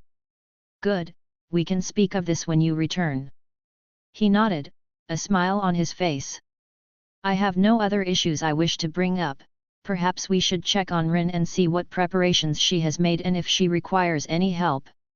He got up, beckoning me to follow. I looked at him for a moment, his eyes widened as I stood up and wrapped my arms around him. Thank you, I said. He was always so helpful to me, helping me with my issues, letting me vent about things that bothered me. You're a good grandfather. He didn't respond, he didn't need to. I knew how much those words probably meant to him.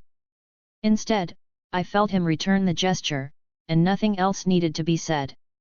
Zelretch and I walked into Rin's workshop after receiving permission to enter, even having grabbed Jin to come with us, as hard as it was to separate her from the library. Is Rin bullying you, Artoria? I walked up to my girlfriend, giving her a quick pat on the head, earning a small noise from her in confirmation. She found my lion. Artoria muttered. Oh, the one I got her on our first date? I'm sure Rin must have been relentless with her teasing. And the fact that she sounded so possessive of it made me want to do some very intimate things with her right now, but cooler heads prevailed. Cute. I settled on a quick kiss to her forehead. If you guys are done flirting. Rin huffed. Never. I think I'm ready to head out. She ignored my witty retort. Walk me through everything then. I decided to get a bit more serious. I have about 100 jewels ready for use. I read through all the books you brought back so I know the basic history there and what I'm walking into. She stated. The mage craft, I have a decent understanding of, and I can cast the basic spells with some proficiency. Where are you keeping everything? I couldn't help but ask. The old man made me this. She held up a bag for me to inspect. Oh, this is well done. I nodded, it was basically as I would expect from Zelretch. I made one for Saber as well. Zelretch gave a gentle smile. Artoria beamed. I have stored the essentials I would require. It's full of food, isn't it? I asked Rin, who nodded, Artoria turning red and start stuttering denials. So, I wanted to stop by the college first, get you both settled. The archmage there is someone I trust quite a bit, and several teachers I know decently well, but there are a few people I would keep my guard around. You made enemies there? Rin asked. Something like that. I sighed. An elf named Ankano, don't be alone with him, don't let him get you to do anything. Treat him like a magus trying to delve into your craft. Easy enough. Rin nodded. He will not approach Rin without my presence. Artoria said firmly. He's a schemer and he is old, as in past 100 years at a minimum. I ended up humiliating him, so he might try something on you both as revenge. Don't underestimate him and don't believe anything he tries to spout. They were more or less safe within the college, but extra caution would not be remiss. Do not make any deals with Didra, consider them demons and stay the hell away. I have one I'm on good terms with, so if you must, pray to her and mention my name. Your other girlfriend? Rin raised an eyebrow. Yes. I said simply. I am interested in meeting her. Artoria voiced. Don't worry, you will. I gave her a reassuring smile. The guards at the town bordering the college are good people, I know them well, if anything happens then mention my name to them and our relationship. But I should be giving them a heads up anyways. Sheesh, I sound like a parent. I withdrew the staff of Magnus from my ring. Rin, take this. Why are you giving this to me? She looked surprised. She knew it was divine in nature, so I guess she was taken back. Just want to make sure you stay safe. I smiled. Idiot. She huffed, taking the staff from my, giving it a once-over and stuffing it in her bag. Kind of comical how things were put inside. Artoria. I glanced at her, swiping my ring and letting the true Longinus fall out. She didn't argue with me, taking the spear and stuffing it in her own bag. I shall use it if an emergency occurs. While I don't think it would do much in case that her sword fails, it was still something. I couldn't wield it at the moment without potentially killing myself, I'd rather she hold onto it for now as a peace of mind. Besides, there was a piece of Big G inside, that had to count for something. She also had Caliban, which weaker than both the spear and her sword, still possessed some nifty abilities. Oi! Rin grabbed my attention, holding a familiar device in her hand. I finally finished this, it works only about 90% of the time, but I figured it was better than nothing for now. She shoved one of her kaleidophones into my hand. I laughed, hugging her. Idiot! She squeaked at my sudden contact, but she didn't push me away, returning the gesture with a little embarrassment. I finally let up, stepping out of her personal space. Anything we're forgetting? You got your noble phantasm, Rin. Of course. She said plainly. Rin has gotten proficient in its use. Artoria added. Mayhaps there will be some people to practice against there, she needs sparring experience now. Plenty of people who survive with a sword in hand there, just a matter of finding them and paying the coin. Zelretch, who had been quiet thus far, finally spoke. I believe we have every base covered. Rin has been preparing for quite a bit now and she knows the dangers she faces in this strange land. Dragons. Rin muttered. Yeah, I had to fight one when I was much weaker. I sighed, remembering that particular memory. But the college is well protected, many powerful mages there and the defenses are top-notch. Not to mention Artoria would be by her side. There are also a plethora of strange and magical creatures, so never let your guard down. I added. I get it, can we get going already? Rin was starting to become impatient, but I couldn't blame her. All right, but one last question. Fine, what? You got Ruby, right? I gave her a smirk. Rin scowled, crossing her arms. Unfortunately. All right, just wanted to make sure. I held out my hand, opening a portal to the familiar cold lands of Skyrim. They didn't need to change, Rin was already wearing clothing made for cold weather, Artoria also wearing something similar. Well, let's go. I gestured as Rin practically skipped through the portal. Artoria gave me a smile as she followed behind. Jin, who had just been watching idly at the side, opened her mouth. Do you want me to come with you? While I will always enjoy your company, if you wish to stay here, you can.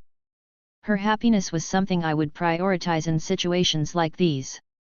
She paused for a moment before walking up and giving me a quick kiss on the cheek, stuffing her lamp into my hands. I want to follow you. She smiled brightly, turning into smoke and returning to her abode. She's ridiculously cute. Makes me almost not want to spank her anymore. I gave one last look at Zelretch, who nodded at me. Don't worry, I'll make sure they come back in one piece. We shared a similar look as I finally stepped through the portal. Skyrim, here we come. Oh boy, sorry for how late I'm getting this one out, but I was delayed due to having my care towed, yay. Power steering pump went poof. Luckily it happened when I was driving back to work from my lunch break and not on my 45-minute commute to or from work. Anyways, Skyrim Round 2, here we come. If you want to read 5 chapters ahead or support me, visit my pat.rayon.com/asteriaforone. Comment. 64 comments. Vote. Chapter 122, Chapter 116, Skyrim 2, Electric Boogaloo. I walked through the portal, the cold air welcomed me and I couldn't help but smile even as snow fell on my face. I swept my gaze around, seeing the tall peaks reaching up to the heavens around us, the frozen tundra that met the horizon.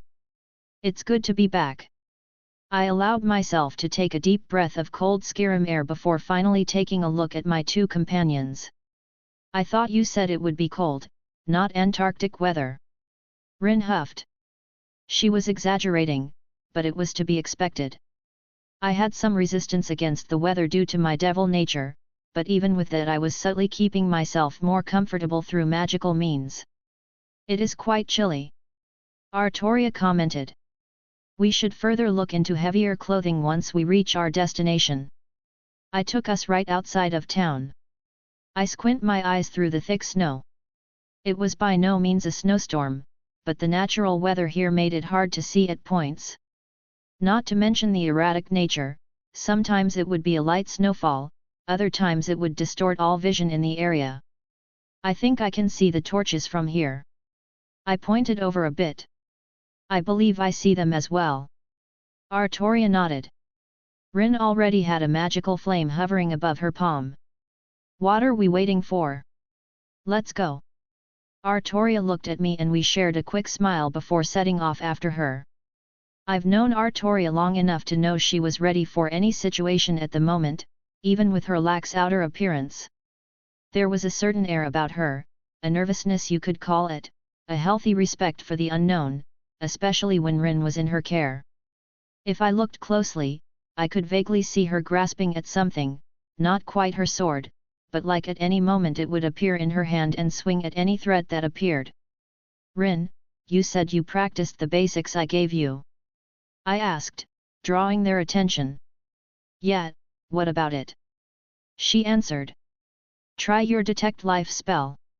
Such a nifty little thing, while easy to fool if you knew what to look for, it was good for situations like this or scoping out the more obvious ambushes, and animalistic foes.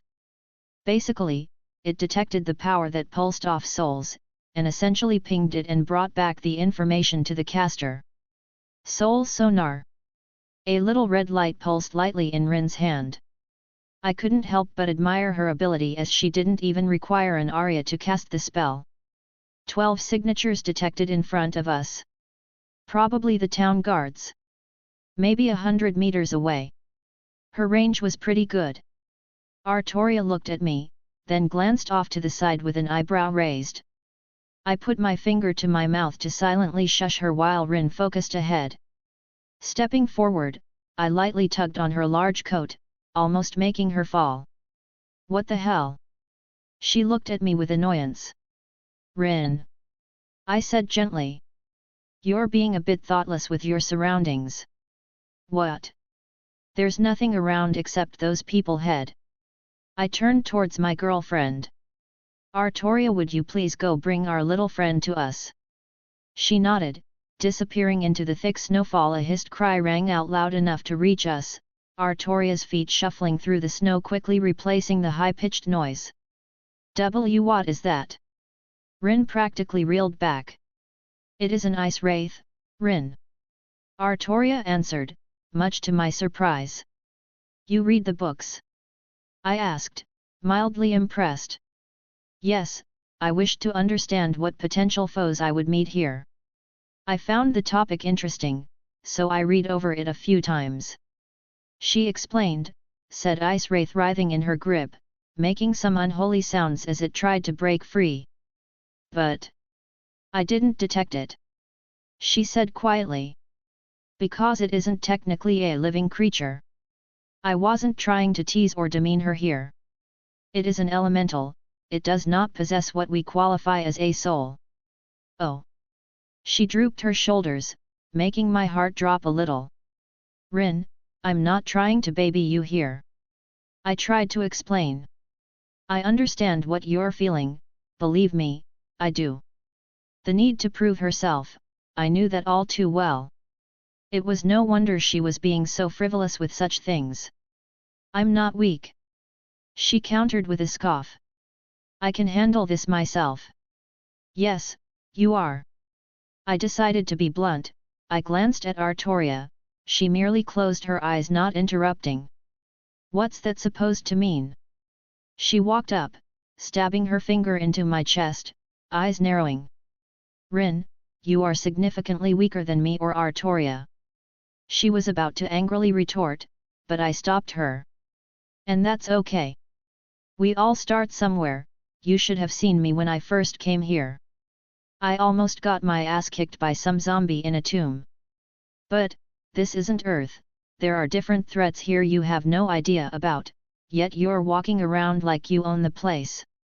I knew how much of a hypocrite I was being here, but I promised Zelretch I would look after them, and I wanted to make sure Rin didn't get into trouble like I did. Call me a hypocrite all day as long as Rin wouldn't make the same mistakes I did. "You're going to have access to an entire school of magic, you're going to get stronger. Then, when you're ready, you'll move on, find somewhere else that draws your interest, and you'll keep improving, keep getting stronger." I tried to soothe her bruised ego. "But you can't ignore where you are right now. And Rin, you are weak at the moment. Her battle experience is very limited, even with surviving the Holy Grail War, she was not a warrior. She didn't even notice the ice wraith a dozen feet away. Her spars with Artoria, I don't doubt they've done wonders, but I wonder how far she truly pushes Rin due to their bond." The fact that Artoria wasn't speaking up in Rin's defense said all I needed to know there. Rin, to my surprise, didn't get upset anymore or argue. Her face was flushed with embarrassment, perhaps a little bit of shame mixed in, but she didn't speak against my words. She wasn't an idiot, she was probably well aware of her own shortcomings, but sometimes they just need to be spoken by someone else before they truly sink in. You're a genius, Rin. I'm sure you'll be up to snuff in no time. I gave her a genuine smile. And I noticed the corners of her lips twitch upwards ever so slightly. Of course. She seemed to regain her usual confident look, flipping her hair back. I'll catch up in no time, just watch me. She was more than willing to latch onto my words of praise in this situation. I said what I needed to. I would keep my words and not continue to baby her. She needed to either fall or fly with her own effort from this point on. Though I knew she would soar with very little effort. You're going to love the college. I couldn't help but reminisce with a smile. They really have a whole library that anyone can access. Rin looked rather excited, shaking off those previous feelings. It's massive. I waved my arms for emphasis. I stayed in there for an entire day before I realized how much time passed. Rin all but squealed in delight. Out of the corner of my eye, I saw Artoria crush the ice wraith with her hand, letting its strange physiology disperse with a bit of effort on her part. Thank you, she whispered, walking up next to me, sneaking a quick kiss on my cheek. That woman, if we were alone I would definitely be seeing what she was hiding under those heavy clothes. Halt, who goes there? A deep voice reverberated, several figures approaching as we neared the gates of the town. Well, that's a voice I haven't heard in a while. I got a good look at the man who spoke. Svord, how've you been? The man paused, looking me over briefly before a wide grin overcame him. Lad. He laughed, walking towards me, hands clasped my shoulders. Where in oblivion did you disappear to? Half my men been poking around the mages asking and no one knew. His bright smile turned a little dimmer. Word was that the Thalmor scum did something. Ha, like that slimy elf could do anything to me. I chuckled. No, I simply went back home for a bit. Speaking of. I gestured towards them. This is Rin Tosaka. A pleasure. Rin gave a small smile. Miss Tosaka. He nodded, a little slow on the pronunciation, but it was a foreign word. She's my grandfather's student, and she's coming here to learn at the college. I explained. And this is Artoria Pendragon. I gestured again towards Artoria. Well met. Artoria also gave a polite greeting. And to you, Miss Pendragon. Svord returned. She's Rin's bodyguard, and my girlfriend. Svord blinked, letting out a laugh with a slap on my shoulder. Well done, lad, getting yourself such a beautiful woman. Artoria did turn the slightest red at his remarks, and I admittedly mirrored her a little in that regard. I'll make sure to tell my men to keep an eye out for them. Svord could more or less read between the lines here with my introductions.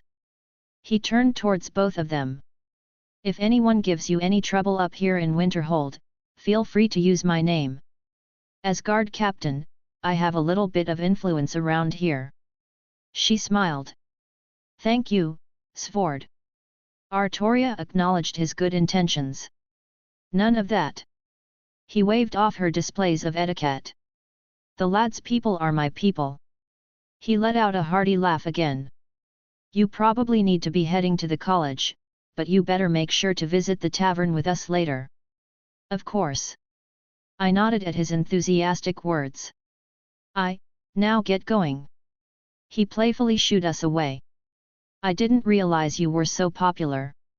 Rin commented as we got out of earshot from them, having walked inside the town at this point. The Nords here are simple people, they respect honor above almost all else. If you win their favor or get into their good graces, they would literally move in front of an arrow for you.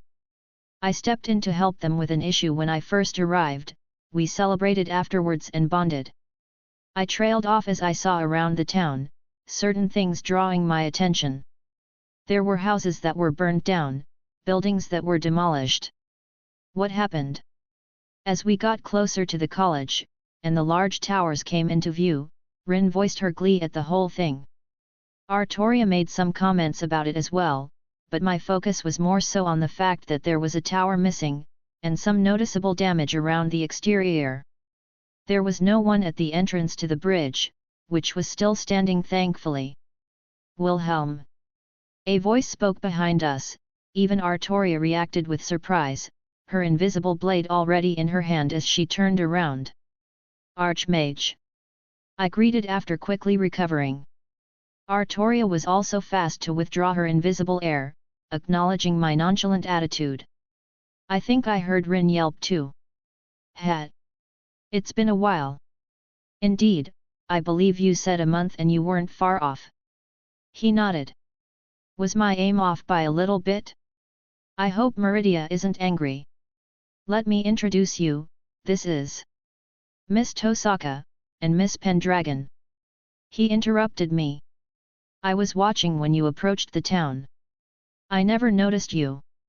Artoria spoke up, her brow furrowed. The Archmage's eyes twinkled with amusement. I am quite adept at what I do, Miss Pendragon. His way of monitoring the area is unique. I doubt you would be able to sense him even if you knew what to look for. It would take effort on my end, and I was adept at the magical arts. Even with Artoria's scary instinct, I don't think she would be able to pick up that she was being watched. He just hummed, not elaborating himself. Usually there is a little test for new students, to be able to cast some simple spells so they can prove they aren't just coming here to cause problems. But my instinct is telling me that would be pointless in this case. He paused, staring up at the sky. The weather is just dreadful out here. He said lightly, raising his hand, and giving it a casual flick. The snow was visibly dispersed all around us, the sun suddenly shining bright in the sky as the clouds above us had disappeared. Rin looked up with eyes widened. Amazing! Even Artoria gave a respectful look towards the Archmage. Show off! I rolled my eyes, much to his amusement. He ignored my words and continued. Now, I must apologize, but I require young Wilhelm's presence for a little bit. I have already relayed to Tolfder, one of our esteemed teachers, of your arrival. You merely have to follow the path to the main hall. Thank you, Archmage. Rin gave a slight bow, her words very polite. She was clearly awed by the power he displayed. I have high hopes for you, Miss Tosaka. If you require anything, please don't hesitate to ask. Artoria silently followed behind Rin as they started heading inside. I resisted the urge to force my presence on them, but they needed this, to step out by themselves. Was it my possessiveness rearing its ugly head? I thought of them as mine in different aspects, but they also had their own paths to walk outside of my immediate vicinity. This would be good for both of them. So, what did you need to talk about? I was assuming it had something to do with the state of the college, even if such things perhaps weren't immediately obvious to any new eyes. Yes, about that. He looked at me dryly. We have quite a few things to speak of, Wilhelm. We back in Skyrim. Meridia is just around the corner, fluff cannons are at the ready. MC can't help but sort of mentor Rin even though he's the same as his previous life. Rin and Artoria getting their first look at Skyrim, and the Archmage abruptly appearing before them. Anyways, if you want to read 5 chapters ahead or support me, visit my pat.rayon.com/asteriaforone. Comment. 48 comments. Vote. Chapter 123, Chapter 117. The Archmage took us right into his personal quarters, the room looking the same since I had been away. I had to keep reminding myself that for them it had only been a month, yet years have passed for me. You're different. He commented, sorting some stuff around. I could only assume we arrived here while he was in the middle of something. Very different. He turned around, staring at me while rubbing his beard. It's A book fell onto my head. Ow. I gently rubbed the spot I was just smacked on. You didn't even hear what I was going to say. I could take a guess. he said dryly, though a small smile quirked on his face. I let out a small chuckle, sharing his sentiment. I had a productive time away, I'd say. He didn't elaborate and I was curious what he was referring to here. This man was very perceptive and had a keen eye, though he was still hard to read at time. Especially with you bringing another woman back when a Daedric Lord is waiting for you. My smile dropped. To be fair, Meridia suggests such a thing in the first place. Again, he just looked at me dryly again. Well, I'm not the one you need to appease. He shook his head.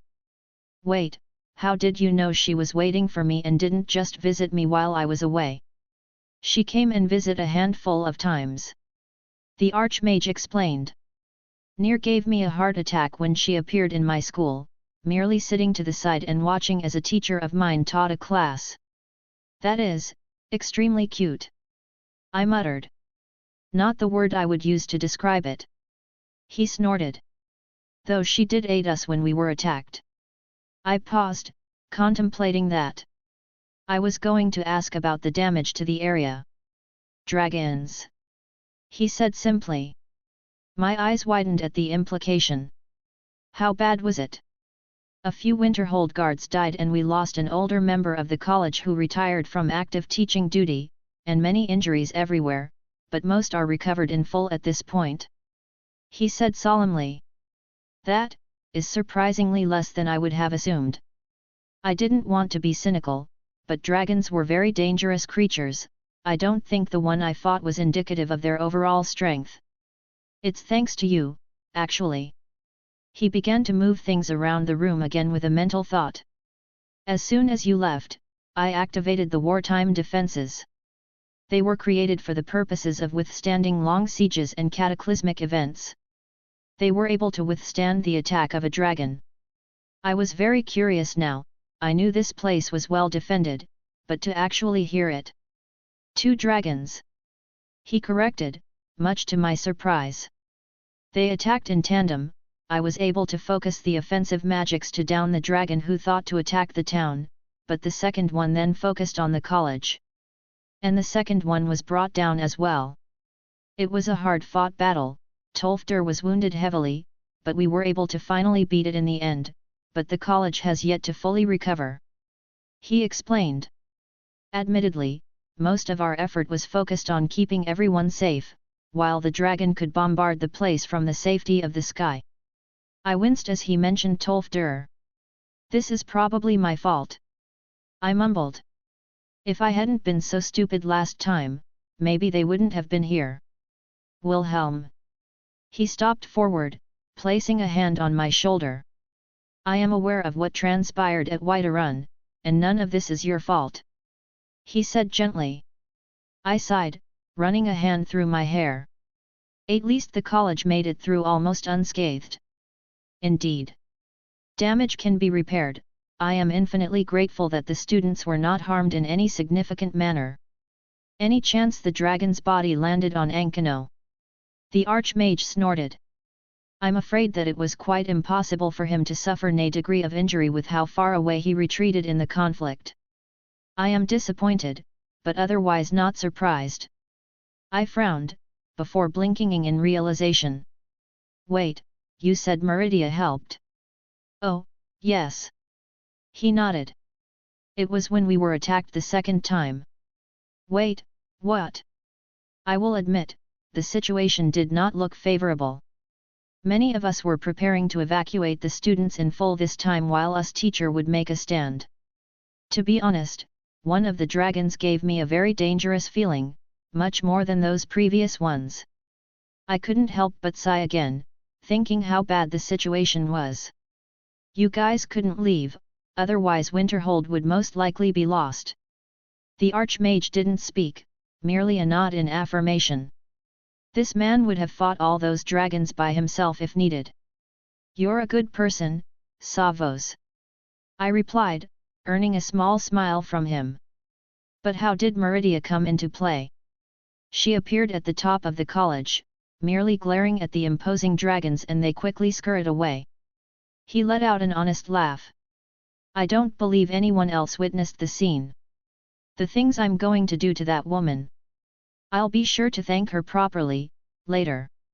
I gave a cheeky smile. Yes, I'm sure. He deadpanned, but seemed genuinely cheerier than he was a moment ago. How's the situation everywhere else? He should be decently informed. Not too good, Wilhelm. Not too good. He sighed himself.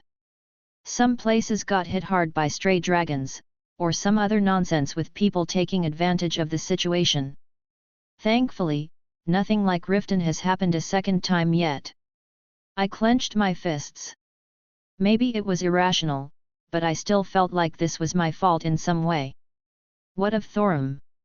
I finally got up the confidence to ask.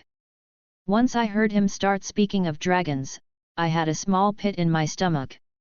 He perked up slightly.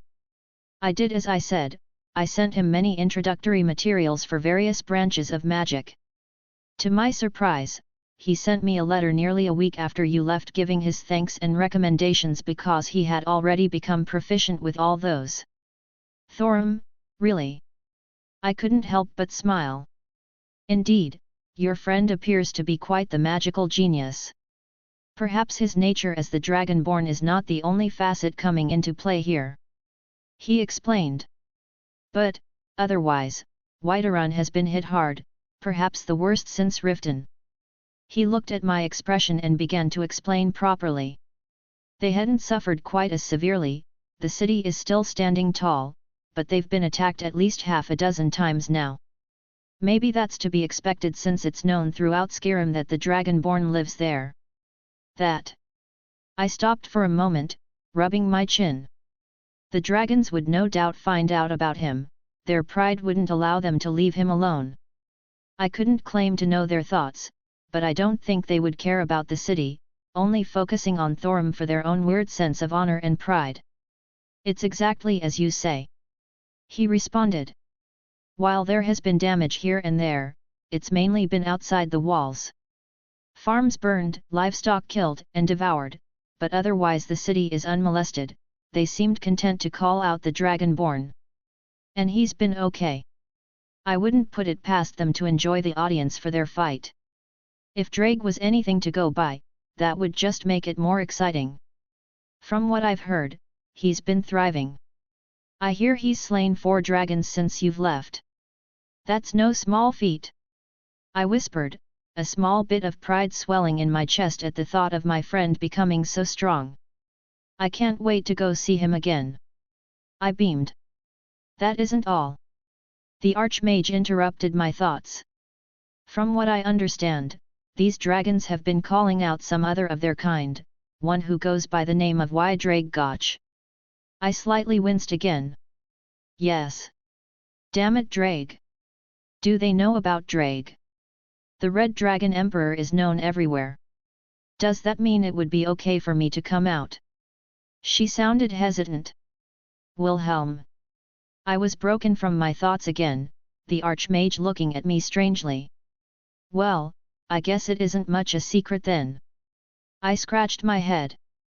Was talking to said dragon, he was shouting happily in my ear. I sighed. Fascinating. His eyes twinkled in amusement again. A quick question, does Uruk Gro Shub need an extra hand around the library? He paused, blinking at me in confusion. Well, he had asked for an assistant many years ago, but all those who we attempted to help him were eventually chased out. I hesitate to ask why. Drake, if you would. I spoke, holding me hand out, letting the gauntlet appear on my hand. The Archmage's eyes widened, a clear interest appeared on his face, but he didn't make any actions to inspect it. I touched the jewel on the back, taking out the lamp. Jinn. I said gently. My blue genie appeared in a wisp of smoke, floating behind me happily, the Archmage becoming more and more curious. Well, this is quite interesting. He gave Jinn an up and down glance, though it was more academic than any kind of lustful thoughts. She was wearing her dress as well. Maybe she knew my sentiments that I didn't want anyone else to see what's mine. Hello, I am Savos Aaron, the Archmage for the College of Winterhold. Just as always, Jin happily reciprocated the greeting. I am Jin, I am the spirit for the relic of knowledge. She gestured to the small lamp still in my hand. I assume you wish to install her as the assistant librarian. He chuckled. I gave a look at Jin, she looked absolutely ecstatic at the idea. She would treat the place with as much respect as Urug would. A spirit housed in an artifact referred to the relic of knowledge. He rubbed his beard. I can make some guesses on what that entails. He seemed amused by the whole prospect. If I may ask, what are your capabilities? I have perfect recall of any information I learn. She stated, as if she were in an interview and providing her resume. I didn't interrupt, I wanted her to socialize more when she had the opportunity. And it would be lying if I said that seeing her happy like this didn't bring a warmness in my chest. I am also knowledgeable on magic, and quite proficient if I do say so myself. I blinked at that, it seemed obvious in hindsight, but the fact that she is capable of magic beyond her abilities tied to her uses had caught me off guard. Oh ho, yes, I think this may work out quite nicely. He turned back to me. You keep continuing to bring me so many interesting things, Wilhelm. I would be happy to accept her. Even if Urug didn't wish her assistance, she is more than welcomed in my college. Jin let out a squeal of delight, engulfing me in a hug, and I felt her lips make contact with my cheek. The Archmage just chuckled. Your other companions are quite interesting as well. I took Jin into my arms, happily having her nesting her head under my chin. Rin is my grandfather's student, she's here to broaden her horizons, so to speak. He wasn't something I had to hide much from, even if I didn't like to particularly reveal secrets if I didn't have to. Though, I trust him, revealing Jin spoke just of how much. She has some insecurities. I wanted to choose my words carefully without speaking ill of her or revealing her own secrets. So she may try and bite off more than she can chew. I will keep an eye on her, don't you worry. He nodded. And Miss Pendragon, her bodyguard. She's a knight, she's sworn her sword to Rin's service. While she is capable of magic, and probably extremely talented in that regard, she doesn't seem to possess any significant desire to learn the arts. A shame. He sighed. But, if someone doesn't want to learn, there's no point in forcing the issue. Also, I once again tried to choose my words carefully. Artoria is strong. I want to make it clear that her priorities are Rin's safety, but in the worst-case scenario, a dragon may not be an issue for her. The Archmage paused, giving me a contemplative look. Thank you for the information. I will not take advantage of her presence. He seemed to read between the lines there. If the college was in danger, she would probably take action even if she had to leave Rin's immediate presence. If in a situation the Archmage guaranteed Rin's safety, Artoria would probably be more than willing to lend a hand without coercion. It was me trusting him even more here. That piece of information would allow him to manipulate someone capable of killing dragons. Otherwise, I expect them to run into trouble, get into some sticky situations. Unless there is genuine danger to their lives, I hope you let them settle it themselves. The worry word in me couldn't help itself. Although, I hope certain political entities keep their distance. His expression turned just a tad darker. Don't worry, I've already turned away certain political entities from further encroaching on my school. And the ones currently present are on very thin ice. Interesting, the Thalmor tried to gain a bigger foothold here? And it looks like Ankano is very close to being kicked out. Good. Honestly, I feel like there's more I should ask, but you have a very powerful lady to appease, and I'm sure you are worried about your dragonborn friend. He smiled mirthfully. Yet. I just nodded, not hiding anything. Go, go. He playfully shooed my away. I will look after your companions and paramours. I guess he realized what relationship I also have with Jin. Well, not like I was ashamed. Take care of yourself. I gave Jin a kiss on the cheek. She was happily watching our exchange in my arms. "Thank you," she said quietly, but I felt like she meant it more than just for this specific instance. "I told you, didn't I? You're mine, I'll take care of you." For the first time, I placed my lips against hers, and she welcomed a deeper kiss. The Archmage cleared his throat, earning a slightly blush from both me and Jin. Forgot where I was for a moment there. Though he seemed more amused than anything. And the contrasting red on her blue cheeks just made her look even cuter. I gave her one last look, then nodded towards the Archmage.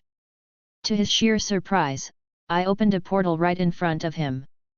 His eyes widened at how easily I got around the impressive magical protections on his college. He didn't get upset, he didn't demand questions, no. Instead, he just started loudly laughing. I couldn't help but admire this man even more. With another thought, I walked through the portal. A familiar colorful sky greeted me as I looked up. The land masses that didn't make sense as they floated in several directions all around me.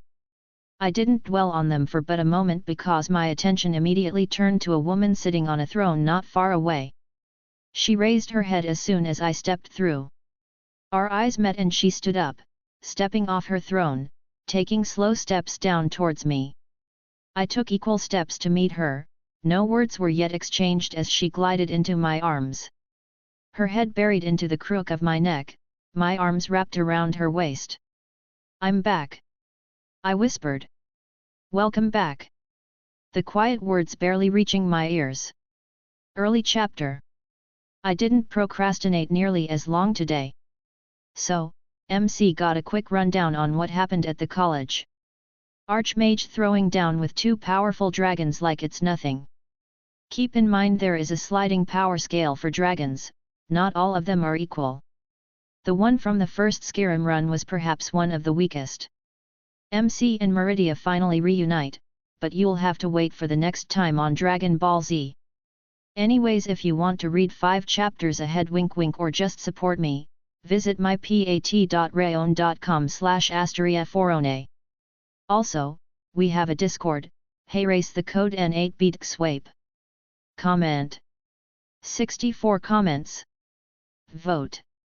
Chapter 124, Chapter 118.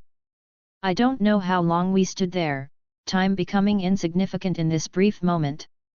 I just enjoyed the warmth of her touch, the feeling of her breath on my neck and the nice smell that filled my nose. "Did you miss me?" I couldn't help but lightly tease her, this goddess in my arms just invoked these feelings. "You were only gone a month," she grumbled. That wasn't a no. The muffled huff as she pushed herself into me a little bit harder was extremely cute. "Yes," she finally said. I couldn't help but squeeze her just a little bit tighter. "I missed you too," I whispered. It felt like an eternity before we finally separated. She was looking over me curiously. I don't know what she say, but she was clearly surprised by what she found. "I could not sense my sword after you left," she finally spoke. "I told you I would be disappearing for a bit and I would be safe. I did not think you could escape my gaze, just some bravado I dismissed." She did not look all that happy, something borderline sadness in her eyes. I had thought the worst until it reappeared. That look she gave me, it made my heart hurt to know she thought something like that. I reached my hand up, cupping her cheek, my forehead pressed gently against hers. "I'm sorry." "Humph." She pouted ever so slightly. "Cute. You are ridiculous. And you are ridiculously cute." I chuckled, moving to meet her lips with mine. She accepted my advance, our lips meeting for a moment. To say that not once but twice to me. "You are brave," she snorted, pulling away, though the tiniest flush on her face. I reached out, taking her hands in mine.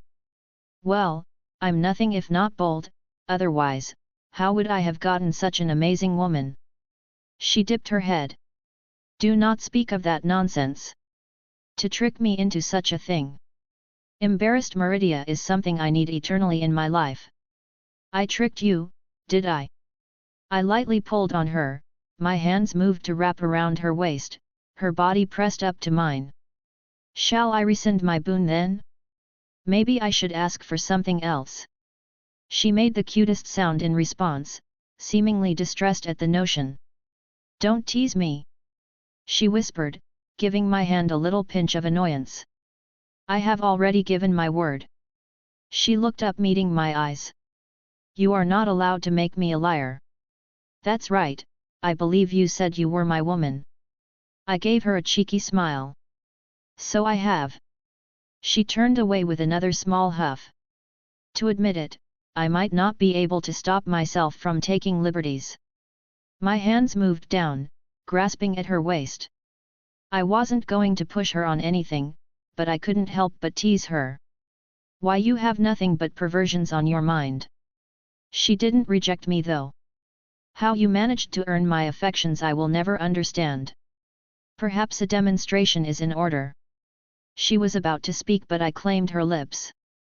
It was deeper than our previous kiss, laden with affection and longing.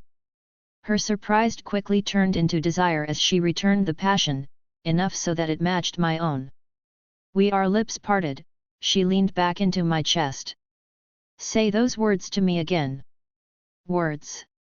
From earlier. Ah. I rest my chin atop her head, wrapping her up tightly. I'm back. I felt her hands grasp at my clothing. Don't leave again. My sweet goddess. I couldn't help myself. I won't leave again. I cooed. She made another small noise. Good. Her tone holding a hint of sadness. It wasn't the truth, and we both knew it. But if it made her feel even a little bit better, I would say it again. Regardless, as much as I wanted to stay like this, there was clearly some stuff that needed to be aired. I guess we should talk about the important bits now. There was clearly no small part of her that wanted questions answered. I could feel her shift under my grasp, and the way she looked up at me with clear longing. You are hiding a great many secrets. I am. I gave her a small smile, this conversation seemingly a repeat of last time. Would you like to hear them? Yes. I chuckled, kissing her forehead. It's hard to pick a place to begin. I sighed, looking off into the colorful distance. I guess it started when I awakened memories from my past life. My legs gently kicked off the edge of a floating landmass, an empty void beneath my feet, yet I felt no fear in this place. A reassuring hand literally wrapped around my own, our fingers tightly linked together. Meridia was silent. I guess what I shared had shattered her worldview. Her, a being that witnessed and had a hand in the creation of this world. She who was basically born at the dawn of existence, had for the first time, been left utterly confused. It took some convincing. My swords were all stabbed into the ground around us where she inspected each and every one, the concepts of their existence completely foreign to her. I have questions. I turned towards her, an unsure look on her face. I have no secrets in front of you, Meridia. I tried my best to give her a reassuring smile. This, Odin. Her tone was even, but as the words left her mouth, the realm shook. Where can I find him? Yet, I had told her of my time in the land of shadows. I had told her everything, leaving nothing out. All the other girls in my life, and she listened intently, not interrupting me except for the occasional clarification until I finally ended up back here. No doubt, she was somewhat aware of the little bit of divinity she put inside of me having been activated, so to speak. Perhaps she didn't have context of what happened until now, but the picture was probably apparent. He's already dead.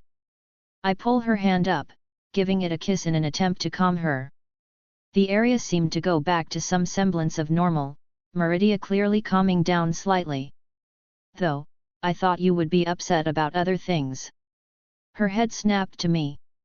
Oh, and what should I have been upset about? Well, maybe the other women you have taken in. She looked at me, I felt a certain intensity in her gaze before pulling back. Do you wish to breed with them? I wanted to make a joke about the phrasing, but I decided against it in this circumstance. Maybe in the future, I said honestly. Humph. I think you would like them. She raised an eyebrow at me. You would have them meet with me? Do you not fear I would do something? Nope. I replied almost immediately. I trust you. She let out a snort, turning away, though her hand never left mine. I did say you could. She admitted. You were gone, far longer than you said you would be. She frowned. I said I would be back in a month. That implied you would only be back in a month's time. She sent a nasty glare my way. Tell me that you were not gone longer than that. I'm sorry. I gave her hand a little squeeze, not much else I could do in this situation. You shall make this up to me. She said sternly. Whatever you want. Humph. She huffed. You are never allowed to hide things from me again. I demand that you reveal anything of importance and share with me your thoughts, at every opportunity available. You are to come here and reveal your intentions. So my punishment is to come here and spend time with you. I raised an eyebrow. Cease your foolishness. That is far from what I have stated. She denied, quickly changing the subject. Speak to me of these other women. If they are going to be a presence in your life, they will be known to me. 2 of them are here, on Nirn right now. I stated, earning a flash of surprise from her. Are they in that college of yours? Yup. She held her free hand up, waving it gently in the air as the colors coalesced into a sort of screen that allowed viewing in the college. Didn't know you were a voyeur. As if I would use my power for something so. I just chuckled, pulling her in close for a kiss on the cheek. You can watch me anytime you want. That got another small flush out of her, one which she quickly squashed down. Here, is it one of these 2? I do not recognize them. The images flashed until Artoria and Rin appeared on the screen. The black-haired girl is Rin Tosaka, she's from the same country as me, but a different world line. I explained. She would understand my terminology at this point. She's what we call a magus back home. This magecraft you mentioned. She pursed her lips. While I did tell her everything, it would take a while to fully explain the details. I don't mind explaining it all, but I think we should focus on the bigger things first. I gently focused her back at the matter on hand. I agree. She said simply. What is her relationship with you? I guess I would consider her like a sister. She is my grandfather's student, whom he considers a granddaughter. Your grandfather, the term you used to describe the person you were in your past life. She reiterated.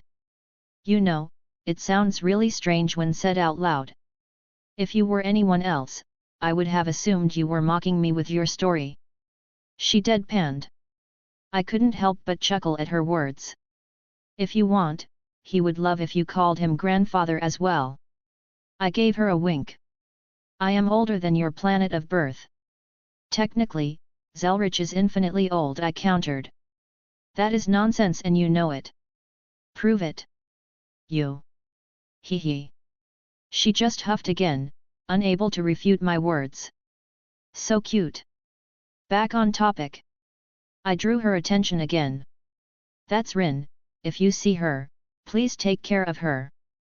I will make sure nothing happens, she stated, almost flippantly, but from someone like her, something like her, that was worth a lot. I assume the blonde one is yours. Mine. That thought flashed inside my head before I pushed the possessive side of me back down. That's Artoria Pendragon, she's my girlfriend. Meridia stared at her intently, enough that I was surprised Artoria didn't perk up from the other side of the dimension. She is pretty. Meridia said simply. She is. I nodded. She is, a spirit. Meridia chose her words carefully. She's what is known as a heroic spirit. I wanted to clarify this right away. She is not undead in the way you would find offensive. Yes, I can tell she is a higher existence. Not a god. She paused. It is strange to consider other beings outside of what I know to be of such that can claim that title. If you want, I can take you away from here, to go see other worlds. I offered. She looked at me again. That. She looked deep in thought. I will think of this matter later. I wish to focus back on your other woman. What do you want to know? You said she is a knight. Yes, though I don't wish to speak much on her story, it's rather personal. Though being a knight is something she would never be ashamed of, so I felt fine divulging that little tidbit. I see. She seemed to accept those words. It just means you have to meet her and get to know her yourself.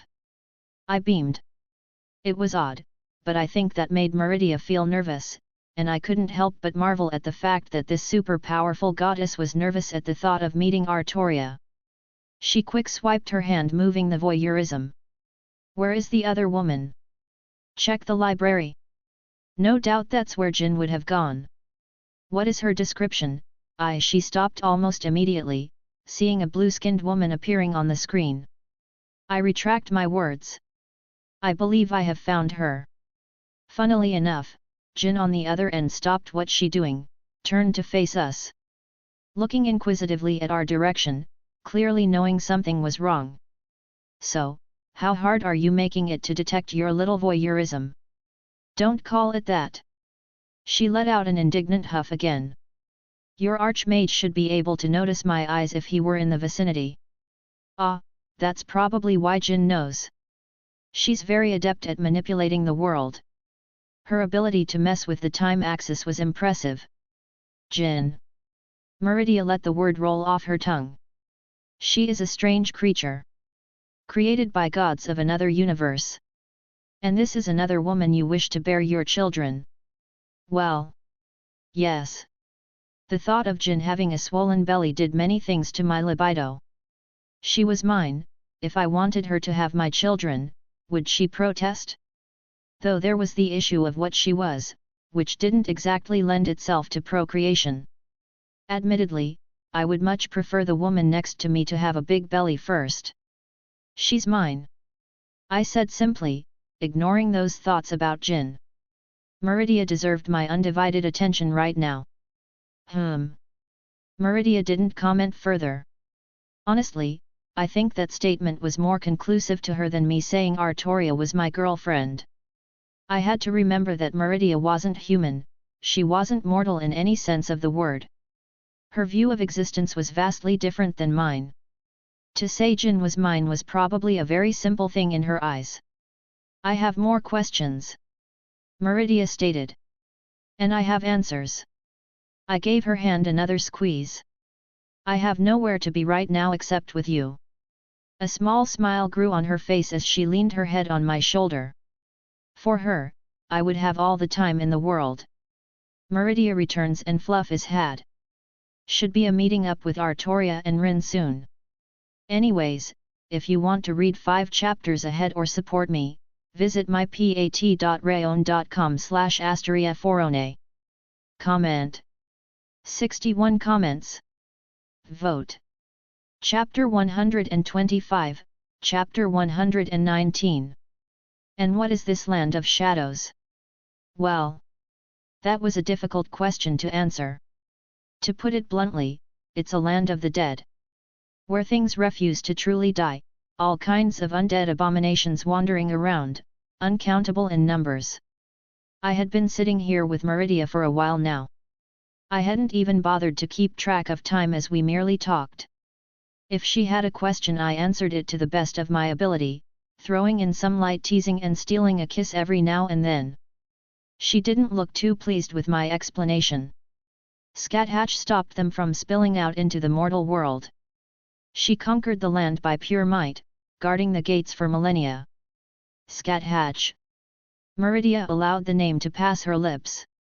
She spent her existence slaying undead. More or less.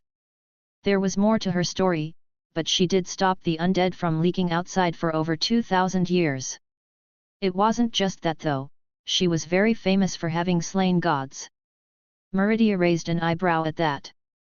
Slain gods? Yup. I excitedly explained. Gods, demons, dragon, monsters. If anything walked into her domain without her permission, it met the end of her spear. Her expression was hard to read, and I couldn't even begin to guess her current thoughts. And you trained under her? Oh yes. She was a very brutal teacher. I can imagine. Meridia said dryly. It sounds like she was quite powerful for a mortal. That was in fact high praise from Meridia. She only had the barest idea of what it meant to be a god from my home. But being a god slayer is impressive nonetheless, even if they were lacking compared to herself. What about you? What have you been up to when I was gone? I pretty much talked about my adventures until this point. I have been dealing with issues that come with my position. Meridia stated. I suppose I have ventured out every so often to keep watch over that dragonborn whom you call a friend. And that pitiful hovel you call a college. I heard you helped out when dragons attacked. I did nothing. She denied. Ahoy! I merely watched. Sure. Cease your foolishness. She huffed. She doesn't want to admit she helped them out. So cute. There's one way to quiet me. Have you not had enough? She looked at me with exasperation, but that faint pink still dusted her cheeks. Very quickly, she placed her lips on mine then pulled away. She still had trouble initiating, though she didn't dislike our intimacy. Still, I couldn't help but tease her. Bribe accepted. You are ridiculous. She crossed her arms with another cute little huff. It was getting very hard to not push her down right here, right now. Even if she accepted that large step, I didn't want that to be our first time together. I was going to make sure it was romantic, and let her experience it properly for the first time. But I digress. It was hard to stop my thoughts from wandering when with her. What about Thorum? Yes, your dragonborn friend. She pursed her lips. He has many eyes on him, I couldn't overtly reveal myself. But he has yet to contract with any other higher power. How's he been? Many of Akatosha's other children have been felled by his hand. That's good. The Archmage told me something similar. You worry for him? She asked. Of course, he is my first friend. I turned my gaze towards her. After my mom died he was the first person I created a bond with, and you were the first person I developed feelings for. I see. She said quietly, an undiscernible expression on her face. I shall make sure no others interfere then. How much has she done already? I had a feeling she had been making moves just so I wouldn't be upset that Thorum was harmed while I was away. The fact that she made an appearance at the college during the fight already said a lot. How'd you like to go meet Artoria? I finally stood up from my spot, brushing off my pants. Right at this moment. She seemed taken back. Why not? There is much to do, things I need to prepare. Are you nervous? I looked at her in surprise. She tensed up slightly. I am a goddess, I do not get nervous. I raised an eyebrow at the way she said that. It was amusing at what actually got a reaction out of her. I wrapped my arms around her from behind. Of course. I assured her. You are my amazing, beautiful, wonderful, powerful goddess. There is no need to state the obvious. She clearly preened under my praise, which was all the cuter. And Artoria will see everything that I do in you. I could find the humor in the fact that I was coaxing the most powerful member of my harem to meet the objectively weakest member, if we excluded Jin. But, when had Meridia ever had to deal with these kinds of feelings before? Nervousness? What did that taste like? Hell, something like love was probably foreign to her as well. The way she became so unsure of herself sometimes, yet, I knew for a fact she could easily wage war, fight, and destroy her enemies. To engage in battle that could fracture the planet by accident. I wouldn't be surprised if many of the entities in this world shared similar thoughts, or rather the lack thereof. They were so divorced from mortals that even if they allowed themselves to indulge in the world, there was still a huge disconnect from what their true feelings. Well, thankfully Artoria shared a similar temperament when it comes to this kind of relationship. If it were Scathatch, my poor Meridia would be eaten alive, perhaps in more ways than one. Hold hands. I offered, holding it out for her. Humph. She snorted, turning away. But her hand creeped over, sliding into mine. Ready? Let's get this over with. She put on a face of nonchalance, but I could see through it. Opening a new portal, she watched intently as we exited. I knew not how much she was brining with her, but I could more or less guess she knew the limits before something went wrong. We appeared on a slightly snowy path, the courtyard of the college. Almost immediately, the space near us ruptured and a figure walked out. Wilhelm, wonderful. I need the Archmage looked at me, then at Meridia. I confused you for someone else, excuse me. He abruptly turned around and teleported away. Well then. Well, Meridia was quick to forego that initial nervousness. She easily hid her emotions, something I attributed to her non-mortal nature. Her stride was confident, and her gaze alone scared away anything that may have wanted to approach. I had to resist the urge to get her to blush. She seemed to lead me more than I her as she lightly pulled me in certain directions. I was assuming she knew where Artoria was as she was navigating with extreme ease. I shouldn't have been surprised when we made it to the cafeteria. The scene with Artoria having her cheeks stuffed, litten with surprise at our entrance. It was another memory I would cherish for the remainder of my existence. Rin also looked up, sitting right next to her with a stack of books nearby and one cracked open. Perhaps I was imagining it, but Meridia's grip on my hand just got the teeniest bit tighter. The awkward silence. Thankfully, there were no there people in this room. Yo! I finally decided to speak. Hey! Rin said without much thought. I was the one to lead Meridia towards the table, sitting opposite them too. Artoria and Meridia never stopped staring at one another. After a few more moments of silence, my cute knight spoke up. I'm Artoria Pendragon, it's a pleasure to meet you. While I had yet to introduce her to Meridia, I'm sure she could take a very close guess, with my hand holding hers and everything. Meridia. My cute goddess said plainly. It is a pleasure for me as well. Again, another awkward silence filled the table. Well, this is nice. I decided to fill it this time. A table filled with people I care about. I turned towards the black-haired Magus. And Rin. Fuck you, Schweinorg. Her remark lacked any kind of scathing notions as I saw a small smile quirk on her face. Careful, you're going to make my girls jealous. I winked towards Meridia and Artoria, both of which shared a very similar expression. Artoria ducked her head, trying her best to even her expression. I admit, I have had thoughts on how this would go, but I find myself without the correct words. Meridia shifted her expression slightly, almost as if agreeing. I had just recently found out about Wilhelm's other paramours. I am too not sure how to handle this. Do you dislike my presence? Artoria asked. I had given him permission. Meridia pursed her lips. You are beyond adequate as far as my standards are concerned. Oh. Artoria quietly responded. Thank you for the compliment. There was another brief silence, awkwardness filled the table again. Mayhaps we should have a conversation on how to proceed from here. I would like that very much. Meridia nodded. They both got up, moving towards the far corner, a silent agreement for them to gain some privacy. I didn't feel offended in the slightest, I knew there was some things they needed to speak between themselves.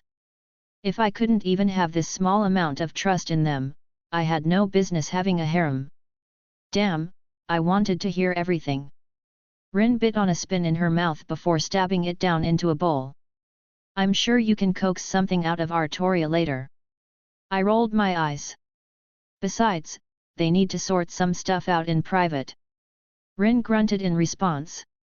I could barely get anything out of her form the other night. She gave me a narrowed look. Makes me think something did happen. Nah, we literally just slept together. Clothes didn't even fully come off. I admitted. Though I did explore quite a bit of her body. Definitely not the last time I have that butt in my hands. For a devil, you're really boring. Believe me, I had to thoroughly restrain myself. Have you seen that ass of hers? And those legs? Artoria hides them really well. I know.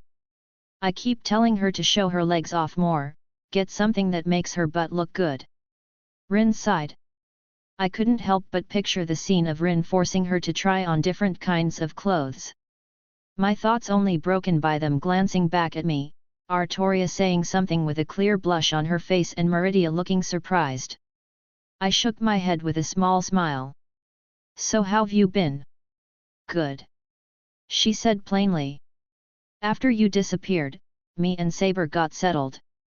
I've attended a couple classes and looked through the library. Hey, how long was I gone for? Little over a day. Oh, longer than I expected. I muttered.